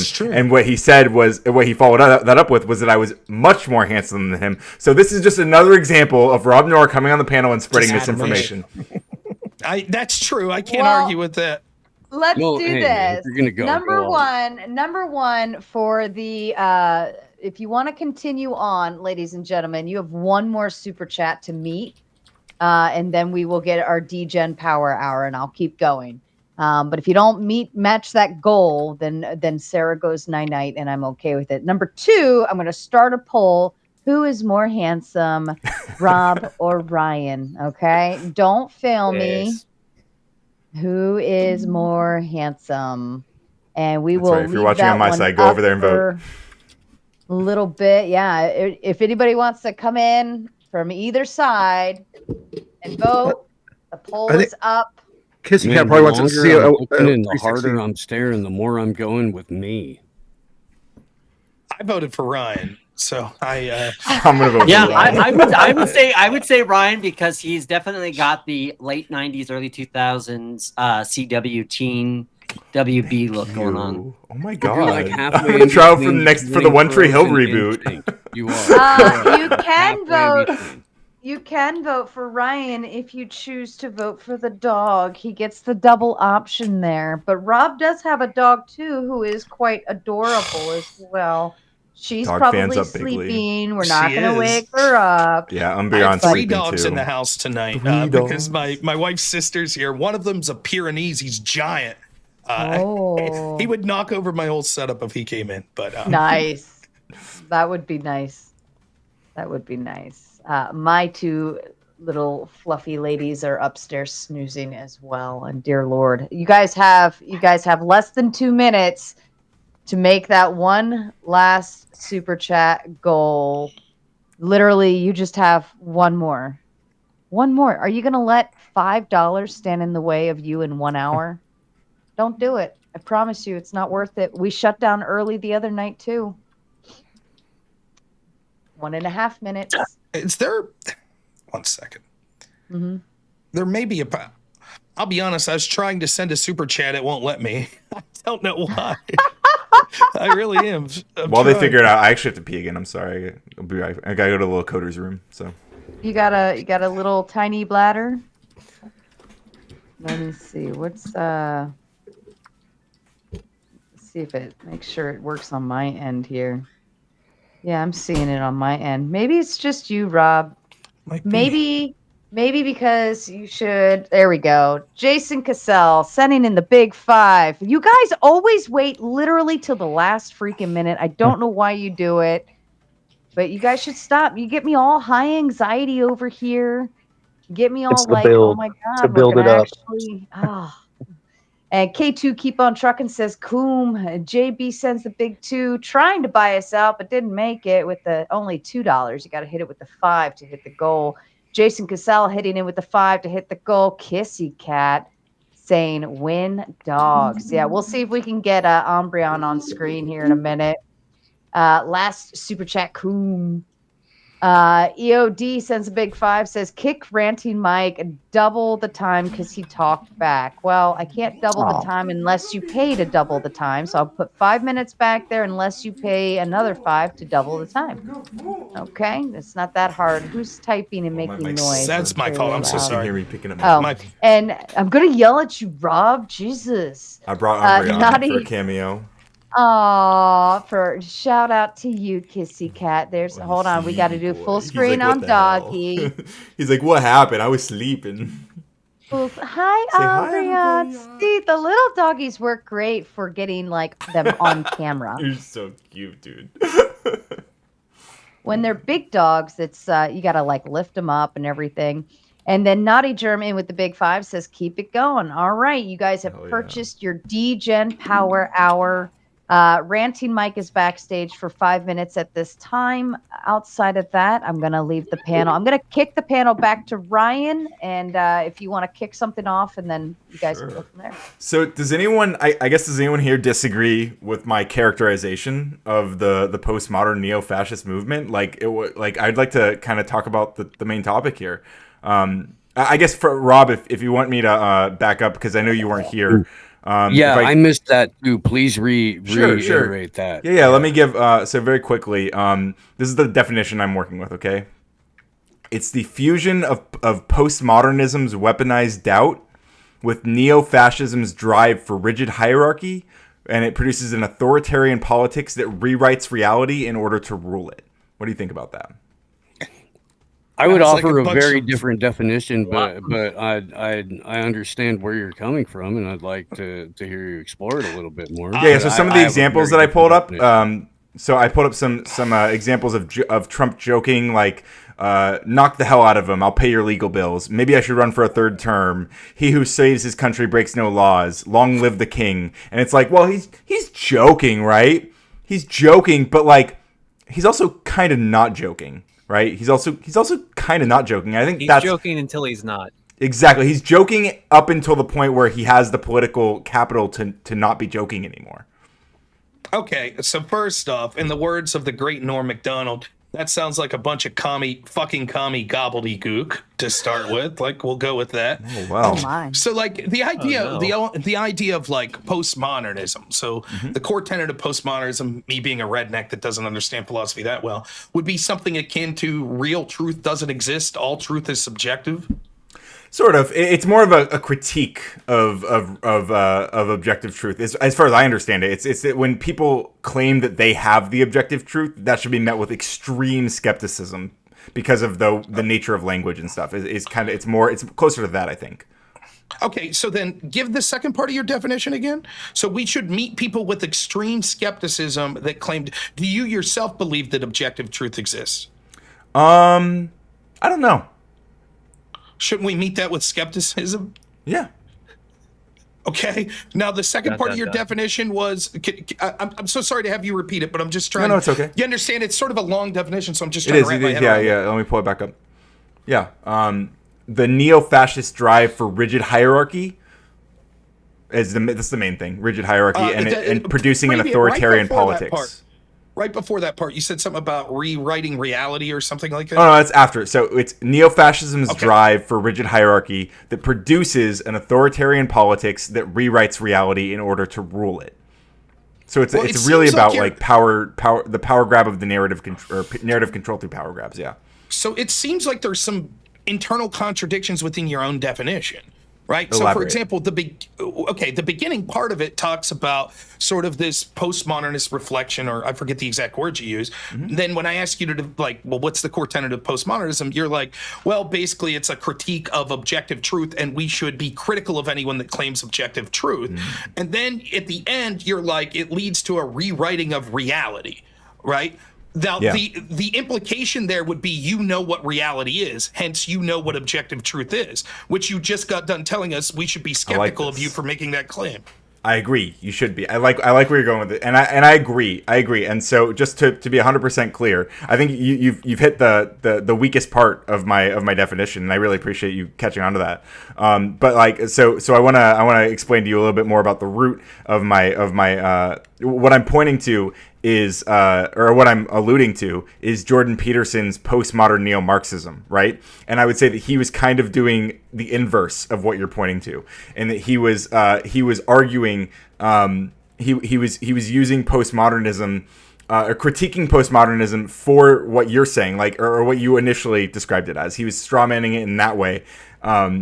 And it's kind of interesting the way that he used language. He kind of played with the language of postmodernist theory to demonize it. And I think that I'm leveraging that narrative that he created to point at a different phenomenon that I see. So I do appreciate that you pointing that out. But it is. Did you just? Yeah.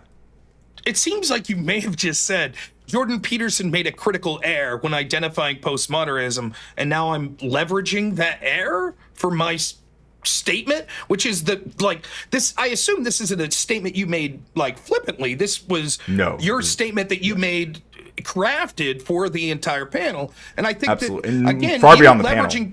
Yeah, you leveraging Jordan Peterson's like inaccurate criticism doesn't seem to be an explanation for the internal contradiction within your own statement. Well, it should because what I'm doing is I'm using I'm leaning more into the neo-fascist segment of it. What I do when I'm doing here is I'm trolling a little bit. Okay, because it kind of sounded like you were blaming a pill junkie for your inefficient definition. No, I'm playing with his failure to engage with postmodernism. Right, but why would you want to put that into your description of fascism and have anyone take you serious? So it's cute. So I think that me playing with it is really great demonstration of what I'm pointing to. So like the way that I'm playing with language here, like I'm glad you pointed out because it's exactly the game I'm playing. Like you are calling out the game that I'm pointing to, and I appreciate it because I'm playing it too with this definition. Slightly. Okay, but if I wasn't here, the audience wouldn't have known that you were playing with that definition. They kind of. I introduced this at the beginning. I kind of said that I like what Jordan Peterson was pointing to and how he missed it, and what I'm pointing to separately. I had a really long spiel. So. Yeah, he did run through like the different variations and how it kind of merged along. And for the record, Rob. Look at that. Oh. Total 85% of them said Rob and 14% of them said Ryan. Well, so we've learned that's the objective truth now, right? We've learned one thing. Sarah's got the audience with the poorest eyesight in all of the internet. So we've learned that glasses for Sarah's the audience with the most chubby chasers in it, and that could be too. Also true. Always to each their own. Beauty is in the eye of the beholder. Or they like their men older. It could be, Yeah, they like real men. Listen, but I they would have picked me then. Hey, Sarah. Sarah, Ryan, I like my girls a little bit older. You get that reference, right? Oh goodness. Ryan, can I offer an alternative definition for neo-fascism? Yeah, I'm open to all critiques. Classically, fascism, right, was the merger of the corporate state and the governance. It's a key component, yeah. Right? Yeah, and that was Mussolini's fascism. Yeah, exactly. In 2025, I would offer that we have well moved into an era where the public-private partnership, as it were, has taken a forefront role in governance, not just domestically but globally, and that what neo-fascism is at this point in 2025 is kind of the intersection of various Marxist movements that coincide with the same sort of global governance goals as various corporate entities throughout the Western world, and they're currently meeting in Stockholm, Sweden, right now. So I think the kind of corporatists. I think there's an interesting conversation to be had about like the way that the corporate and state like merging is like besides being core to fascism, that it is absolutely like a kind of it is like neoliberalism in a way. This is a big part of neoliberalism, at least. But I think that this is why it's important to acknowledge the other key components of fascism, the other things that have emerged like alongside different instances of fascism throughout history. And I think that it would be like militarism among the citizenry in order to achieve political aims, kind of like when Black Lives Matter gathered and burned down Minneapolis and a number of other cities. Well, wouldn't you agree that most of the actual like changes that Black Lives Matter achieved, which like police reform didn't come from them rioting, it came from the protests and them clearly saying like what they were pushing for. Like doing damage didn't change the laws. It was because they were peacefully protesting. A lot of them were, regardless of the fact that a lot of people weren't. Still the vast majority were, and the police reforms that they got were very valuable. Like chokehold bans and forcing certain officers or officers in certain places to intervene when they saw police brutality happening. And these are like great things that I'm really glad that Black Lives Matter pushed for those things because they got them and they help people, they save lives. If I may, real quick, I'm so sorry. I think this is a great conversation, but I did tell my audience I got something going on at 1 a.m. here. Ryan, I thought, thank you so much for letting me come on and talk to you and everyone else. Rob. And Sarah, a pleasure as always. So I enjoyed everyone here, and hopefully I'll get to talk to you all soon. Yeah, I'll see you at the end of the month. It was good seeing you. Have a camera to camera, Rob. You handsome boy, you. Yep. Thank you. We'll see you. Bye. Bye. Cheers. What's up, gang? Where were we? Hey, Ryan. How's it? Ask Ryan a question.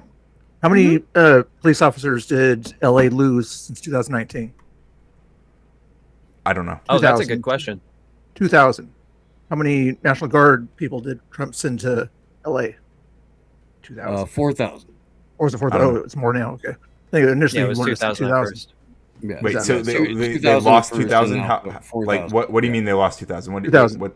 They had a certain amount, and then they lost that 2,000 off of that amount. What does that do to Mr. Bill? Is that people moving, retiring, different districting, rezoning? Like what do you attribute? All sorts. Yeah, all sorts of the above or whatever. Probably a lot of being disgruntled or whatever. I would imagine a lot of cases. Well, based on some of the looking policies of the city. nationwide, a lot of different departments lost police officers that just retired during COVID. They just didn't want to deal with COVID, so they just or they got legitimately pissed retired. off. They got pissed off about Yeah, the they were idea all of defund accountability. the police, which I think it's funny that a bunch of liberals who Oh, were yeah, like, but when it comes down to the retirement defund the police, and then are being called and then they're ACAB now all the supporting time. the police, right? Accountability didn't sound Also, very good to them. Real quick, according to the Epoch Times, which is I'm pretty sure a right-leaning outlet, it looks like the actual numbers it's about 1,000 that they lost over like since 2019 to 2023. There's about 1,000 less. Sure,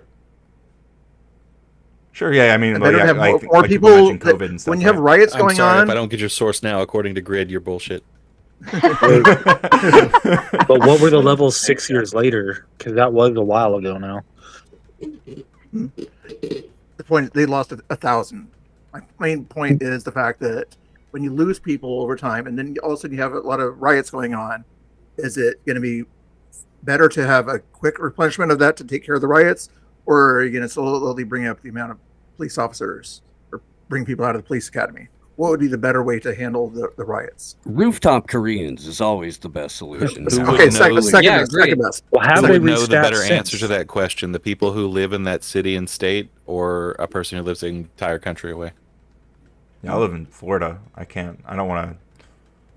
I mean, I lived in California for like a year, but it was a while ago, and I was. No, it's a good question. It's a good question he's asking. I'm Yes. just saying, who would better know the answer to that? The people Who are directly watching involved? it on TV, continuous violence, and Wait, the the people police are there watching it on unable. TV would know the answer. The people And watching. the police the people who obsess over every little thing like that. police they're the ones- officer in charge of the city the ones said who are, they were like, trying overwhelmed. so hard to be like insurrection. What does the word overwhelmed mean? It means they can't handle it.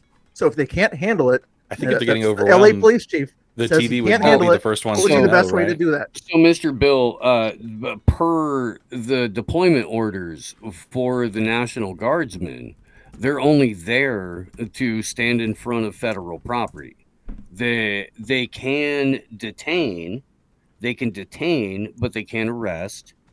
That's right. There's this little thing called the Posse Comitatus Act. They which stops are the not military from guards. being used. They are in not the guardsmen anymore. They are federal. And look, that doesn't mean that they can't detain somebody and then put them in a makeshift Quonset hut 70 miles away from where they detained them. That's also a possibility as well. But as far as what you're talking about seems to lend an invocation of restoring order. And what the guard is there for is to stand in front of, fairly nondescript concrete buildings with fancy kits and looking fairly menacing to make sure that a random skinny jeans wearing queer mode doesn't come up and spray paint the nondescript concrete. They were federalized to protect federal assets. Therefore, Gavin Newsom had no say-so in the matter. For the guard to be called up, Gavin Newsom would be in charge of the guard, and then the guard could be used as riot control. But they are federalized. Just like we just sent 700 Tennessee guardsmen over to the Middle East. Not by the governor's choice, because the president federalized them and sent them. So they were federal. They cannot arrest people. They're there to protect federal property. They are not doing riot control. We're talking about the legal street. process of calling them in. Or personnel. We're talking about the legal process of bringing them in, not whether they should be brought in or not, but what the legal process to do it is. Well, In and I don't know.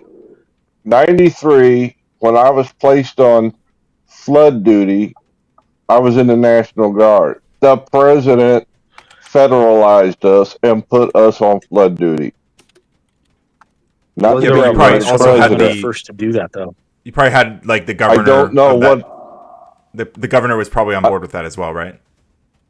I don't know, to be honest with you. I just know I got a phone call. Something that's already federal. Disaster relief, Especially they were for- yeah. probably working together.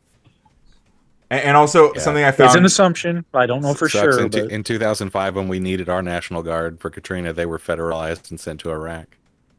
This is real quick. This is from an AI summary, so I would take it with a grain of salt. But it says that the city, like in regards to them saying they're overwhelmed, according to Gavin Newsom, apparently the city requested additional support, including the deployment of 800 more state and local police officers. So they were getting backup.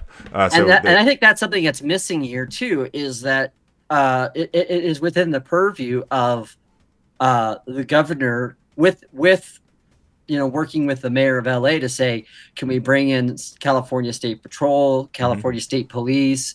But the other thing that's being missing is the fact that California, like most states, has a state guard. You do have smaller guards, state guards, who are like the National Guard. They're just not federalized, and they could have brought them in, but they didn't.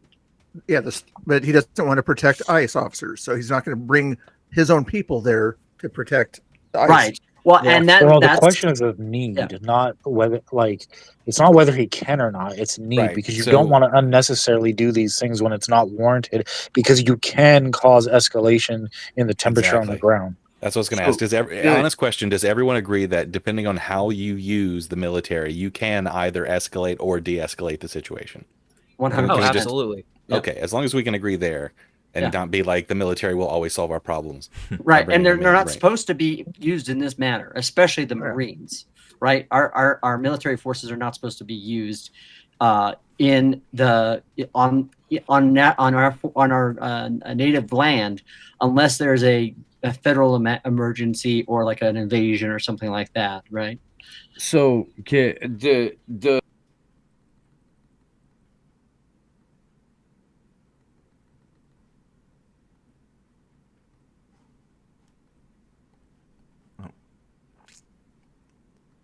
do they have similar aspects to various different color revolutions that we witnessed?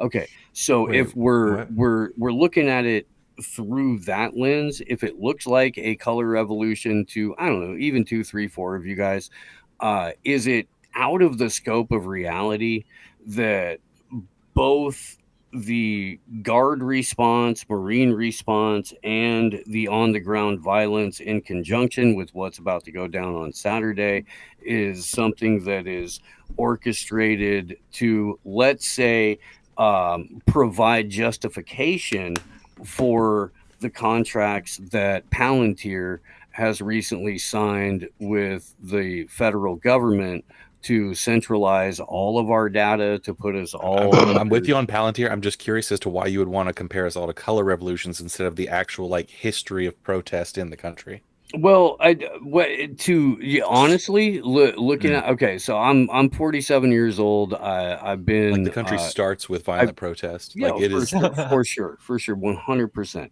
In the modern era, and I've been on the ground for plenty. I'm struggling to think of more than 2 or 3 protests I've been to since Free Mumia in '92 in Indianapolis, Indiana, that was like any kind of organic. I think that because they're largely driven, funded by, and most of the people that speak at them are represented by all of the various nonprofits and NGOs that we've all seen throughout history to be completely part and parcel of either the State Department or various intelligence agencies, or compromised by all of them, that you would be hard pressed. You're mixing in like some stuff that makes sense, and then you kind of go a little off into the what's everything's not a making conspiracy sense? land. What isn't making sense? Well, I mean, I agree with you that moneyed interest will always have an advantage over us in the organization. Okay. And that's why they're like always the they'll loudest, co-opt for us, sure. right. Sure. And yeah, they'll definitely co-opt us, and there's so much noise out there, but you can't say that everything that is out there is like some kind of government I'm not organization. okay. Let me in 2010 because in New York. I'm sorry. Let me clarify. Like people constantly saying that I'm the not trying to CIA say that there aren't is operating in the U.S. when their entire purpose is to operate outside Or- the U.S. or that- I or think that- we know there they do. are- Yeah, or But that there are lapses in Soros that, is but- behind That's everything, my point. right? And I'm not trying to say that there aren't Soros legitimate owes me people so with much legitimate fucking money, grievances dude. that are on the ground George that are Soros, if you're watching this, Of course dude, there are. send me those checks, bro. I've been doing this for checks did not years, do and this. I'm Of broke. course, Seriously. there are legitimate people on the ground protesting things, addressing grievances. I was on the ground at January 6th. I don't know if anybody else was. When I was walking up to the ellipse, I was talking to a number of different people who all felt like they were there to address specific grievances. I was there on behalf of the media. I was there for a different thing. I was already in DC that week for a totally different event, and I had found out about the Stop the Steal thing months before and was like, oh, heck yeah, I'm sticking around for that because it's going to be hilarious. And it was. But for most of it, it was day drunk Woodstock, and it was lame until it got rowdy. And what got rowdy, we have seen over and over and over how most of that was orchestrated. So I disagree, AM. I think most of the right wingers I debate haven't seen half the videos, over half the videos of what happened that day. Yeah. Okay, I was Many there, such and I was cases. there a week before, and I've spent like a long time looking at this stuff since, and I've probably viewed close to 20,000 hours overall of video from multiple, almost every conceivable different camera person on the ground. I Right, to know the a lot point of where these you people could say personally. where the violence was happening, where it wasn't happening, where people were Certainly. just chilling, and where like crazy Yeah, and who insanity started was it, and happening. what they looked like, and what they were dressed like, and where their comms were, and who they met with beforehand, and who they And met who with organized it, afterwards. who Yeah. orchestrated it, and who had text messages organizing and planning exactly what they were going to do? Yeah, and who also decided not to scale down the DC police for that event. Yeah, like Nancy Pelosi. Yeah, and Nancy Pelosi's daughter having a bunch of people on film casually discussing was it up to how this Nancy operation Pelosi? was going to roll out. It Yeah, was, wouldn't Trump have the final word on like Yeah. whether or not- No, it's capital. Everyone says It's no to this. capital. I think he did. Wait, so He's- why I didn't mean- Nancy Pelosi stop him from sending the National Guard to California right now? Yeah. Yeah, if she has that That's not power. DC.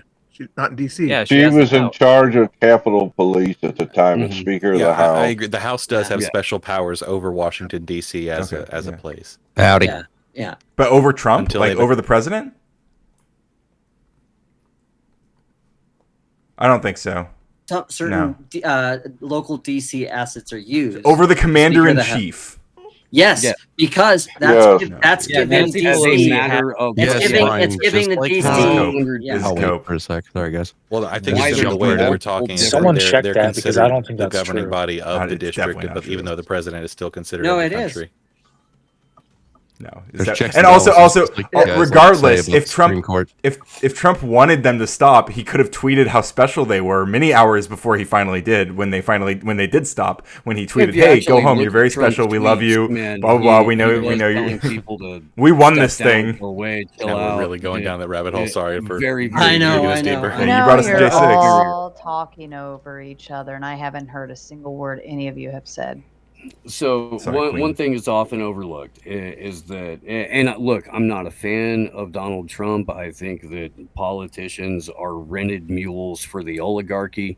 This has nothing to do with defense of an individual. But if you actually go back to the tweets from Donald Trump from that day, very, very early on, even at the first notice of like any sort of shenanigans, Trump is out there going, "What the fuck are you doing? Calm down, go away, go home. We got it. We got this. Don't be." That's public record. It's public record, and it's been distorted so much by a media apparatus designed to gatekeep people's worldview. That's just the way that it freaking happened. But you Of can course you don't. verify You trust this. all of You the can go news. and look it up. No, I you don't have to I don't believe think he tweeted that. the records exist. For So Trump said themselves. stay peaceful around 2-something p.m. after they'd broken down Nancy Pelosi's door and shit in her office. Now you're talking about January 6th. That's not correct. There's It nothing is aggressive literally about correct. shitting on a Don't go desk. to January 6th, weeks before they ever went. He said that multiple times, and that's why they couldn't convict him of starting in his direction when it went to court. Yeah, Don't sit there with that look on No, your I- face like your eyebrows are trying to hug your generally eyes. don't trust anyone. No, there's many early reasons as why I like- wasn't charged with insurrection. As early as like noon 30, Trump was like, "Hey, kids, let's just keep it." Even from the ellipse, when he was speaking in terms of Said we're fight like going hell. to. There was a fight. Yes, fight like hell in the exact. Or else you're not gonna same have a way that country you would anymore? tell Your basketball. What were team they fighting to for? go out on the Yeah, what were they trying to do? What was the goal? Or on. Maxine Waters Dude, saying, He was "God, landing, I'm don't sorry. delve into Rachel Maddow territory. What was the at goal? this point, What man. was the The goal? What was the hyperbole is fight not for? necessary. It's not. It's not. What were they I trying could to ask do? the same thing about certain people, guys. I could ask who they were fighting when Maxine Waters said, "Let's fight like hell." Or Well, that's when, cool. You can do that. I want to know. I want to know what they were trying to do. Who's What the they were other girl? fighting Who's for. the What other was Yes, the we goal? can Matters, whataboutism right? it if you want. We can whataboutism it, but They we're all on the say subject. everybody's been Okay. whataboutism. What are you talking about?" I think we can all calm down and we can answer the one Continue question. down this diatribe. The Oh, problem is please. that was under his freedom of speech, right? Donald Trump Come could on. say that's not grounds of insurrection because it was under his freedom of speech. However, it still stands if he literally said "fight like hell." Okay, he quite He can literally say said fight like that Or you're not gonna right have a country. before they Democrats can. stormed the fucking Capitol building. Okay, Right. that happened. That's just factual statement at this Well, point. I mean, you could Well. say fight like hell, and But what was it the still mean all Fight sorts for of what? different things. That's true. Yeah, Every all single- sorts of different things. You Every could. single Yeah. football coach, every single He high was school also football coach in advocate. America would be Transfer, arrested. You got- he was you Yeah, got- also especially advocating right before. people Hang on. violent, Jasmine he was Crockett saying thing. major A seizing points. control. But that's okay when they It do. was all Everybody talk at once, please. Okay, Everybody I'm at sorry. once. I have a point to what I'm saying. I'm I just doubt saying. it. All these Democrats are saying fight like hell. You ain't Well, got a problem all with of that. you can Not shut the hell. the fuck up because Kissy Cat sent Mm. another 20 gifted gauntlet memberships. And for that, I think she wants to see the firemen. I mean, I know Oh K2. no. Well, we could do the fireman for her, or we could do the horse for K2 keep on trucking. And usually when Kissy Cat wants to send in Damn. money, she sends in money to play the horse for K2. So I'm gonna say this is an ode to K2 keep on trucking on the kind compliments of Kissy Cat.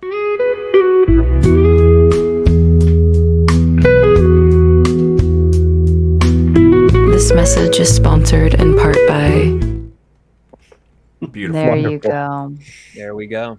Thank I you. mean, do we Kissy consider Cat. the riots in the So anyway, name of what were they? Orlando? So what were they trying to do? I keep Just answer asking. the No one's question. answering. What was me. winning the fight? What would winning the Yeah. fight look like on January 6th? Yeah. I don't know what fight you're talking about. Restoring Okay. democracy. See, Of course you don't. What a coward, dude. You're What gonna a sit fucking there and cowardly act- clown. Of course I Steal. don't. Can but someone what else fight answer is since this? the clown's too answer much the of a coward? question. Can someone else answer? Ranting. Do I need to Oh. hand out the talking stick?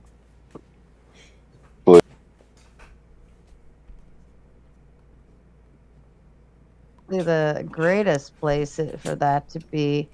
Ryan, we'll start with you, and then we'll work our way around the panel. So John will be next, then Effigy, then Mike, then Avius, Mr. Bill Trippy, Chuck, and then AM. That's how Yeah, so we're I going to just- do it. Go yeah. ahead. I would just love to give everyone a chance to tell me exactly what a success would have looked like for the January 6th protesters. What were they trying to achieve? Well, obviously they were trying. Now, not all people, because you Effigy just said, we can't ascribe all motives to all people involved in situations. So I think some people were there to try to interfere with an election. I think there are people who were there to try to cause chaos for both sides. I think there were people there who also wanted to just show their grievances. Because it's their constitutional right to do so. But here's my thing: is if we reverse this, if you're going to now put all of that on Trump for his words, which is fine, then do we say what happens now when you see Democrats talking about how radical or how fascist or whatever half the country is, and they said, we gotta fight this, that a bunch of Antifa people would go and kill people. Would that then be on whoever said that, whatever government official said that? I mean, are we going to literally then put the buck there? That's all I have to say. So to respond to that one, and then I'll let whoever else to respond to the next part. But I mean, if Trump had just said, we got to fight like hell to, like that was it. Like if it wasn't in the context of like a really like well orchestrated plan to literally storm the Capitol. Like there were text messages by the Proud Boys and the Oath Keepers. They had a very, very detailed plan, and with a specific goal. And Trump had an electors plot where he sent fake electors so that they would have a moment to delay, so that they would hope. They wanted Mike Pence to do the right thing, right? And they were calling him a traitor when he didn't do it. I mean, it's just so clear. This is a very specific scenario with a very specific goal that with violence that could have been stopped at any point by Trump saying, "Hey, actually stop," because when he tweeted, "Go home, you special people," they did.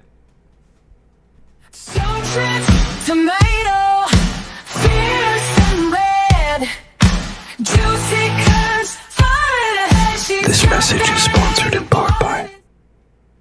All right, and over to Animated Effigy. Your thoughts? Yeah, I mean, if you look back before the 6th even happened, all of this was basically telegraphed. Bannon said basically as much in an interview. One of the biggest things I could point to is that while Pence sat there with his daughter in there, basically thinking that they might die, Trump at the same time was tweeting that Pence had failed them, and instead of calling it off, he was pressuring lawmakers to get them not to certify. We all know, anyone who sat through all of the information that we've gotten out through the congressional inquiries, know all this information. We know what they were doing. The Eastman Plan was a thing, and if they would have succeeded, it would have put us in a constitutional crisis we have never seen in this country. To pretend otherwise, and the way they constantly have to downplay what was attempted on the 6th is disgusting, which is why they have to double down on it so hard so they don't look like complete un-American assholes. Well said, Effigy. Fair. All right, So, ranting. hang on. Wait, can I Douglas Murray? Murray? No, ranting. Were you there? Were you Rant, there? ranting Mike, go ahead. Hey, so I think one of the things that makes arguing January 6th so difficult is because you can't really reduce it down to just that day, because there was like a 12 to 18 month effort leading up to the election to poison the minds of half the country that the election would be stolen. So that way, if Trump happened to lose, everyone would already be convinced it was stolen. So that led up to January 6th. As far as January 6th, I'll give an olive branch to Mosman. I don't think the majority of the people there were actually there to try to stop the certification. I think, to your point, there was a lot of people that were just kind of there, caught up in the frenzy, and I don't think those specific people should have been charged. They probably, if anything, something very minor, go home, stop causing mischief, get out of here. However, I do think there were some more sinister actors and groups there that absolutely should have been charged, and probably some of them very severely, because of like the coordination that I think Ryan was mentioning, that those ones did look like they were there with a coordinated plan. They weren't just there to kind of cause vandalism and mischief. So I am completely okay with whatever punishment should fit like your individual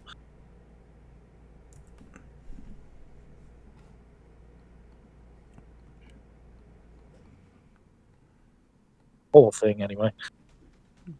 Thank you. Ava Steele. I honestly blanked. I was talking to my chat. My bad. Next person. There. Mr. Bill. I want to go back to what Ryan was saying. Like, what does fight really mean, or something like that? When he said no. Sorry. What were they trying to do? Like, what was the goal of the fight like hell? Like, I mean, the fight like hell. So saying the word fighting is bad is what you're saying. No, absolutely not. I don't care about the word fight at all. Really. Okay. What I think they would have thought fight would have been a better way to handle it would have been having American flags, maybe red hats, all around the Capitol building. So that way, when the congressmen and everything saw what was going on outside and everything, peaceful, maybe just closer to the Capitol at that point there, but not breaking or anything.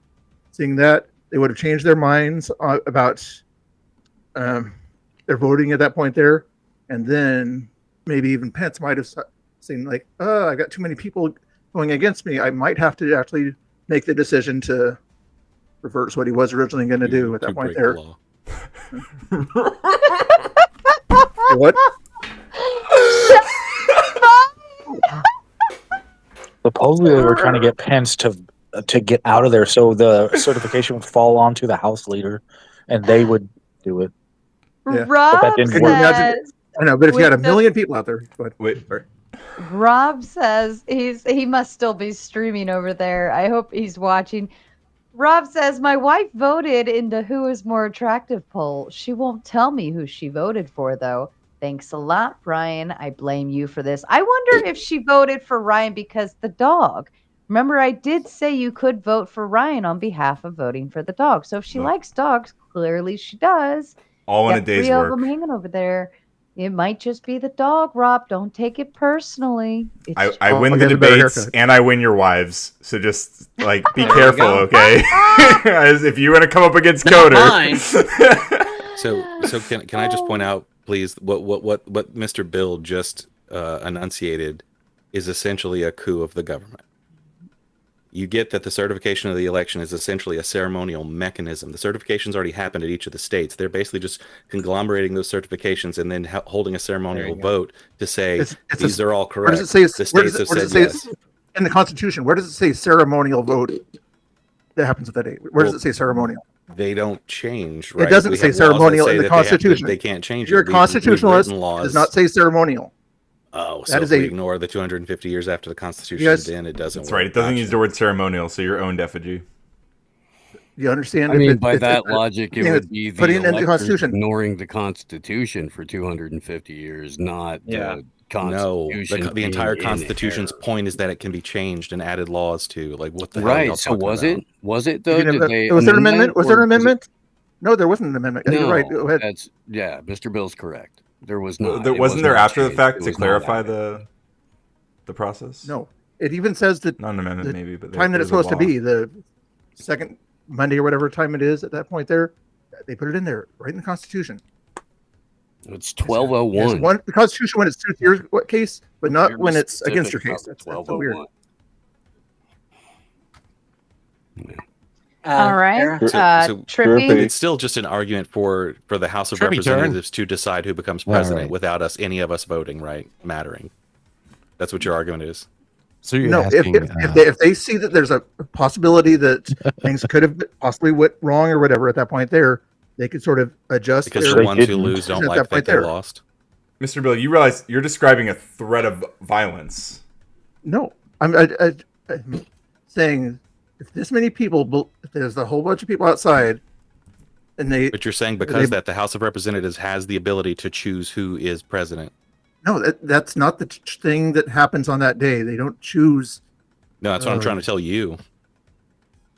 Yeah, the certification of the vote is just there is nothing outside of the fact that it's just a ceremony, right? It's just a spiritual ceremony. There is no real process that's going through with that. The process was already decided once you cast your vote, and then the electors go through. Whoever gets the most votes, didn't matter. Sleepy Joe had already that's the case. That's the case that J6 doesn't matter. Truly, it's ceremonial, like you just said, and J6 doesn't matter. It already happened. Nothing could have happened. If it's not ceremonial, something could have changed. The electors' votes were already decided by the time J6 happens. That's a factual statement. Okay, then nothing could have changed. There was nothing that could have changed the election. Based on what you're saying, nothing could have changed. Wait. But they sent fake electors to replace those electors. That was the whole goal, right? Yes. Don't talk out of your ass too much. But you're asking. I'm not. No, I'm sorry. I'm sorry. Don't fucking I'm say not talking that. out of my ass. Well, it's not at all. It's a fact. Donald Trump sent fake electors. At least was it seven fake electors? Sorry. Anyways, when he said fight like hell, he meant fight for what you believe in. That's right. Stop the steal. Not blow things up or anything like that. You didn't see any luckily they explosions. didn't No blow police anything up. officers Not for died like on a the night trying, of but- January 6th. Not a single one, as a matter of fact. Only person I know that died was a female who was unarmed, who was shot through a door by a security guard. How many cops were Then injured? You've also got, what about 2020? Was that Hey, not Trippy an Cats, attempted how many cops were injured at January 6th? Stop whatabouting. Stay on top. How many cops were injured at January 6th? How many cops were injured January 6th? You tell Yeah. me, since you know everything. 150. 0? Yeah, okay. Pull up those numbers and show me it's true. Not one of them died. Well, I didn't say they plenty of died. them died in 2020. Well, yeah, three of them died in when the days after. Yeah, some of them did die in Some of them Jan did 6 die in the days from after. concussion. No, they didn't. No, that's incorrect. They pointed out one officer who no, passed you're away talking from a about heart Brian attack the Sicknick. night He died after. way I later. do not get the obsession with trying to And minimize there was what no happened that cops day. killed that night. I get it. Here we go. I've got more. Chuck, do you want to add something in, my darling? Did Trippy Cat ever get to finish his thought? Everybody kept cutting him off. Not Up quite. to you, Trippy. Go ahead. I love Chuck. He was looking like very relaxed. But I mean, I guess Ellen. 2020, all those riots and protests and fires and lighting government buildings on fire, none of that was an insurrection attempt at all. But when some guys that actually stood behind the president attempted to go over to the Capitol, and there weren't very many overturn the injuries to election. Hang report. on, no, Trippy. That's an neither is insurrection an all of a sudden. insurrection. Let Neither me- is an insurrection, They were but one guided of them by does have a security conspiracy. guards. Listen, Trippy has the floor right now, and you talking over him is quite rude. They were walked in my by bad. security guards. Nobody was walked into a government building during any of the 2020 explosions and told to light fireworks and attempt to burn the building down. That was they an weren't insurrection walked attempt in. way before January 6th, but none of you guys have a problem with any of that shit. You don't even have a problem with what happened over this past weekend. None of you would call that an insurrection attempt. Oh, So- hush. Are you done? But yeah, Okay. it was people throwing things, breaking police cars, attacking cops, setting shit on fire. Who said we making don't have a cops problem stop with in the that? middle of the highway and throwing rocks at their windshields, but none of that was attempted murder, right? Who Okay, said that? So, nobody said Why any of are that you shit. To be giving clear, words nobody said into that. our mouths? And No in one said we fact, didn't have a problem with that. hang on. In Uh-huh. fact, I've been very explicit all throughout this and over the past week. I've condemned the violence over and over and over and over. I've said that it plays into Trump's hand. I've told That's everyone. good, but you probably refer to it all as a peaceful Yeah, protest. and, don't you you? know, No, I don't. I completely discern- changed now, which Sorry, is why no. whataboutism works. No, I haven't whatabouted shit. Hang on. I discern between the peaceful protests and the violent people, and those people are getting charged and arrested as they should for doing violence, and the LAPD is handling it. And when they were that's overwhelmed, they brought in 800 other state and local officers from other places in California. Like Gavin Newsom was requested, and they brought in more support to handle those things. So they didn't need the National Gavin Guard. Newsom, Second of all. Someone mentioned, why do they feel so obligated to downplay January 6th? I'll tell you. It's because of postmodern neo-fascism. They have to rewrite the narrative. They have to rewrite history. What? Hang on, Trippy. They have to rewrite I'm history sorry. and reassert the big lie, right, over and over and over, because if they repeat it enough times, it'll be true. And even when they're joking about it, even when they're memeing, because Trippy Cast half the time he's quipping, he's joking because he's a clown, right? And he doesn't actually believe half the shit he says. But when he is joking, it's not really a joke because he still is asserting it, even whether he believes it or not. Is one of those repeated lie things like saying safe and effective over and over? Is that one of those things? I literally offer the olive branch that the majority of people on Jan 6 probably should have been told to go home, or very minor charges. I said it was a small group that should get severe charges. Do you have an issue with that? I can respect you and Ryan for the things that you guys have said here tonight, and I will tell you that is why you guys will never be famous liberals. You're too fair. No. Well, you don't Well, damn, I'm understand. just gonna quit now. Then. Good. It was a small in amount, fact, and It was a specific set of people who got in trouble on January 6th, right? But those people were the ones who were actually doing bad shit. Wasn't it? It was like 1,500. Actually, there were a number of people who sat in prison for up to 2.5 years with fucking no charges, convicted of no crime other than trespassing, and no due process. That's right. Absolutely. They went in front of judges. They had due process. Chuck, Chuck, Yes, would you ma'am. like to say something? Sure. You can take J6 and compare it to any other large people event. Mob mentality. Once some bad actors get the crowd going, it's like a fever sets in. And that's when you get all the bad actions. I believe a vast majority were there just to show their disagreement with the election, not to overturn the election. Number two, if you look up the certification process, as I think Bill pointed out, it's a process that they go through. And yes, an election can be changed. Process that they have to go through. I'm not going to sit here and try to read the whole damn thing out. We'd be here all night. But there is a set process. What was the other point I was going to make? Oh my God, everybody got talking and derailed me. And the other thing, earlier, people were making claim that they ordered Trump to release the guard back to Newsom. However, a federal appeals court has ruled that Friday there will be a hearing to settle this. But in the meantime, the guard is still under the control of Trump. Yes, You're sir. correct. It'll probably go to the And I will Supreme Court, pass. I'm sure. Yeah. I don't know why Supreme Court's Newsom would have not told him gonna- he didn't want them there in the first place. He did. Seems kind of And- fishy to me. Now it's AM. AM Wake Up. Oh, I'm Steve, by the way. Oh, okay, Steve. AM Wake Up is the one of the shows that I do. But yeah, Steve. So I was there with January 6th. What I saw looked way more like multiple coordinated operations going on at once with a handful of rubes involved in the process. It was hectic. At least up until the point to where it was about halfway through, after Rudy's speech and like halfway through Trump's speech, I'm standing in front of the ellipse with Dylan Avery and Jason Burmis, and we're shooting the breeze. I don't know if we can swear on here or not. I'm gonna try not to. Shooting the shit. Right. Fuck no, you can't cuss on here. Fuck. There you go. We're What the hell's wrong with you? It's a Christian It program. was. It was day drunk Woodstock at that point. We went up towards the Capitol, and it was like, I don't know if you've ever seen it's like a halftime show, right? The marching band and the color guard come out. Everybody's in formation. They're all moving in uniform fashion. There are a lot of people with very specific tasks doing very specific things that, if you looked at it zoomed in, would look unrelated to the entire piece that's going on.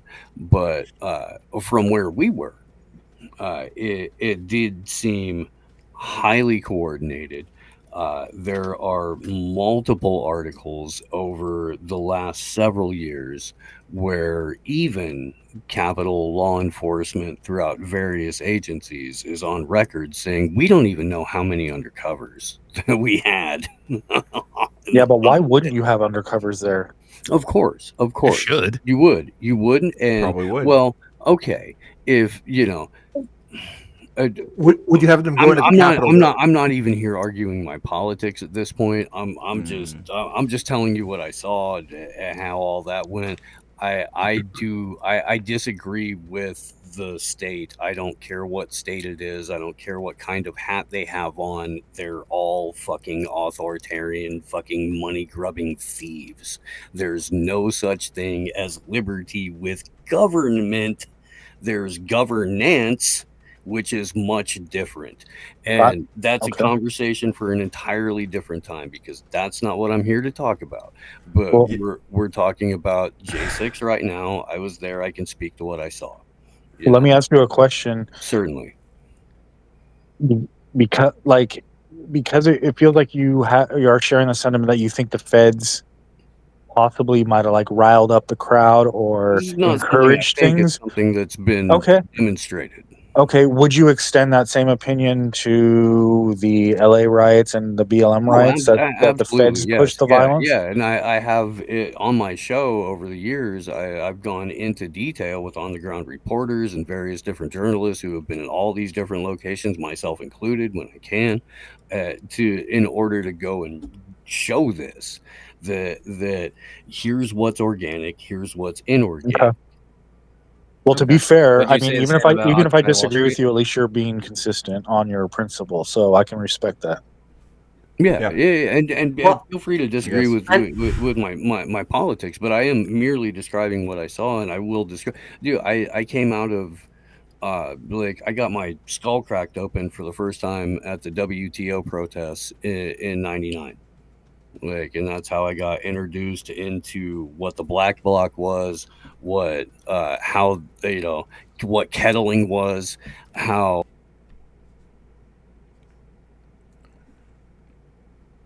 control and manipulate crowds and all that kind of thing. Yeah. So that's how I got introduced to that, was at the blunt end of a freaking stick, bro. And so I've been in it, since then. And analyzing this stuff, being on the ground for it, and then also making a number of, friends, contacts, and associations over the last 25, 30 years of people who are also on the ground in various locations, not just in the U.S., but all around. Yeah, and I would probably say I don't disagree with you that there are documented incidents and probably incidents we don't know about where the feds did conjure up activities at these protests that turn into riots. The only point I would make, and I think maybe someone either here made it earlier or someone who left, I can't remember. I just think we should also guard against falling down the rabbit holes that it's always the case, because I think we can fall into that trap too, where just call it a false flag, just call it this and that, and you write it off every time. With that, you're absolutely correct, and you should view every incident with the same amount of discernment that you would whether or not you're playing 3-card money. Look at all of it, question everything, and do the best you can to verify. Okay, I need to say something real quick, because you mentioned how coordinated it was. And I'm sure it was, because there's a ton of text messages that outline the plan. There's so much evidence of the plan that the Proud Boys and the Oath Keepers, they wrote down what they were going to do, and then they went and did it. And then that day, I'm almost done. I waited for you. I let you do your whole speech. I let you say so much. Please let Brian finish. He is the featured guest of the evening. He gets Never so much booted. disrespect Listen, he gets booted literally all the time off the normal panels. This is his night to talk. Let the man talk. Look, go ahead, Brian. There is so much documented evidence that they planned and coordinated this. They wrote exactly what they were going to do. They texted about it for weeks, and then they went and fucking did it. And then Enrique Tarrio that day is literally texting, "Make no mistake, we did this." It is so obvious what happened. It's cartoonish to pretend that it was some psyop, honestly. And just arguing that it didn't come to fruition is just kind of wild, right? If someone planned to assassinate a public figure or something like that, and they miss, and you're like, oh well, it didn't come to fruition, therefore we shouldn't arrest them. What are you talking about? Didn't come to fruition, like the whole Governor Whitmer thing out here in Michigan, where 4 out of the 6 people who supposedly attempted to kidnap her turned out to be FBI agents, and the other 2 people who weren't FBI agents went to prison. Out of 16. I think 14 out it was of 16. I think it was 6. all said and done, assets, feds. The fact that you guys are arguing about the number makes me doubt any of your stories. Here's the problem though that I think everybody's missing is that there's no denying that there is things out there that show there is some type of coordination with a lot of these things. And the problem I think we have is that one side completely looks at the ultimate worst and assumes the ultimate worst for everyone for that.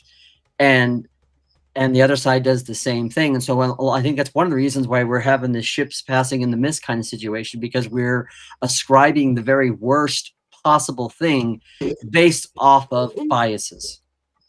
Well, like, okay, one thing I would grant is you will probably always find a member of an intelligence agency within any protest organization, whether you're talking in the 50s compared to today, whether they're right wing, left wing, in the center, it doesn't matter. If you're doing shit conspiring against someone, there's going to be a member of an intelligence agency inside of your group, right? But it's a question of, are they just there to gather intelligence for a court case, shit like that? Or are they actually participating, aiming the ship?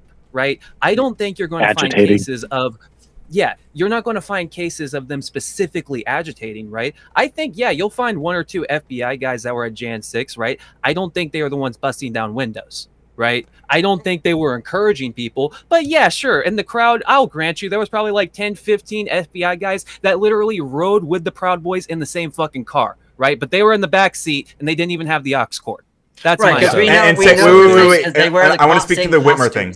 I want to speak to the Gretchen Whitmer thing, because my understanding, okay, I don't care how many agents there were, the people who got arrested and charged, they were engaging in a plan to kidnap her, right? They didn't end up kidnapping her because there were these agents who were involved in. Thank God the FBI stopped the FBI. No, exactly. the people who were arrested were not in the FBI. So what are you talking about? The people who were charged were not in the FBI. The FBI don't usually go to jail for this. The FBI. So hang on. If the FBI asks you if somebody is like pretending not to be in the FBI and they go and ask you, hey, do you want to go rob this bank? And you're like, hell yeah, let's rob that bank together. And then you start working on a plan. Hang on, I'm gonna finish. And then you start working on a plan with them to rob the bank. And then you walk into the bank and you're about to rob it, and they're like, you're under arrest. You still were planning on you are a criminal. You're still a fucking criminal. It's a federal crime for an FBI agent or a federal agent. And they got you in conspiracy too. Correct. I'm sorry, I didn't realize you were talking.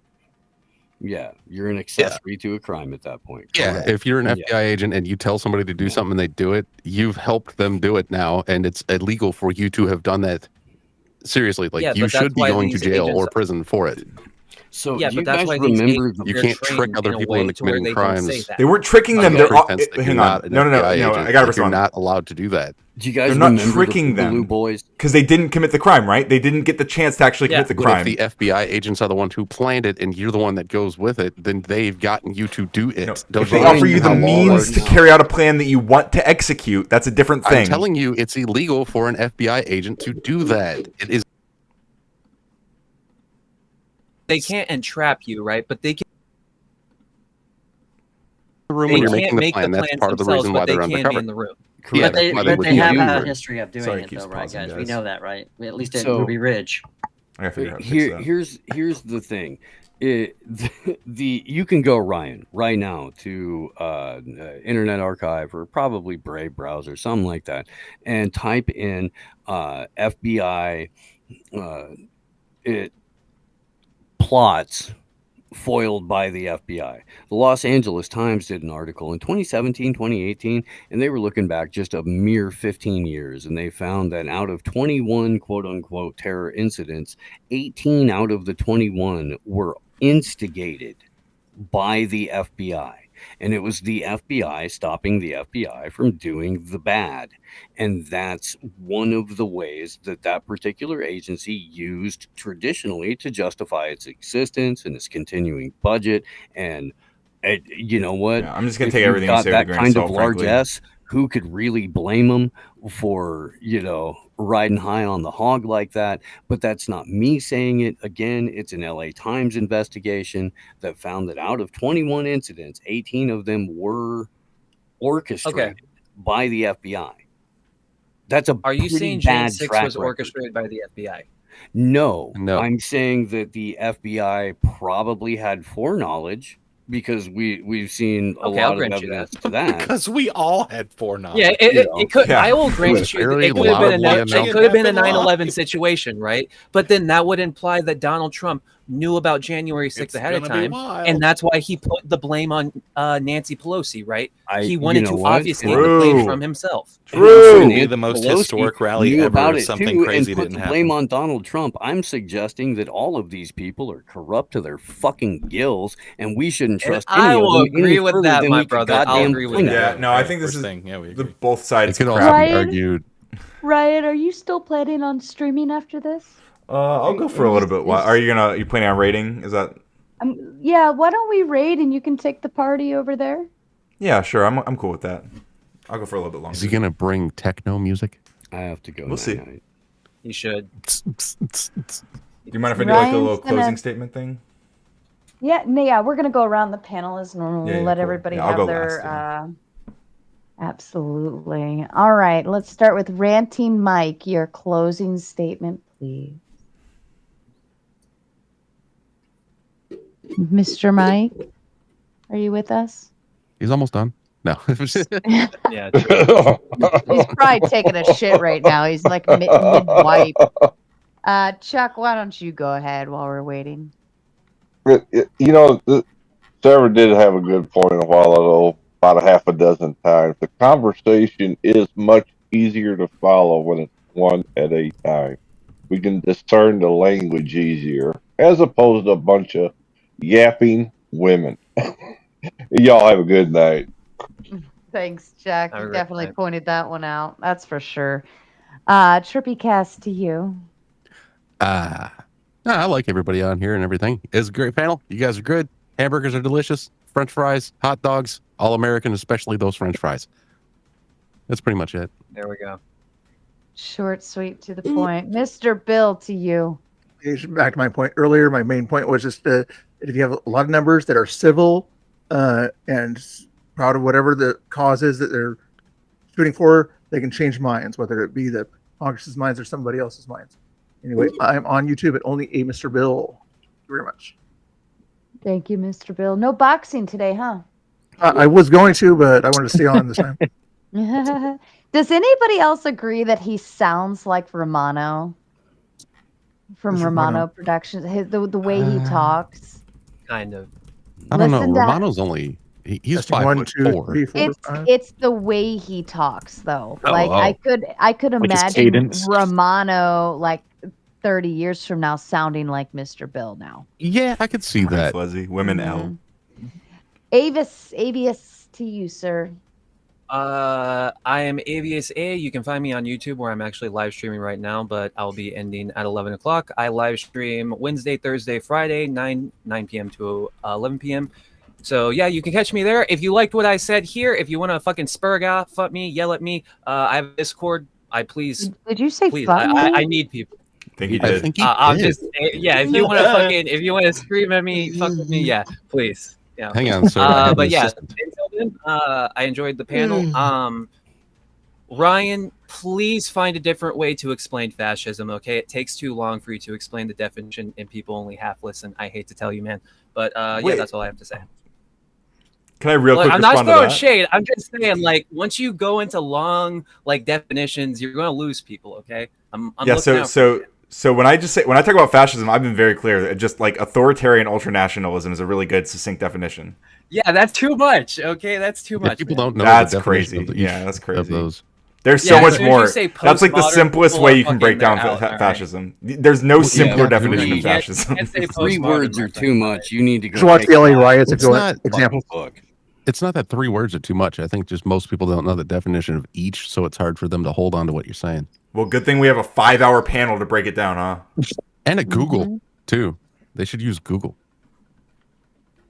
Agreeable. Ranting Mike, are you with us, sir? Yeah, I Did you wipe and did you wash your hands? always. Go ahead with your closing thoughts. Yeah, thanks for having me.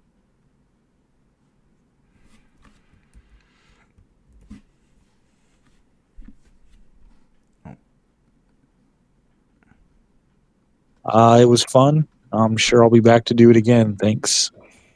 Thank you, Mike. Mr. Effigy, to you, sir. Always a fun panel. I think boiling the definition of fascism down to like 3 words, it just makes you understand it less. I'm more of a fan of Umberto Eco's 14 Points of Fascism. I think they're really all-encompassing. So if you want to look those up and check those out, I think you'll be a little creeped out by how many of them we're hitting. I will just end with saying this. Here are a few quotes by a few generals who have worked with Trump. More dangerous than anyone I can ever imagine, Marine Corps 4-star General and Trump's Defense Secretary General James Mattis. The depths of his dishonesty is just astounding to me, Marine Corps 4-star General and Trump's former Chief of Staff John F. Kelly, wannabe dictator, called him a fascist. And another quote, U.S. 4-star General and Trump's Joint Chiefs of Staff Chairman General Mark A. Kelly. Have a great night. It's always great to debate with y'all. Thank you, Effigy. Mosman, to you. All right, thanks for having me on, Sarah. As always, I appreciate and enjoy the panels you do. Effigy, you are my favorite atheist liberal on YouTube. So, you know, you and I spar. And I, by the way, I love what you did to the Mosman clip, just FYI. I just want to say this, Ryan, you are wrong on what fascism is. There is one form of fascism that goes into alt-right wing authoritarianism, which is nationalism, and I would argue that 95% of all forms of nationalism is a form of fascism, based on the original meaning of the word, which comes from the Italian word, which means to group, to bundle. And that is where you distinguish. You don't distinguish between the powers. You don't distinguish, right? And I think that's one of the things we would say is a very telling sign of the Trump administration, is that he's not allowing the checks and balances, and that would be an act of fascism if he's interfering with that actively. I would also say that as for all these other whataboutisms, we can what about all day long. I think all the liberals, to what Rob had said earlier, had missed a big point, and that was that is to look at why you're against something and why you're for something. And I think we'll see that there's inconsistency on both sides, and I think that's because of partisan ideology. And I think that we should move beyond the two-party system and beyond governments.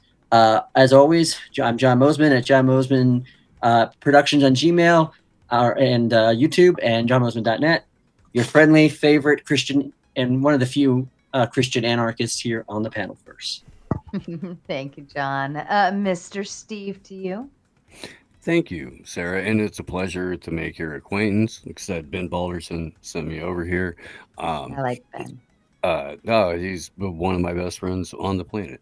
And we do a show on Tuesday nights called The Liberating Dog-Faced Dudes. We're always looking for people to have a conversation with, get into some subjects. So amwakeup@protonmail.com if you want to email me and jump in on some festivities.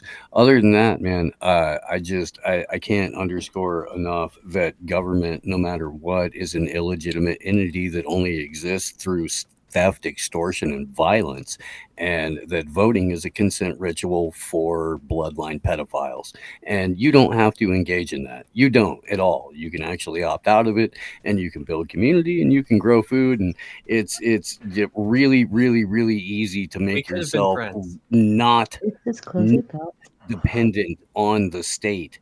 The state only exists to spy on you and steal from you. You don't have to play their bullshit games. Thank you very much, all of you. I appreciate you being here. And yeah, have a great night. Thank you, Steve. Mr. Ryan, the Radical Coder. Well, how do I follow up all Question, that? are you doing an open panel too over on your end? Yeah, I suppose I will. I suppose I'll have a little, at least for a little bit longer. Okay. Yeah, I'll open up a panel when I get over there. But yeah, I mean, God, there's so much just happened. I had my closing statement, and I'll let the rest sit where it is. So Jordan Peterson, our good friend Jordan Peterson, he coined the term postmodern neo-Marxism to describe truth as narrative on the academic left. He misread intersectionality. He demonized it instead of being curious about it. And what he did was he helped fertilize a new threat. Hang on one second.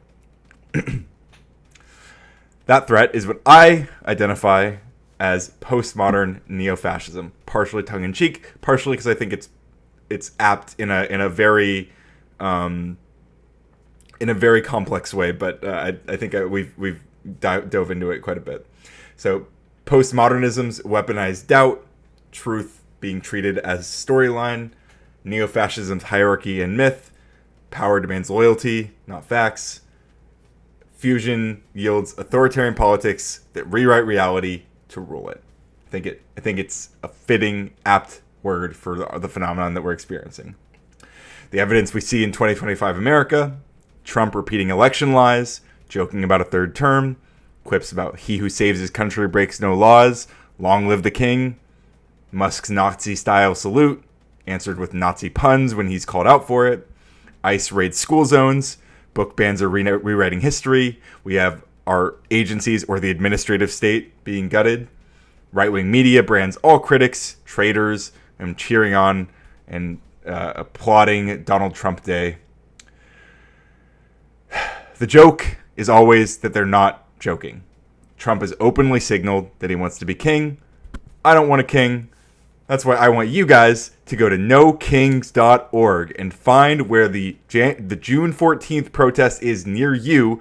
And again, even if you disagree with everything, every single thing that I said tonight, go to one of these protests, talk to your community, talk to the people there, just listen to them. Just ask them what they're doing there. I guarantee there's going to be people from all walks of life, people that you agree with on far more than you think, and they're going to explain why they are standing up against someone who wants to be king. Okay? Thank you. I'm Ryan, Radical Coder, and I guess I'll see some of you, or many of you, actually, since I think I'm going to get rated, many of you over at my channel shortly. I appreciate you, Sarah, so much. Thank you for having me. Thank you for giving me the chance to speak my piece when I am normally so ritualistically silenced on this channel by my fans, the haters and losers, and I appreciate you all so much. Oh, we love you, Ryan. I know that those in the chat or the super chats that tend to boot you or the panelists that tend to overtalk you, they love to hate you. But we first have to start with the idea that they have to love you first in order to be able to hate you that much. So, y'all be gay out there. Continue on. All right. And just for the record, tomorrow evening, a lot of you might like this.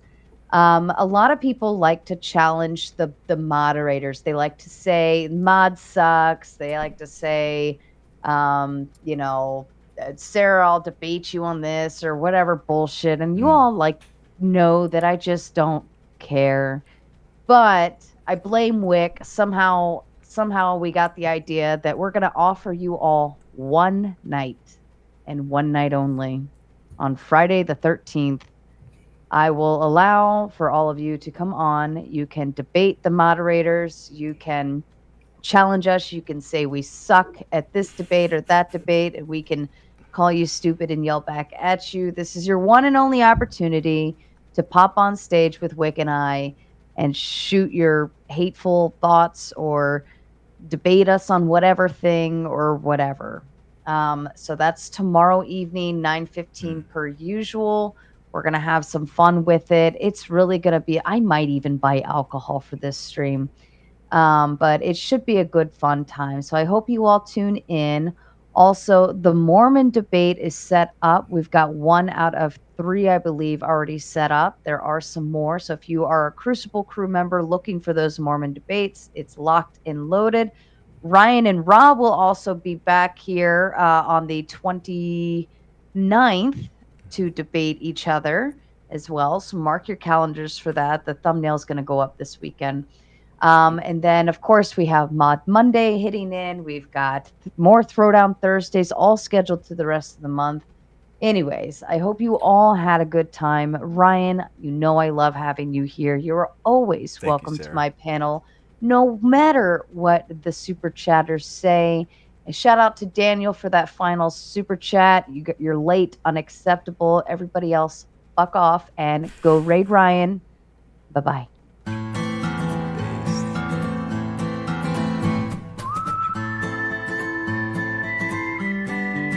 Love to see it. Oh, boy. Oh, yeah, that's right. I'm also debating Paige and someone else on Monday. And Saturday I'm teaming up with Mel. Saturday night after the protests, I'm teaming up with Mel for a debate as well. Lots of stuff going on. And Nightbot can't do shit. Will there be Nazis flags for Ryan though is the real question. No. Will not be.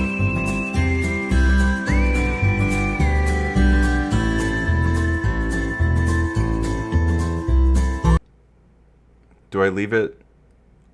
What's up, John Mosman? Welcome everyone. As you're pouring in, make sure you click the subscribe button, even if you're one of the haters and losers. Okay, I think I can.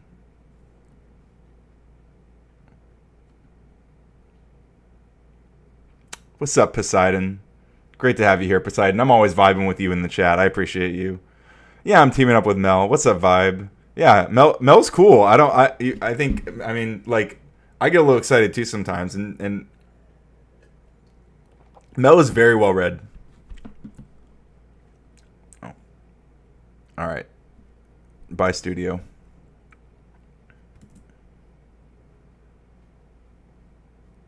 All right, hang on. I'm going to remove this and put up my camera. Hey, that's me. That's right. If you just got here, make sure you click that like button and the subscribe button, and I will set up. Oh, we got Sarah Ray coming. Welcome. Yeah, you've been shipped over to the coder. That's right. So click subscribe. Welcome. The most handsome man in the panelverse. That's right. Yeah, I will set up a StreamYard, Mosman. I got you. Oh, wait. I'm sorry. The chat is not showing up here. Here we go.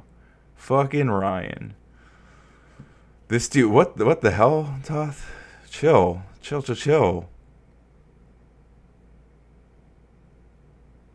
Don't type stuff like that in my chat. I don't want that. Make it open. I'll make it open. What is gay? Jeez. Radical Coder has balls. This is true. This is a fact. Every time you talk to Mel, she talks about sexual tension instead of debating. Maybe making fun of you, I'd imagine. Yeah, I'm just gonna chat with you all a little bit for a moment, and then I'll open up a StreamYard. It takes balls to take on the Wilson family. I've been going up against Andrew since 2021, I think. There's probably some unlisted videos on my channel. I'll probably republish them over the next. I keep saying I'm going to do this, but I'll try to do it, especially if you guys remind me in comments and stuff. But I have a whole bunch of old debates with me and Andrew. With there's actually there's an old debate with like 4 hours of me and Rob and Andrew going off about critical race theory, which is a great conversation. Chuck in Tennessee says that Mel always diverts to the trans stuff, but I don't think that's true. I think that Mel being on the panel, people start to bring up trans issues, and Mel's just obviously well read on that subject, so she can engage with it. You and Andrew dance well together. Yeah, I agree. I think a big part of it is that Andrew and I are both we're both absurdists in a way. I think in a slightly different way, but we both appreciate absurdism. I could probably dive deeper into that another time. Yeah, we got evil Nightbot, but I unmodded him, so don't worry about it. Don't worry about it, Uncle Guns. You're good. I took away Nightbot's mod privileges, so he can't do anything. Let's see. Labels create division. Why maintain focus on race instead of just self? Well, when I talk about critical race theory stuff, I'm just talking about the historic usage of race, especially legally, and acknowledging like the ways that those legal lines that were drawn, how those impact people still today. So it's not really about giving people labels as much as acknowledging what labels would have been applied to them in certain contexts and why that might impact where they're at today. But it's not like it's not like you use it as like a heuristic to decide anything about someone. It's just like Yeah, it's just acknowledging the past is really what it's all about. Nightbot is all bark and no bite. That's right. Unlike Umbreon. So I just want to show real quick. You like the button next. Well, you know what, Mr. Bill, you do your thing, okay? Then we got this baby Umbreon. We got Shrek care emotes. We got the Facebook like care emote. Definitely not the exact same one. Please don't come for me, Mark Zuckerberg. We're going to have Squirtle, Sippin', and Angry Jiggles. You can express all of these emotions with a Radical Coder channel membership. We are always accepting new members. Highly recommend. But in the meantime, while you're all setting up those memberships, I will open up a new room.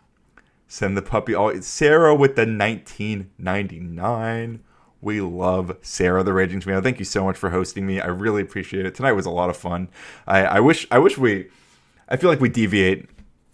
I mean, it always happens. It always happens. We always deviate away from the topic, but I still had a great time regardless.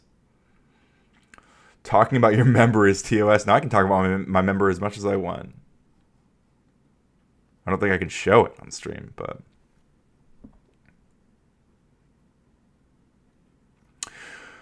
Woo, does it help get more Uncle Guns? I'd love some steak. That's what Fuzzy B says. I wish I could agree that's how it's approached. Thanks for not challenging that they create division. Labels. Yeah, I think labels can create division. Sure. Yeah. There's something to that.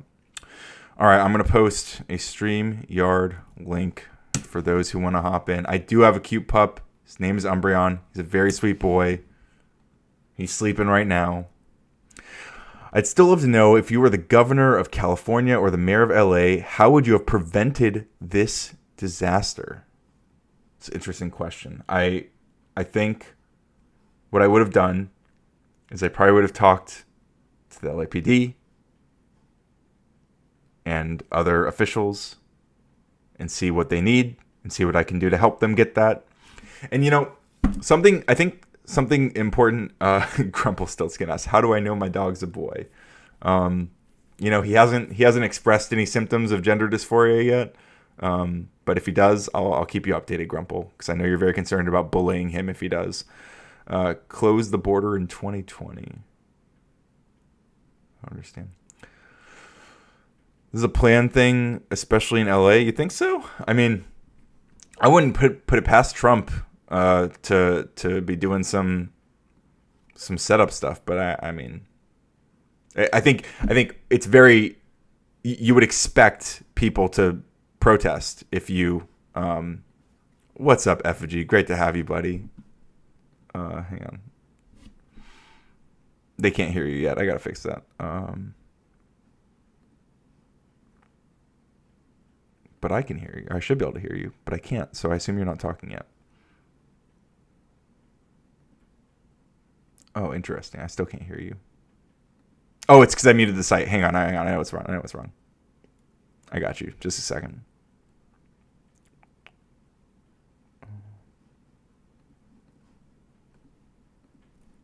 Okay. You're good now. You can talk. I make bright orange colors when I talk. Yes, you sure do. But I was just saying how, like, if Trump had talked to Gavin Newsom and, like, made a plan with him and, like, communicated with him about what he wanted to do, then, like, they might have the whole thing could have ended with just, like, Gavin Newsom having to go to a press conference and be like, I've asked, for the guard to be called up, and then Trump could have been like a one thing. But the fact that they're, number one, it just seems like they were waiting to do it. Like, tee-hee, look, we finally get to do this. And, a lot of us on the left have just been feeling like he's wanted to do this whole time, which is why we've been telling people you can't just go out to these protests without having extra discipline, because we don't bring it up often, but we all saw some of the shit that was going on during the BLM protests. We saw the Boogaloo Boys get arrested for shooting cops to try and frame protesters. We saw the videos of the bad actors who were running around smashing windows and starting fights with police. Like, we know there's always some dirty stuff going on. Plus, we also know that our side's little redheaded stepchildren are the anarchists and the other people who just want to show up and fuck shit up and don't give a damn about our causes. Yeah. So Yeah, no, well we said. have to be more disciplined nowadays. We have to be super disciplined because we're dealing with people who want to use our mistakes to push a fascist agenda, in my estimation. Yeah, I agree. How you doing, Vibe? I'm doing good. How you doing, Ryan? I'm a little tired, but I'm hanging in there. It was a fun time. I think we had a good, solid debate panel. I think I made my case for why postmodern neo-fascism is a fair characterization of the current movement that we're facing. And which I absolutely disagree with. Well, that's fine. But I would say that part of what proves my case is the absolute consistent aversion to actually engaging with that topic. It was very barely touched on. But Vibe, you're here to prove us wrong, right? You're here to actually engage with the topic, I assume.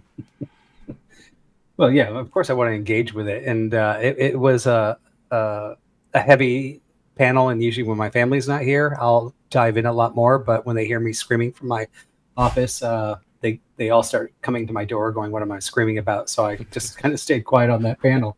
What did they do to you? Yeah, they're just like, why are you screaming? Because I'm losing a debate to Radical Coder. Yeah, not at all. But no, I mean, it's interesting. So here's something I'll concede to. I've been in locations of a couple riots in my life that were nationally broadcast. One was the dumbest one. It was when I was in college at Michigan State. CNN, NBC, all of them were broadcasting it. And there was a couch burning in the middle of the street. Nobody was actually breaking into anything, but it was nationally televised as a riot. And it was 2 houses down from where I lived in Michigan. And I was going to Michigan State at the time. And I was standing there and I was watching it. I was watching on the TV and it looked like freaking hell. It looked like there was a war going on. So I walked 2 blocks down to look at it. And it was just like some students walking around and a couple of students lit a couch on fire. So we already know that and I've seen this before with broadcasts, that whatever you're seeing on TV is so dramatized beyond what it actually looks like. Okay, so I'm going to concede that right now. Now, I am actually living right by these riots right now, and I do know that television is sensationalizing it. However, it doesn't exclude the fact that the riots I also Los saw, Angeles television. What's happening there is bad. Now, I'm totally for oh,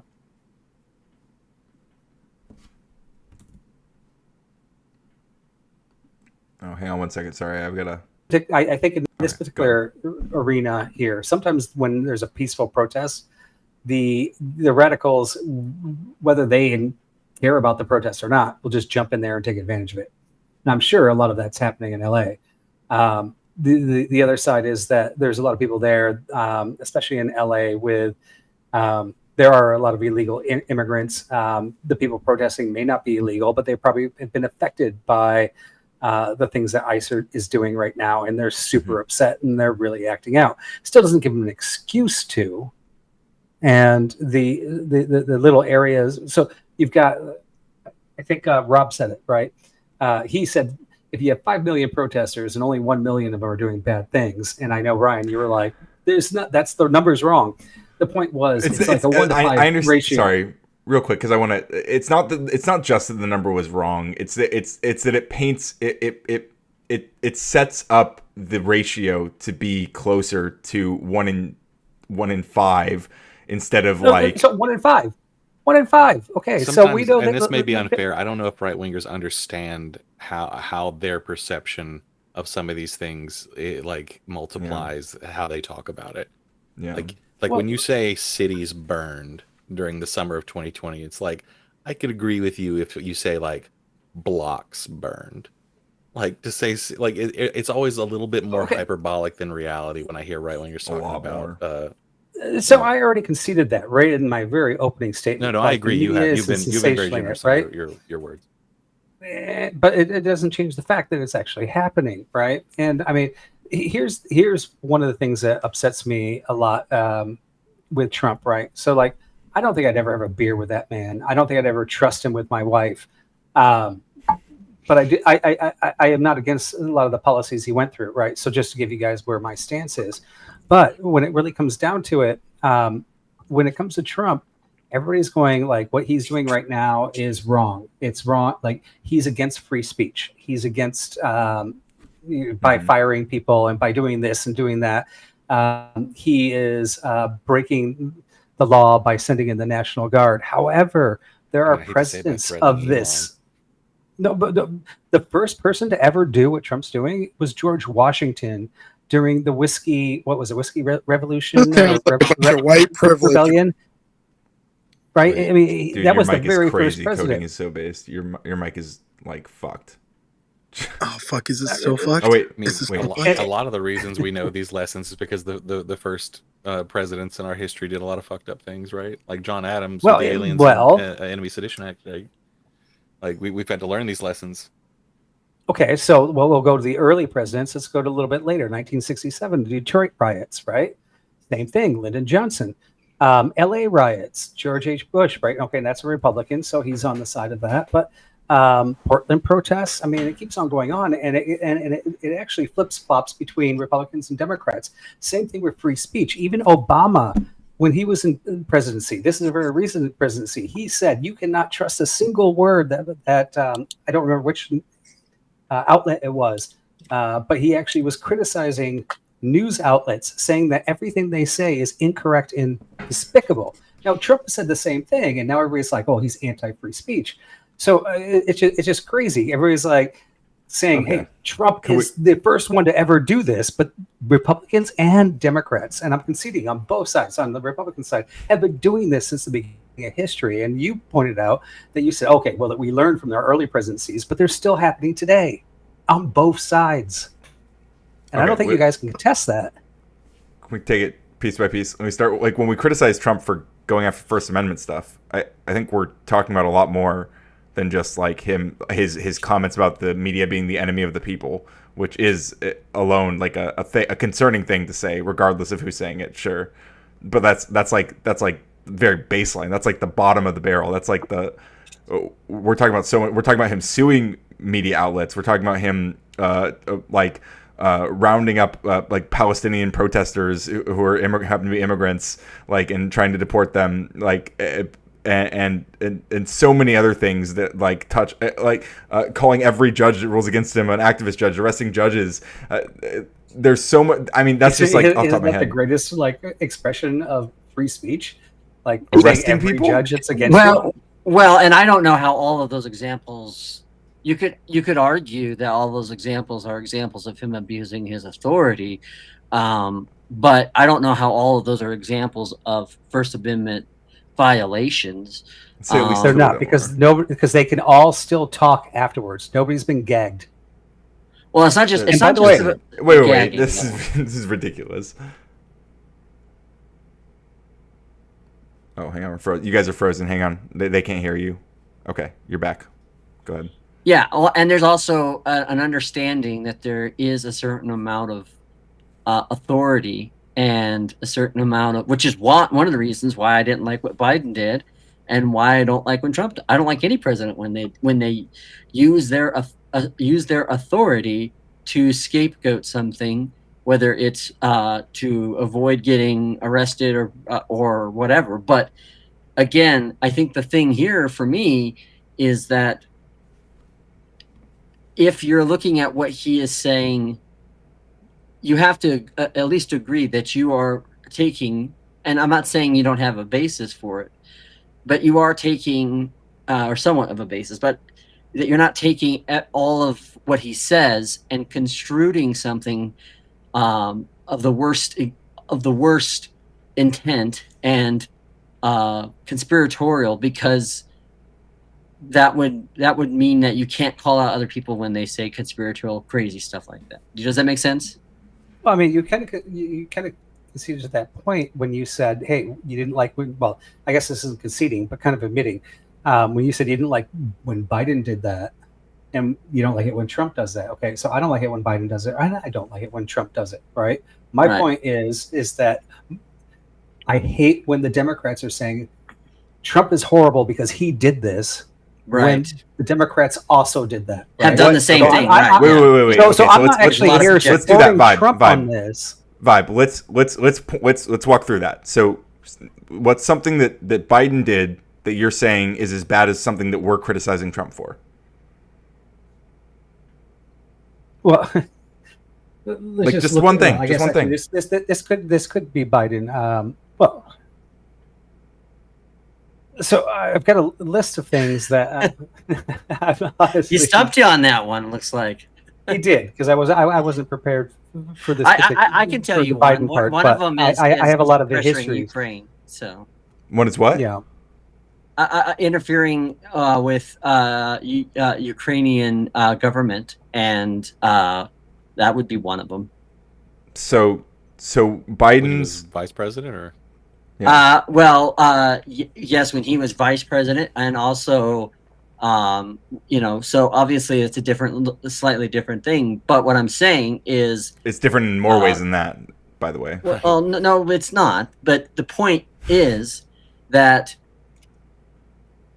when you're looking at things where you're saying, well, first of all, like, you're talking about corruption, right? And you don't talk about, the corruption on the other side. This is kind of that point of what aboutism comes about. And so I would say that one of the things that definitely was a free speech violation from the Biden administration, which I don't think you probably would have a problem, was when he wanted to put together a panel on what was quote unquote real truth.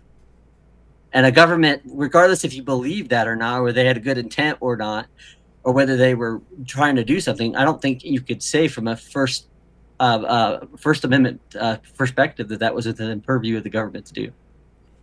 Oh yeah, they were gonna have like a Ministry of Truth or whatever. I remember that being briefly a thing, and then they realized it was bad optics. It doesn't. I don't think that would necessarily be a First Amendment violation. It would just be. It would just. It is. Bad. Yeah, it is. Because you're literally having the government telling you what. Yeah, because the government is literally interfering with the free press. It's literally interfering with people's right to redress their government.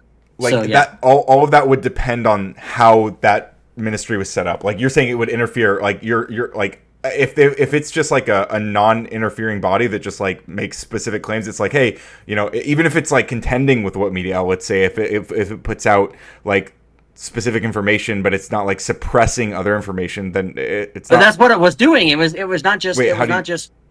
They were talking about not just. I think that's true. Not just asserting other information, but supplanting information. I mean, that's what when you're doing that, when you're fact checking what this quote unquote propaganda is, you are now saying there's an established narrative that we as the government are advocating, and we're then taking steps to use our undue influence with tech companies to help that as well. And I could tell you another thing that has happened. And so this is another thing that Trump has done that I don't like, which is where he uses another legislation to actually pass or to try to punish other people for a crime he knows he can't. And our state governor did the same thing during COVID.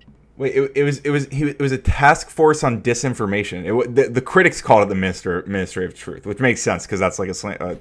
So wait, it's an Orwellian concept, right? Yeah. Well, I mean, when you call it that, especially, but like, is it really that crazy to try to like be like, hey, there's a lot of like crazy disinformation going on, and we should try to address it?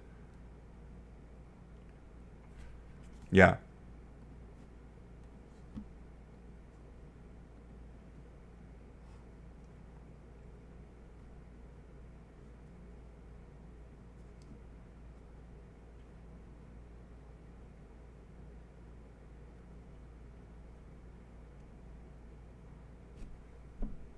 What do you mean by supplanting there? What are you saying? Oh, hang on. You guys froze again. I'm so sorry. This keeps happening.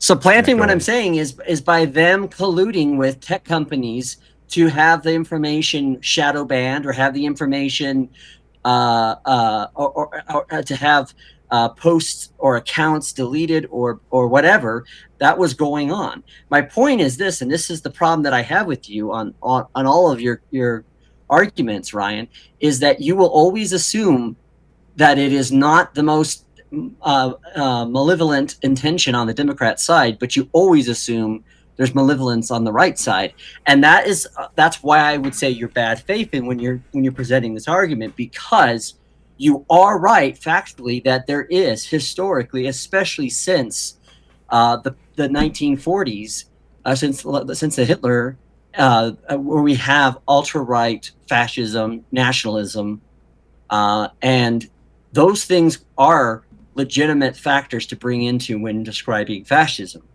But being bad faith, and I think this is what Rob was trying to get you guys to admit, is that you are always, in a roundabout way, I think, is, hey, if this happened, are you going to be consistent on this?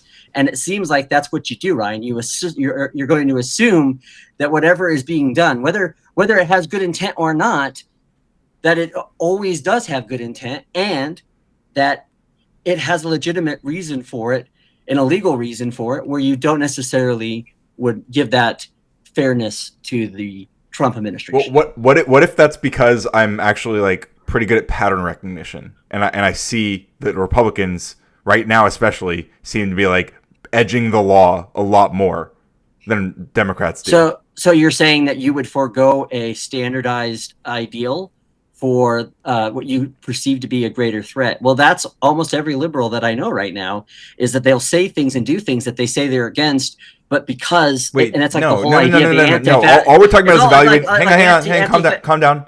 All I'm saying is when I'm evaluating information right now, and Trump has proven time and time again that he's either willing to break the law or bend the law or ignore the law, and I see that. And I assume, okay, he's probably doing one of those three things because that's all he's ever doing. And then you say that, like, I don't apply that to the Democrats. Yeah, because they're not always doing that. So there's the problem, and that's why we can't have a consistency here. And yeah, but this is my no. This is my problem. Okay, my problem is that what you guys do with this both side shit. Because I'm not saying the Democrats don't have fucking problems. They absolutely do have problems. No. No. Let me finish. Let me land the plane. Okay. When you guys do this both side shit, it downplays, drastically downplays how absurdly and unprecedentedly corrupt what Donald Trump is doing right now is. Well, that's a different argument, isn't it? That's a different argument. It's not. It's exactly what I'm pointing at. And if you've never heard me say anything to the like, I'm just addressing the issue that Rob brought up, which I thought was a valid point to bring up, which is consistency. But this is a problem on the left, is that they will see things that they do as minor, and it's the same thing on the right. I actually call it out on both sides, right? I think, I don't know how old you were, but I remember, when DOMA came out, I remember, pissing off a lot of Christian conservative friends of mine because I said that DOMA was unconstitutional, and no one that fancied themselves a reasonable, principled Republican would go with it. So I call out both sides as I see it. The problem is that there's a belief, right, that there is that with Trump, and I'm not saying it isn't. I'm just saying because of that. Then there's a willingness on the left to then forego some of their so-called values or ideas. Antifa does this idea. They're anti-fascist, but what are they going to do? They're going to be violent towards people. So, it's okay to punch a Nazi. Well, and that's why the left likes to weaponize that word and use it, because it's a way to completely have to bypass any type of good faith argument being done for why they perceive what they're doing. But you're saying this applies to me, but I'm obviously not doing that because I have all these arguments all the time. Right, I agree with you on a lot of these things. I think what he is doing is very problematic. I think the fact that he has a cavalier attitude towards when they asked if he was going to run for a third.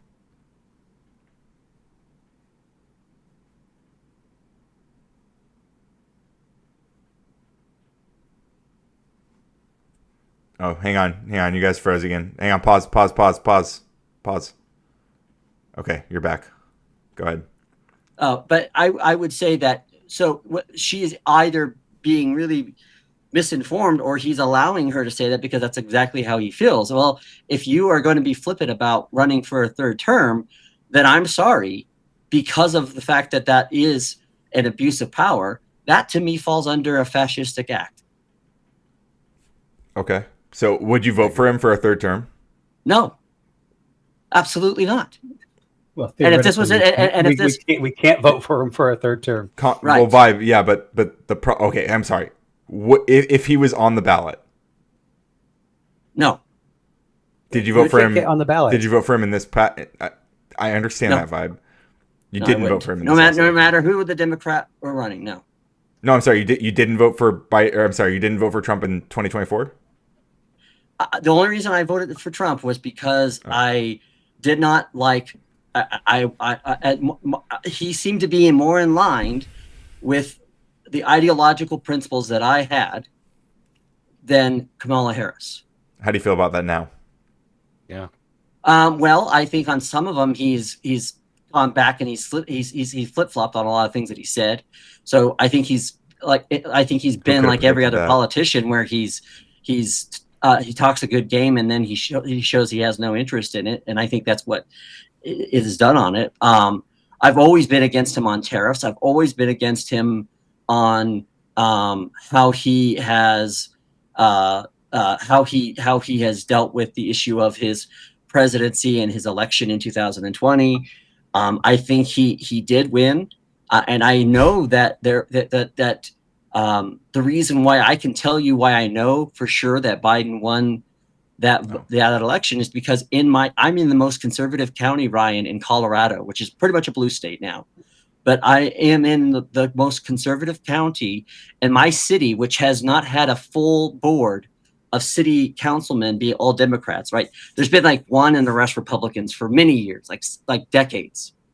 But that election, everyone that was elected to the city board was a Democrat.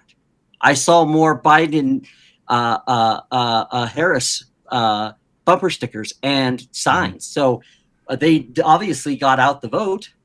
And they did. There were a lot of people who still had. And it was never a question for any intelligent human being. Like everyone who had any actual authority in the Trump administration to actually delve into the subject, all the way up to Bill Barr, said it was the most secure election they've ever had, and that it was without question. Like, which is well, I don't like Bill Barr anyways, and he was obviously I loathe Bill Barr. He was a paid liar. He was a paid liar. I mean, but if he's willing to get out there and be like, "Nah, it went right," when his boss is telling everyone that it's a lie, like, yeah, that tells you that, and I think that goes back to the problem I think overall with Trump that I have on a moral, ethical standpoint is that don't because you voted for him. Well, don't you understand that you can vote for someone whose personal ethics you don't like, but does have, for example, when it comes to democracy, I'm a single issue voter, my man. Okay, well, what's your single issue? Democracy. Are you for it or fucking not? Well, and that actually, you got it perfectly correct. Are you for or are you not? It doesn't matter if you're a dick or the nicest person in the world. Right. Are you for what your view is or not? Right. If you force me into that choice, I mean, when it comes to the human being of Donald Trump, I think he's the most despicable man I've ever seen. But his policies that he promised, and I'll actually quite a few that he actually has been put forward are things that I've been saying, why hasn't a politician done this for 20 years? Now, he's fallen short on some of them, right? So I'm not going to say he's the greatest president of all time, but he is definitely follows through with a lot more of the things that I believe in versus Kamala, right? Now, And here's hang out with Kamala, but and if you want to talk about a single, I don't believe in her views. If you want to talk about a single issue, the number one reason why I voted for Trump is because in my lifetime he has been the most anti-war president, and Harris was one of the most neocon. I mean, I've never seen. I've always known that neocons and neolibs are two sides of the same coin, but her policies, and even when she was running in 2020, how is Trump? She was given questions, and she was given questions about how she would deal with Iran, and her position was radical. And so, I'm sorry, the Democrats have become pro-war. They never were. Oh, froze again. Using force. The greatest example of that is through military conflict. How is Trump anti-war? Well, for starters, he hasn't got us into any wars. Neither did he hasn't Biden. started any. We didn't conflict. get into any wars. Right. He's also averted some. We had a lot of neocons that were pushing for us to go to war in Iran. There still are, right? Yeah. And we know why. We know why, because the neocons are supported by AIPAC, and that's what AIPAC wants, right? Would you agree with that, Ryan? No. Probably. By the way, hi, Speakeasy. How are you doing, brother? Okay, Vibe. It's not fucking right. How's everyone doing? Doing all right, buddy. Doing great, Speakeasy. How you doing, bro? You Persian tonight? What you doing, big dog? Yeah. We're doing a panel purge tonight. Yeah. Oh, and Ryan's up. Bring it on, motherfucker. Hey, listen. I was just saying, because like in my last panel I was on, I was giving somebody tips on streaming. So I said it's not panel purge, right? People get the wrong idea of what's going on the panel purge, right? It's not like to like cause chaos or necessarily always just destroy people, which that is what mostly happens. But it's also to like purge out, like what I did, I was giving him tips to help him not want to leave YouTube. Is I purged the thoughts of leaving YouTube out of his head. You see, it was positive. Honestly, Speakeasy, I blame Hollywood, Speakeasy. You know what I mean? Like the purge didn't help, bro. Exactly. It just gave my panels a bad name, and I'm suing those assholes. although let's be honest, some of the scenes that we have from Los Angeles look like they were straight out of the Purge movies, or like I said. Who knew that John Carpenter's Escape from LA would be a documentary, because it's literally about Latin American nationalists in LA overtaking. When I watched the Purge movies, I remember a lot more like blood splatters and stuff and like dead people than I saw in anything from LA, but maybe we watched different Purge movies. Yeah, that's because the cops were stopping what was happening, right? If the cops weren't there, like it's the Purge movie. If cops were there, it's basically what. Well, you know, like the whole thing that fucks with me is like everyone's saying it's a blatant violation of the law to have the National Guard come in as a leader of the executive branch. But it's like my question to you guys on the panel is, what else do you do if not use the National Guard when a state can't handle its civilian crisis? Okay, so here's. I'll explain what's happening. I still don't understand how the left is so upset that we're just trying to protect people's businesses and the people on the streets and the protesters that actually want to protest politely. You guys are sitting there going, you came in and caused the violence? This is freaking crazy. Okay, so it just blows my mind. Were you on the panel a minute ago? Or did you see it? Like, I'll ask the question again. Do you understand that the way you bring in the military, you can either escalate or de-escalate the situation? Do you agree to that sentence? I think it's a hypothetical. It's hard. It's hard. Hey, for me did to you agree say to the it way you bring the military in? Yeah. No, Yes, the way you use something. Oh, should they have came waving rainbow flags or something? What do you mean by the way they come in? They should have wore their pretty pink uniforms, easy. No, effigy, it's really, and vibe. We were arguing on Flo's panel about this. Come on, but that's a serious question. What do you mean by the way you use the military can escalate or de-escalate? This isn't like like, dude, effigy, that's such a hypothetical. No, I'm laughing. No, but it's I not a am asking hypothetical. A genuine question. What do you It mean is, by because the way? here's the reality. If we look at it analytically, like we were talking about sheriff and the police the other night, vibe on Flo's panel. If you look at it analytically, the only time the National Guard should ever arrive is when the state is failing at keeping order, right? Yes. So like it's just ironic that we're sitting here pretending this was an overreach of executive authority when LAPD clearly could not handle the situation. What do you mean clearly? Wait, why do you say clearly? But no, actually, Radical, I live here. I think the civilians were overwhelming the police department. Yeah, for sure. And by the way, I live just one county down from Los Angeles. And 2 days ago, it escalated into Santa Ana, into my county, right? You had about 300 protesters, and the Orange County Sheriff's Department came in and squashed it immediately. They did not handle it with a line. They had a line. They moved forward. Anybody that didn't move, they handcuffed. And Ryan, I know you're probably totally against this because they didn't get ID'd and they're not charged. I'm sure after they handcuffed them, they're like, let me see your driver's license, go home. But they didn't do that in LA. They just stood there and let them keep going. Because we squashed it in one day in Orange County. I'll allow it. Oh, hang on. Hang on one second. I gotta my shit. I don't know how to fix this. StreamYard always like freezes. Like whatever I'm sharing a screen, it like freezes from OBS. But anyway, sorry. Go ahead. You're good. Okay. Yeah, StreamYard's been wacky today. It's been messed up. No, it's me my. as well. I think it might be my computer and OBS or just like but it's or maybe that too. Could be.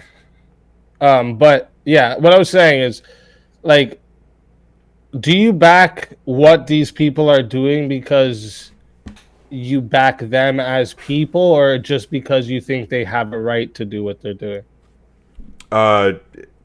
Because like, would you be friends with somebody who like sat there burning the American flag, spitting on it?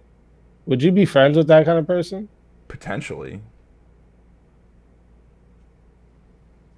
Really? I think it's I don't very. think you would. I think you're doing that just to bite a bullet right now. No, I don't think. No, okay. So first of all, It's just a form of protest. Like, yeah, I'm not. Like it's a flag, dude. Like it's the American flag in particular. Like burning and spitting on the flag is a form of protest. Hell, fucking yeah, it is. You might maybe you guys don't get this up in Canada, but we actually really value free speech and freedom of expression. That you want to also stay in. Listen. You may not get this. What message are you sending? You may not get this up in Canada. What message are you sending there? But here, here in America, well, no, the message is just you're not happy about something. Like that's all it is. Also, it's America, so doing burn it is and not. spit It's not on the some thing that sacrosanct. It's not like represents your burning country? the Quran to like other Americans, right? I'm sure it is. Some people act like it is, but this is America, and one of our fundamental freedoms is protest. So, frankly, it's not sacrosanct that we're burning the flag because it's allowed. I didn't say. I didn't ask. Although Trump wants to make it not allowed, by the way, Trump actually wants to give you a year in prison. I know by the way, it's not against the law. By the way, Trump wants to make it against the law, though. To be clear, around what I'm talking about. To be clear, Speakeasy, Trump wants to make it against the law. Some people think it's really distasteful. I completely understand that. What message are you sending by burning the thing that represents the country you want to stay in and spitting on it? What are you're saying? I don't like what my country's doing right now. That's what message you're sending. I don't like what my country's doing. That's what you're saying. But Ryan, respectfully, I was just gonna say, like, that's what January 6th gets that in your head. I think this idea only resides in the United States. I think the science saying that would have been a better way of doing that message, bro. When you look at other countries around the world, right? Like people, regardless of like, because we had the Patriot Act here, and it was almost like a job on behest of the government to catch people that were speaking ill of it, right? Unlike the United States, around the world, anytime there's high levels of civil discourse, you won't find people burning and spitting on the Indian flag or the Russian flag. But here we deal with it. So it's like, I think it's a good question to ask, that why do we go straight to just like trying to terrorize the concept of what we are as a people here? You know what I mean? Okay, so to be no, clear, that's not even my question. You understand? You understand no, that Donald Trump is trying to make it question. illegal. Donald Trump wants to give a year in prison for people who burn the American flag. Do you guys understand that? Good. No, fuck that. I think they fuck should. that. We should be burning more flags in protest of that specifically. To be clear. Yeah, so you should burn flags to protest that you should be allowed to burn flags. Yes, exactly. Yes, literally. Yes. Okay, so that would be the message if you wanted to send the message that we should be allowed to burn flags. Yes. What's the message to burning the flag during these LA protests that you guys like to call them? Because they're saying I don't like what America's doing right. I don't like what America stands for right now. I don't like our president and the executive overreach and the kidnapping people and fucking blackbagging people outside Home Depot. They're sick of it and they don't want that shit happening. Oh, and I agree with them. Then leave. No, fuck you. Go to another country. Go back to the country you fucking ran from. No, fuck you, Canuck. No. Hey, Speakeasy. Like, what do you... Speakeasy. Do you remember when the Democrats? That's how privileged people are, bro. I'll run to a country and tell them if they don't do what I want there, I'm gonna fucking. Ugh. And Ryan, I still want to see the evidence of this kidnapping. That's not a video. Show me some sort of paper trail that were kidnapping people from Home Depot. Hey, I was gonna say this. They went in and detained a bunch of people. They went and detained a bunch of people and made sure of what was going on. And the ones that weren't supposed to be here, they fucking took them. Yeah, exactly. I'm sure they Everyone grabbed a bunch sees of the people. initial thing and reports the initial thing and never follows up. The initial thing is ICE came into Home Depot and took people. Oh, And what then they about put what them in happened detainment, after? and if they had Nobody a green says card nothing and about whatever, it. they let them loose. Well, and Vibe, do you remember when the So Democrats if cops Democrats just went? Hold on, blanket started detaining effigy. random Hold on, effigy. people- Hold on, effigy. No, I actually want Effigy to go.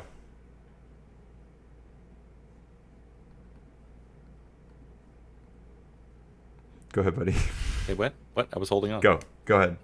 I opened the. So if cops just decided that now they can just completely ignore the Fourth Amendment and we can just blanket detain groups of people because one of these people might be some kind of criminal. We don't know which kind, but there has to be a criminal in there somewhere. So we're just going to blanket detain shitloads of people and then go through one by one because we might get a criminal. And if we do, yeah, so that's what you guys are okay with. No, this it's sounds like list of people wait. with descriptions Yeah, and that cops photos. need Come on, reasons Effigy. to That's so detain you, bad right? faith. You're acting like they It's just went not. eeny, meeny, miny, mo, catch a tiger by the They toe. did. They went to Like, a get outta Home here, Depot dude. and just That's grabbed a not bunch of what- people, right? So Literally, let me they answer- basically did that. let Yeah. me- let- Like even the let- mayor let- of Los let me Angeles answer this. commented that they went to a Home Depot and grabbed a bunch of people. No, let me They really did grab answer a this. bunch of people that match descriptions of the list of people they have. What do you mean? Yeah, I mean, when And it then comes to they the made ICE sure of who Match was descriptions who. It was meaning people that they got looked released what? after. Why don't you talk They about looked that? like Very Hispanic. They looked Hispanic. Yeah. Look this. If I'm driving down the road and I have a tail light that's out and a cop pulls me over, and he says, "Hey, can you show me your driver's license and registration and everything?" And I show it to him. He's like, "Okay, you had a broken tail light. Go on, fix it. Here's the fix it ticket. No problem." If I don't have an ID, he's going to probably detain me until I can actually show him some sort of like proof that I actually have a driver's But he license. had a He's reason not Well, even that's the looking to problem. see Here, if I'm here in the illegal or United not. States, we seem to have forgotten that those things actually are required. Like if you let's just say right now, if you have a credit card with the limit, you could purchase a ticket to any country like China, India, France, England. Well, okay, let's leave out European countries because we have like 2-week tourist promises with them, where you don't need a visa to visit. You can just go there for less than 2 weeks and come back. So let's just talk about China and India and stuff. If you were to fly over there without a work visa or a tourist visa, the moment you I land in don't that care airport, about they're any of sending- these. there's- We there- are yeah, America. but hold We're on. not. No, They not like us. Ryan. Okay. They not like us. Ryan. We're America. I don't care. Ryan. I don't care what the laws are there. Right, We right, but have Ryan, our that's own. very Even here, Ryan, that's very disingenuous because all I'm trying to say is all of these other governments require specific travel paperwork. Why is it that here in the United States So we do don't we. allow it, Sir Ryan? Wait, I'm what are you talking about? We asking do. respectfully. We do require those things. What are you talking about? What do you mean? So many illegals can come here and go to sanctuary cities, like where I live in Los Angeles. Yeah, and we should respect the laws that allow them to do that. Well, that was the point I made. Other countries don't have laws. Okay, for well, that. Why fuck do them. we? I don't care. Okay, I respect that. That's crazy. You act but I like respect there's that. nothing bad going on the other side. So, like, let me ask you, what is it? What do you consider it, don't act like Coder, that. when the protesters block in the ICE agent's vehicle and make it so they can't leave? What do you call that? I call that means to or a good reason to arrest those people. I guess. Okay, so All Ryan, of them would should have been arrested. If they're So, Ryan, blocking would you in, say they're that- actually like blocking an ice. They better Yeah, get out- potentially. they better Yeah. get back out there, boy. Okay, potentially, let yeah. me play devil's advocate Real real quick, just for the sake of content. Let me play devil's advocate. Ryan, so are you stating, right, which is very reasonable, that the United States has a privileged sense of living standard that allows for people to come here regardless of their legality? Is that something you're saying, that here life is just that much better because of Yes. colonial empires? Yeah, America fucking rules. It's the best country on the planet. Okay, I love it here. I want to keep the best things that I love about my country. I want it to stay the beautiful democratic republic that it has been for hundreds of Until they're years. doing things you don't want them to do. No, that's not what's going on. What's happening is Trump doesn't care about the law. The law is the one thing we have. The law is what makes No? America America. What was that guy's name? Kilmar or What? something. Yeah. What about him? Dear little brother, He got buddy, brought if back, you- didn't he? Yeah, for a if you wanna hearing, keep like I've it- been demanding the happened? entire time. What you happened wanna when he keep got the brought back? country Due the way He's process? getting a it is, hearing. You buddy, call that it- due Hang on, process? Orthodox. Chill. What, Speakeasy? Would you call that due process? Him getting back, coming He's back, getting it now. facing his Yes, charges? finally, after 2 And now months he's of gonna political sit in pressure. jail before he gets After deported? 2 months of pressure, Yo, his dumb ass should have stayed deported. and he should have stayed in fucking prison. Yes, over there. Why? You think it's better for him to be in an American prison for him? Yes. Okay. I think it's better for him to be in America, where his rights will be recognized. He can get a lawyer. It's obviously better to be in It's America. obviously better. The entire point of Yeah, having you places think like so? Guantanamo Okay. is that people on Okay. American soil have rights under the Constitution. That's the whole point, and that's I why mean, we had to bring it like, back if we're- because if of we're that. talking about, in like, those prisoners prisons having over rights. there, it's corrupt and they can get out easier. Why do you think Pablo Escobar never wanted to be extradited to The America? prisons that they Because call it American death prisons are sentence? so easy? Dude. No. What are you talking about? It's not easy. It's not easier for them. They don't want to be locked up. They don't want to be No one wants to be locked up, but it's better for him to be in America where he has access to lawyers and shit. All right, you guys are frozen again. I hate that this happens. I gotta refresh like all the time. If he's a criminal in another country, that's any country, I'm not even going to name one, and a Which he criminal hasn't here, been shown to be, by the way. and he illegally came here, which prison should he be in? Should he be? Should Well, no, we take that's the tax that's burden the of thing, that, Vine. or That's should, exactly the thing. He should have been charged in the United States. I want to point For what? something out But the real quick. problem is, okay, guys, we have to address the facts here. The problem is we have an individual who's the leader of a small country in Central America that's allowing for the prison capacity from America, and our president is accepting that agreement. We have to understand that. So it's like what our president is saying is, if there's criminals that can be sent to your prison and they're not good for our society, that's how I want it to go. Including homegrowns, right? Including homegrowns, Trump said. Yeah, you're right, Ryan. He did. Yeah. No, fuck that. We're not deporting American citizens just because they did crimes. Sorry, no. What if it's Patriot Front? No. Lock them up. No. Oh, you know what? That's actually we've got some of the most incredibly badass based. prisons in the world. No, they Yeah. can stay here. It's fine. Yeah, they'll be fine. We can handle it. We're America. We can take care of it just fine. Well, I do want to say this: non-citizens do not have all of the same rights as citizens. Yeah, well, no one but said they are did. We said they have the right to due process. They That is they true, are they don't. guaranteed. They are guaranteed the First Amendment and the right to due process. I will. I would give say you the that. Constitution is very clear where it says people and where it says citizens. But I I will think say, that's you the say you biggest want to argument, keep right? Is America. like, we are the Hold on only a minute. country Hold in on a the minute, world- buddy. You do say you want to keep America the same, right? Importing a bunch of people that have a different view of economics, a different view of governance, a different view of authoritarianism, a different view of socialism, that is not going to keep your country the same. Yeah, of course. not. Look, hang on. You. To be clear, I don't know. There at least half my not quite half, but a lot of my country disagrees with me very strongly. Okay, and they vote actively against the interests that I think Do are. you want are a my caste country. system? Since when has America stayed Why the do you same? guys always got to bring India into this shit, bro? Wait, I'm confused. What? I didn't get to hear what you said there, Coder. You said your country actively votes for what? Actively votes drastically against the things that I want. Like Republicans vote against things that I like, actively against things that I care about, and hurt people that I care about with their votes by voting for policies that hurt people. The caste system, I wasn't even talking about India, but thank you for pointing out the legal immigration issue. The Hispanic But wait, I wasn't finished. I'm sorry. I apologize.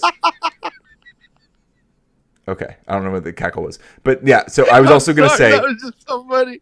Did Did you just try to compare Mexico having a caste system like India, bro? Really? Are you going to deny that? Are you going to deny that Latin Oh, those are America drastically doesn't have a different, yeah. racial caste system? Oh, okay. All right. I'm sorry. I thought the only caste system in the world that's actually documented is in India. But okay, I guess Mexico has one too, y'all.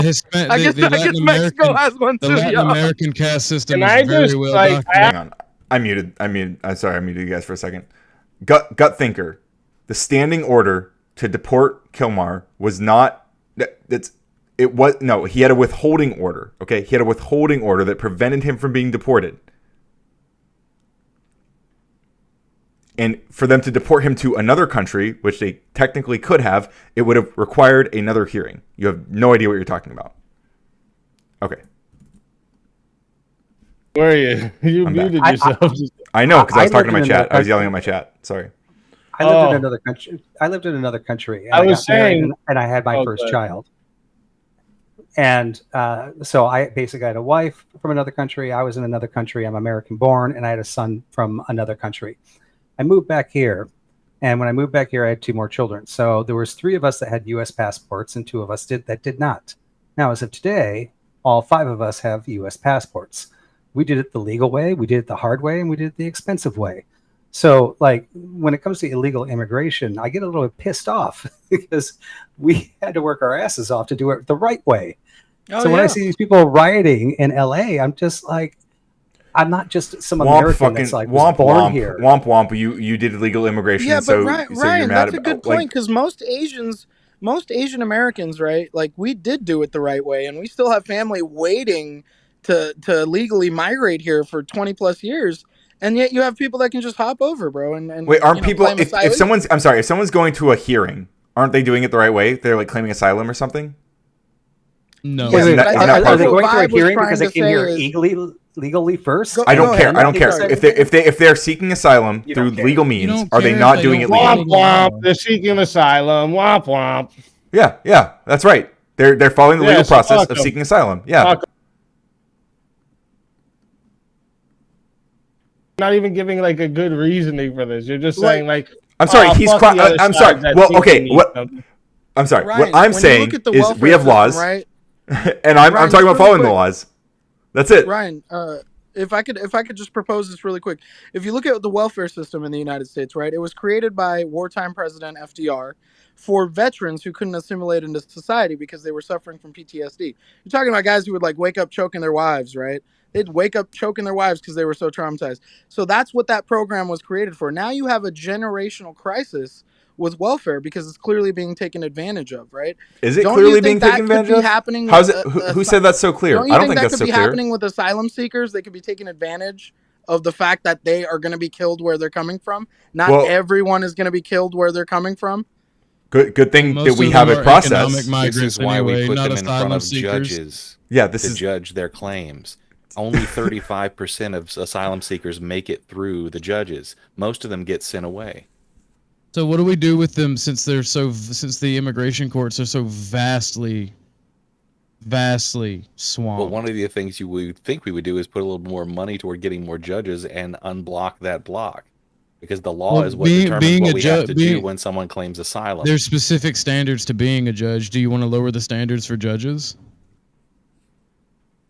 Because it's not about the money. We don't have. We don't have enough people. We don't have enough people. We don't have enough people to be judges. No, and the funniest thing about this whole thing, are we trying to deal with the overload of illegal immigrants coming in now? Or are we trying to deal with the people who are ones here that actually came in because of the left side? Okay, hang on.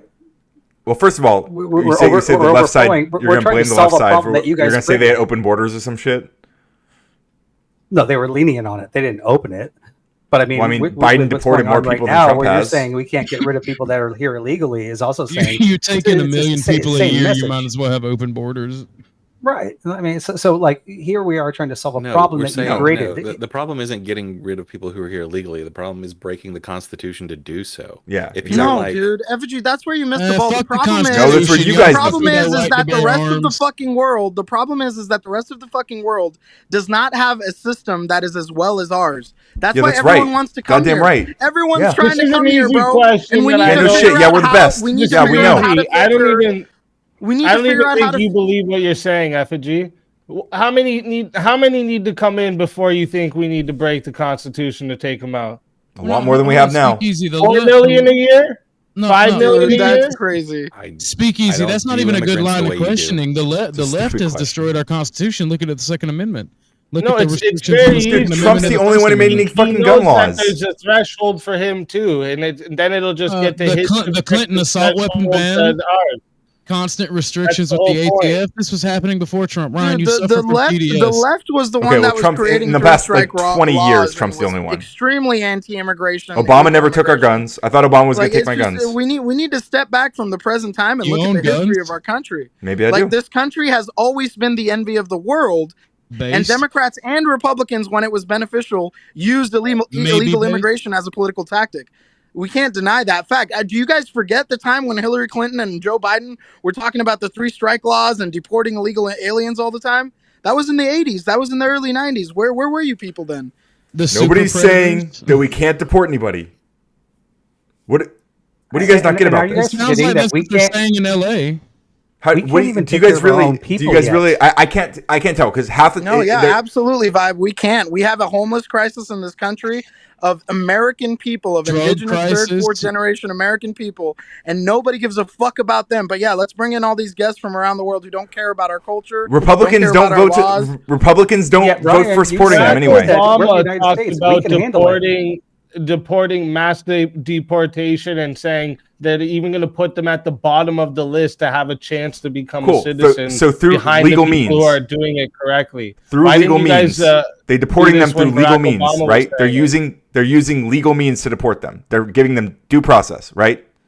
Expedited process in some cases, but it's still due process, right? No, that's not what he talked about. Okay, well it is, but but you can't admit it because that would like totally ruin the whole point you're making. Bring up the clips? I would like to ask, how much due process do you need if you at least something documented citizen of the United States? It's not the same. Literally, like the judge goes, have files? That's a great point. That's a great point, Vibe, because it boils down to all the Iraqi women who are hopping over our military bases to pop their babies out. Right? Like, that's what it boils down to. What is the decree here? Is it the residential presence or is it the law of the land, which states if you don't have paperwork or affiliation... I like this Indian. You guys are gross.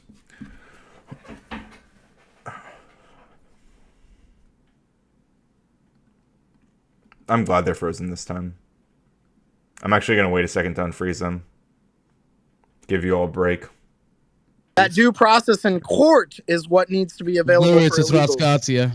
Yeah, but that's orthodox. That's not due process, dude. If you don't have a green card, you get deported. That's not the same as you should go to court and have a lawyer represent you for free if you don't have the money. Due process is, are you here illegally?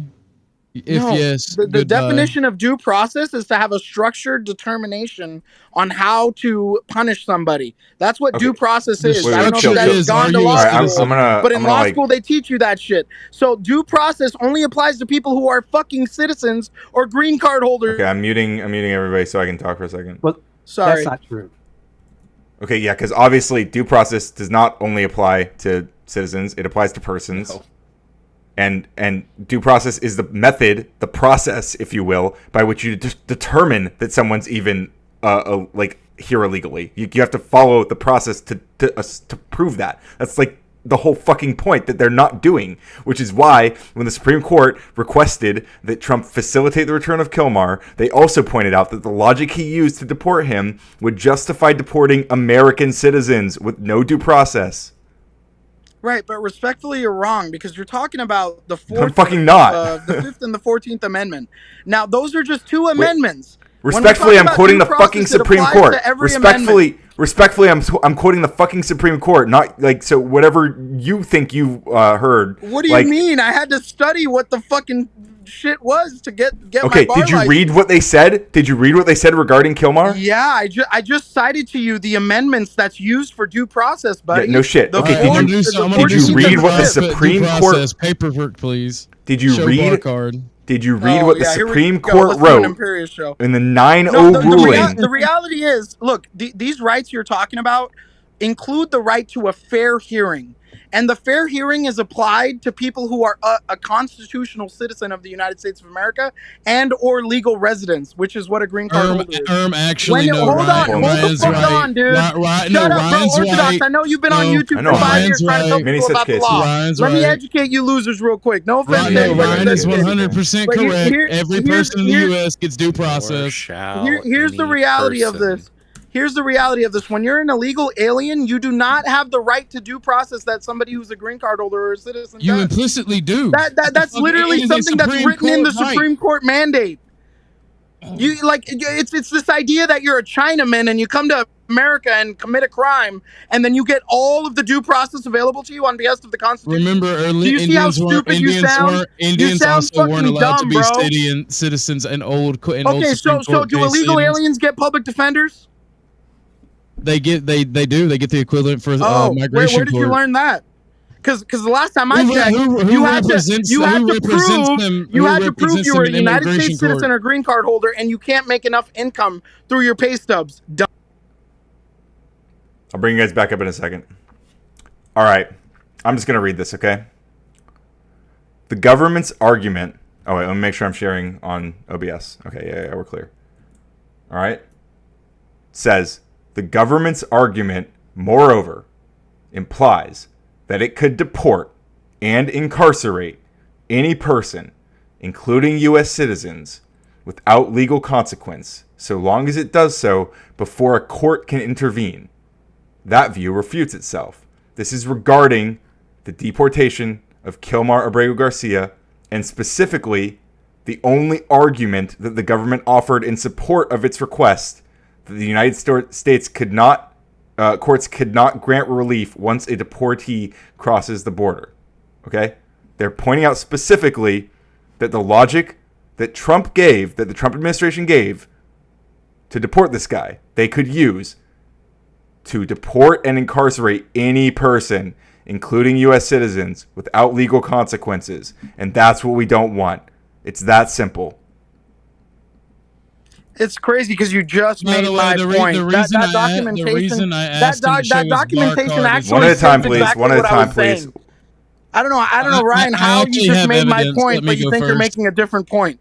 That documentation specifically states that once in court it's determined you're not a citizen, you lose a lot of the avenues and options and privileges that citizens. Ryan, if you would please pull up the link that I posted. Oh my God. Please pull up the link I posted. It's from Congress itself. On YouTube. The whole point of them saying that is that you would never have the chance to prove you're a citizen. Is the actual like .gov sovereign citizens? Sir, I'm a fascist. I'm not a retard. Yeah, I actually know the law. I think you might be if you were both. a real fascist, you'd take a country over. Well, I mean, communists and people leftists, I would also say, are retarded. You know I love you, Orthodox guy. You know I love you, Orthodox guy. It's all love, bro. I'm a big fan of all of you. You know I love all of you guys. But if you pull up what I posted, it's from the federal government. Okay, what about it? It's literally the ruling. It's literally the ruling that gives due process to all people in the U.S., including non-citizens and illegals. Yeah, true. Yeah, it's kind of funny. I mean, your post, whether you're illegal or not, you get due process. Ryan's post as well had a father that was targeted by ICE. The son got detained. The son got released, which means he also went through deep. Yeah, you know, Vibe, yeah, but still due process. I'm sorry. He realized he was just like an American citizen, right? I don't He was mean just to like a sound guy. like a dick, but you guys realize how stupid you sound. So let's say you're right, okay? When that due process occurs and the judge determines the individual is not a legal and or resident of the fucking country they're in where they're being charged, where do you think that due process goes outside of deportation? That is the due process. Oh, okay. The process. So you just made my fucking point. If you commit a crime and you're a resident or a citizen, the due process goes to, hey, we might incarcerate you here or put you on probation. But when you're not a resident or a citizen, you get fucking deported, guys. This is why you need to read up on this shit before you just start using this language and think you know what you're talking about. They still have due process. They still have not the same fucking thing. They still have to go to discovery. They still have to go to court. They still have to do all of that. That's the due process. Said that. But once they determine it's not a citizen or a resident holder of the country, they go to deportation. That's a court ruling. Due process goes right out of the fucking window when you don't have the law. And then once they're deported, they have the right to file habeas corpus, right? Okay, yeah, go ahead and file appeal when you're sitting in Guatemala. I don't fucking know, but that's just how it works. But the problem is that with Kilmar, that they didn't prove that he needed to be deported, right? Yes, at first, but like Speakeasy said, they just had a court hearing, and how did that turn out? How did the due process turn out for Kilmar? It hasn't turned out yet. We don't know the end. Ryan's argument is he was not given his due process.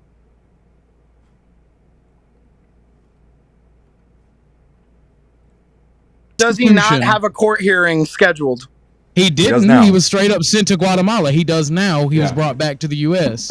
Exactly. Okay, so does he or does he not have a court hearing scheduled? He does now after after we pressured Trump for 2 months. Okay, after he refused to facilitate the return for 2 months. And the Supreme Court had to get involved. All right. So once there's a circuit court judge sitting in that court hearing and they determine Kilmar is not a citizen or a legal resident of the nation, where does that go, guys?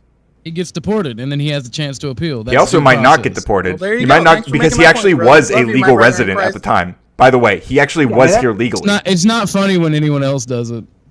Wait, He actually was my here brother in legally. Christ is my thing. He had a visa. It's never been funny, bro. God bless you.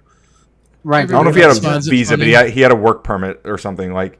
I don't wasn't think he had a expired. visa specifically, but.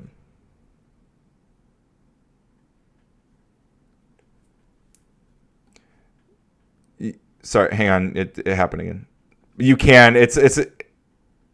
He didn't have a visa or anything though. He was here illegally. He was not here illegally. He had a hearing in 2019, Yes, he was. and then he was Search it up. released, and he was working in the Search it country up. legally. He was a legal resident. Search it up. He was a legal resident. Yes. I don't legal think he was, resident. guys. I think he had a marriage with a legal citizen and or resident, and that's why he was able to stay for so long. But it turns out he didn't have any paperwork to be here.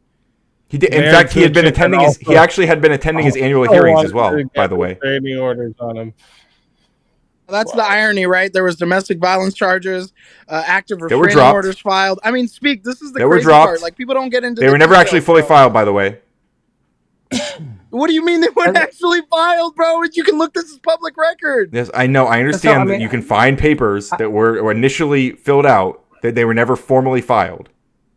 So I've got just a really simple question, Ryan. If I actually cross the border illegally, right? So I'm here, and I'm here for a year, and I never get caught. I never do any crimes. And then I'm like, uh-oh, I'm in trouble. I'm going to go, and I'm going to start filing my paperwork. Is that okay? I don't know. Not necessarily. If the government, the prosecutory entity can't catch you doing that, you might get away with it. But ironically, if they were able to catch you trying to do that after a specific, incident, then yeah, that you're in violation of that contract. However, I know in California, we've actually done laws that say, hey, if you cross illegally, we're going to give you sanctuary if you come and tell us you're here illegally, and we'll make you legal. Yeah, that's what we call sanctuary cities, and they're Seattle, Yeah. Portland, LA, San Francisco. Yeah, they're all over. So then why should any of us do it legally?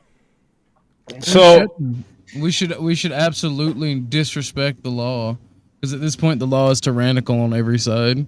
No, the law only applies to people who want to follow it. It goes back Okay, to the gun all laws, right. right? All right. Yeah. If you have restrictive gun I'm laws, exhausted, so I'm going to give you each like 30 seconds to say your piece, and then I'm gonna. okay. close this Thank out. you, I'm so Ryan. God tired. bless you, bro. We appreciate you.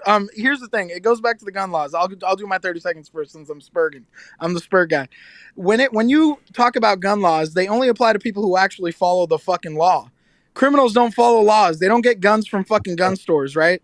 So it's just like all these restrictive gun laws affect people who can defend their homes, protect their communities, that actually follow the law. Criminals don't follow the law. And it applies the same way with this.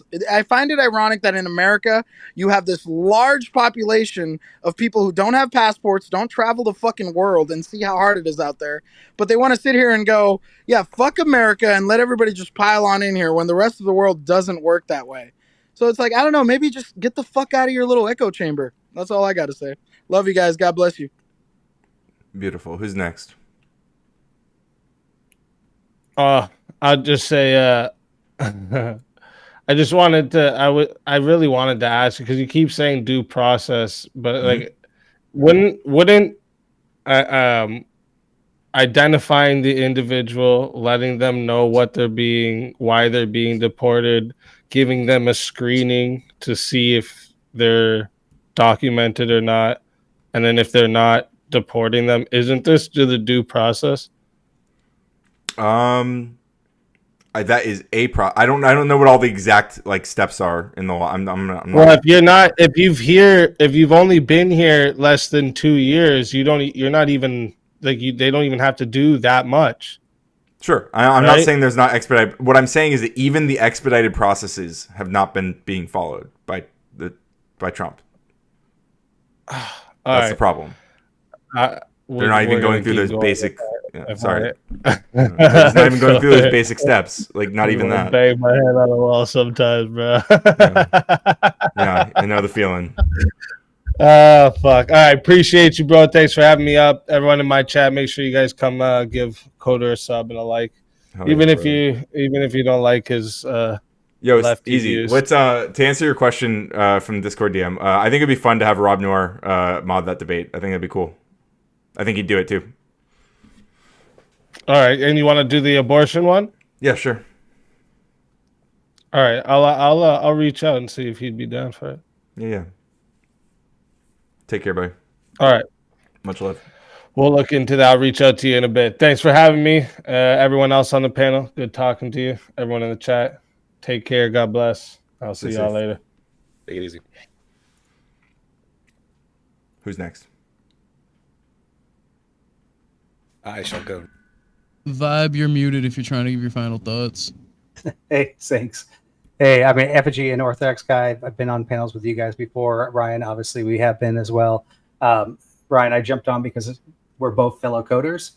I actually do respect you, and I love that you're very opinionated and like to dig into it. And trust me, every time I debate you, I always do it with respect. So if I'm ever disrespectful, it's just part of the fun. Hope we can keep on doing it. And my final thought is, by the time you turn 30 and you're as good of a coder as I was when I was 30, hopefully your mind will finally open up and see the reality. Bro, you're gonna blow. Your mind's gonna blow when you find out I'm 32 years old. So. Oh, okay. When you hit 40, it takes some of us longer to get there than others. Yeah, so, I imagine. Yeah. It's okay that you're a little bit slower. Yeah, I'm sure I'll figure it out. All right. All right. Thanks, guys. Take care, Vibe.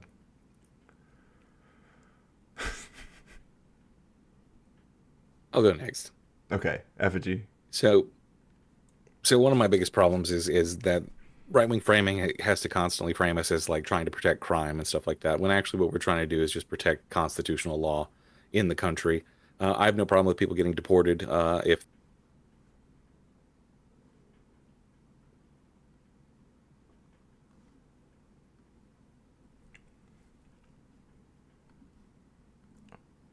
basically the equivalent of a parking ticket, and I think right now it's even still a misdemeanor to be in the country illegally, unless it was changed specifically by Trump.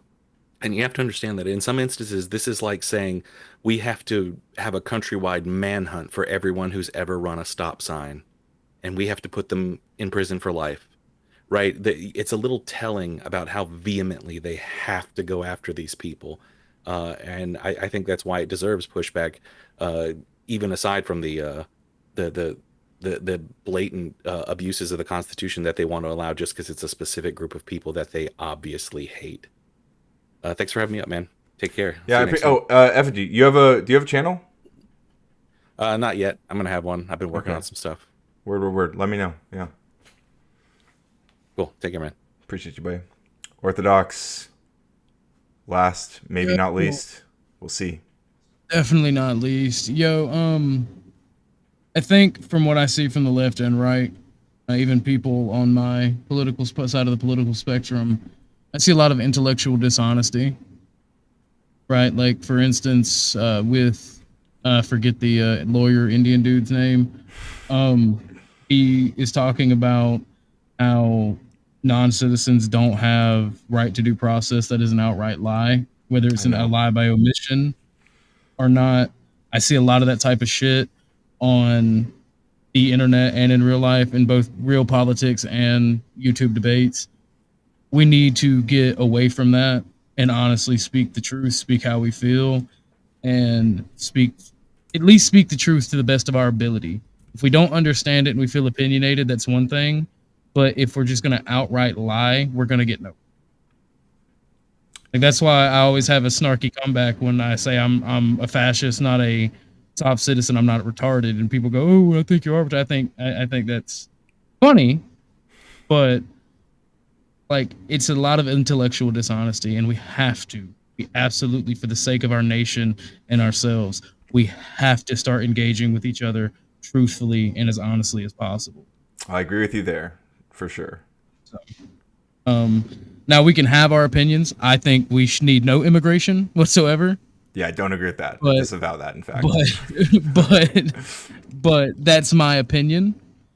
And as an American, I have the right to voice that opinion, just like Ryan, you as an American have the right to voice we should have unlimited immigration. That's not my opinion, but I do believe that for now, I have the right to voice my opinions, although Donald Trump would certainly probably prefer that I didn't. So we'll see how long I can. Fuck Trump. Nobody likes Trump. Nobody with any actual intelligence and likes Trump. Well, let's work on getting him impeached. There's a No Kings protest this Saturday, June 14th. NoKings.org. You can find the protest nearest you. Go stand arm in arm with your even with your fascist brothers. Apparently, even with Orthodox guy, you can stand against the overreach because we don't want fascists against Trump. That's right, fascists against Trump. We stand the fascists against Trump. Okay. No, like, unironically, like, all jokes aside, like, nobody likes Trump. He's a fucking nepo baby or wannabe oligarch, and that's where we're headed. If you want to join, I am going live. If you want to post my link, you can. I'll give it to you. But I'm going live after I get off. Actually, to be honest, like, I like you, man. You're nice. I honestly don't want to promote you guys. Oh, you don't have to promote me. Okay. I don't care. Yeah, I was I thought about it, and I was like, I have 1,000,001 other leftists that will promote me. Yeah. Yeah, if you guys want to check out Orthodox Guy, you can, but I'm not going to post his link. Okay, that's my boundary. I have a want and desire to be out of an echo chamber. Yeah. That's the difference, I believe, between you and I. Hey, look, dude, you think I'm in an echo chamber? Are you kidding me? Me of all people. Melanie posts my link. And I refuse to affirm his gender. Her gender. Yeah, sure. Anyway, you're out. You're out of here. Bye. Bye, Orthodox. You have a good one. Jesus Christ. You people. Let's see. D's King Hakey. You're learning the code? Hell yeah, brother. Hell yeah. Or sister. Or non-binary sibling. We stand. Yeah, you're in the right place. I've been teaching Python, JavaScript for years. That's for probably past decade now, on and off. But heavily over the last few years. Last year I worked as a software engineer, but before that I spent like 3 years teaching, like coding of all over the place. So you can learn some cool stuff. I don't think I can do a chat tonight, Vic. I'm sorry. I'm so tired. Fuzzy, I'm sure you did good. I appreciate you all. Yeah, if you haven't hit that subscribe button, please. Oh, I'm frozen, but you guys can hear me, right? So it doesn't matter, I guess. Yeah, I'm really exhausted, but yeah, I appreciate you all hanging out here. It's been a good time. Make sure you like the stream. Make sure you subscribe if you haven't. And if you want to use these super cute, super dope emojis or emotes, whatever, you can. All you have to do is get a Radical Coder membership, or you can gift a membership if you're feeling generous. Is North America a country? Not last time I checked. Hell yeah, Duck. Appreciate you, bro. Yo, today, yeah, it was fun. I had a good time tonight. We jumped up hella subs tonight too. I think we started the night at 7:07 and we are at 7:21. So that's 14 new people, 14 new freshly radicalized souls. Happy to have you all here. We are well on our way to 1,000. We're getting there, closer every day. Okay, make sure you go through the catalog. There's 50 public videos right now. Yeah, memberships are as low as $2 a month, $1.99, very cheap, much less than a cup of coffee. North America is a continent. Yeah, sure it is, Vic. Okay, yeah, and the Earth is round too. I bet you think that. It makes what you said pointless. Wait, me? I don't know if you're talking to me. Antifa against Trump. True. Definitely that, Lindsay Bo. Definitely that. Lego liberals, lazy liberals, unite we have power and influence for small and good. Amen, brother. That's right. Yes. Once again, NoKings.org. Donald Trump wants to be king. I want you to go to NoKings.org and find out how you can peacefully, let me be very clear, peacefully protest the man who wants to be king, and we don't want him to be king, and we got to let all of our representatives know we will not support them in their endeavor to let him be king. We will not stand for it. We will loudly, loudly speak out against it. Okay? And we will keep learning. Keep learning. What is that? It's a ruler, right? Triangle ruler. Thank you, Lindsay. I appreciate it. Yeah, keep learning, because right now, more than ever, seriously, more than ever, because they want you, this regime would love for you to not learn a bunch of stuff. Okay, they want to make learning as hard as possible. So learning right now, more than ever, is radical. Love you all, even the haters and losers. Stay safe. I'll see you next time.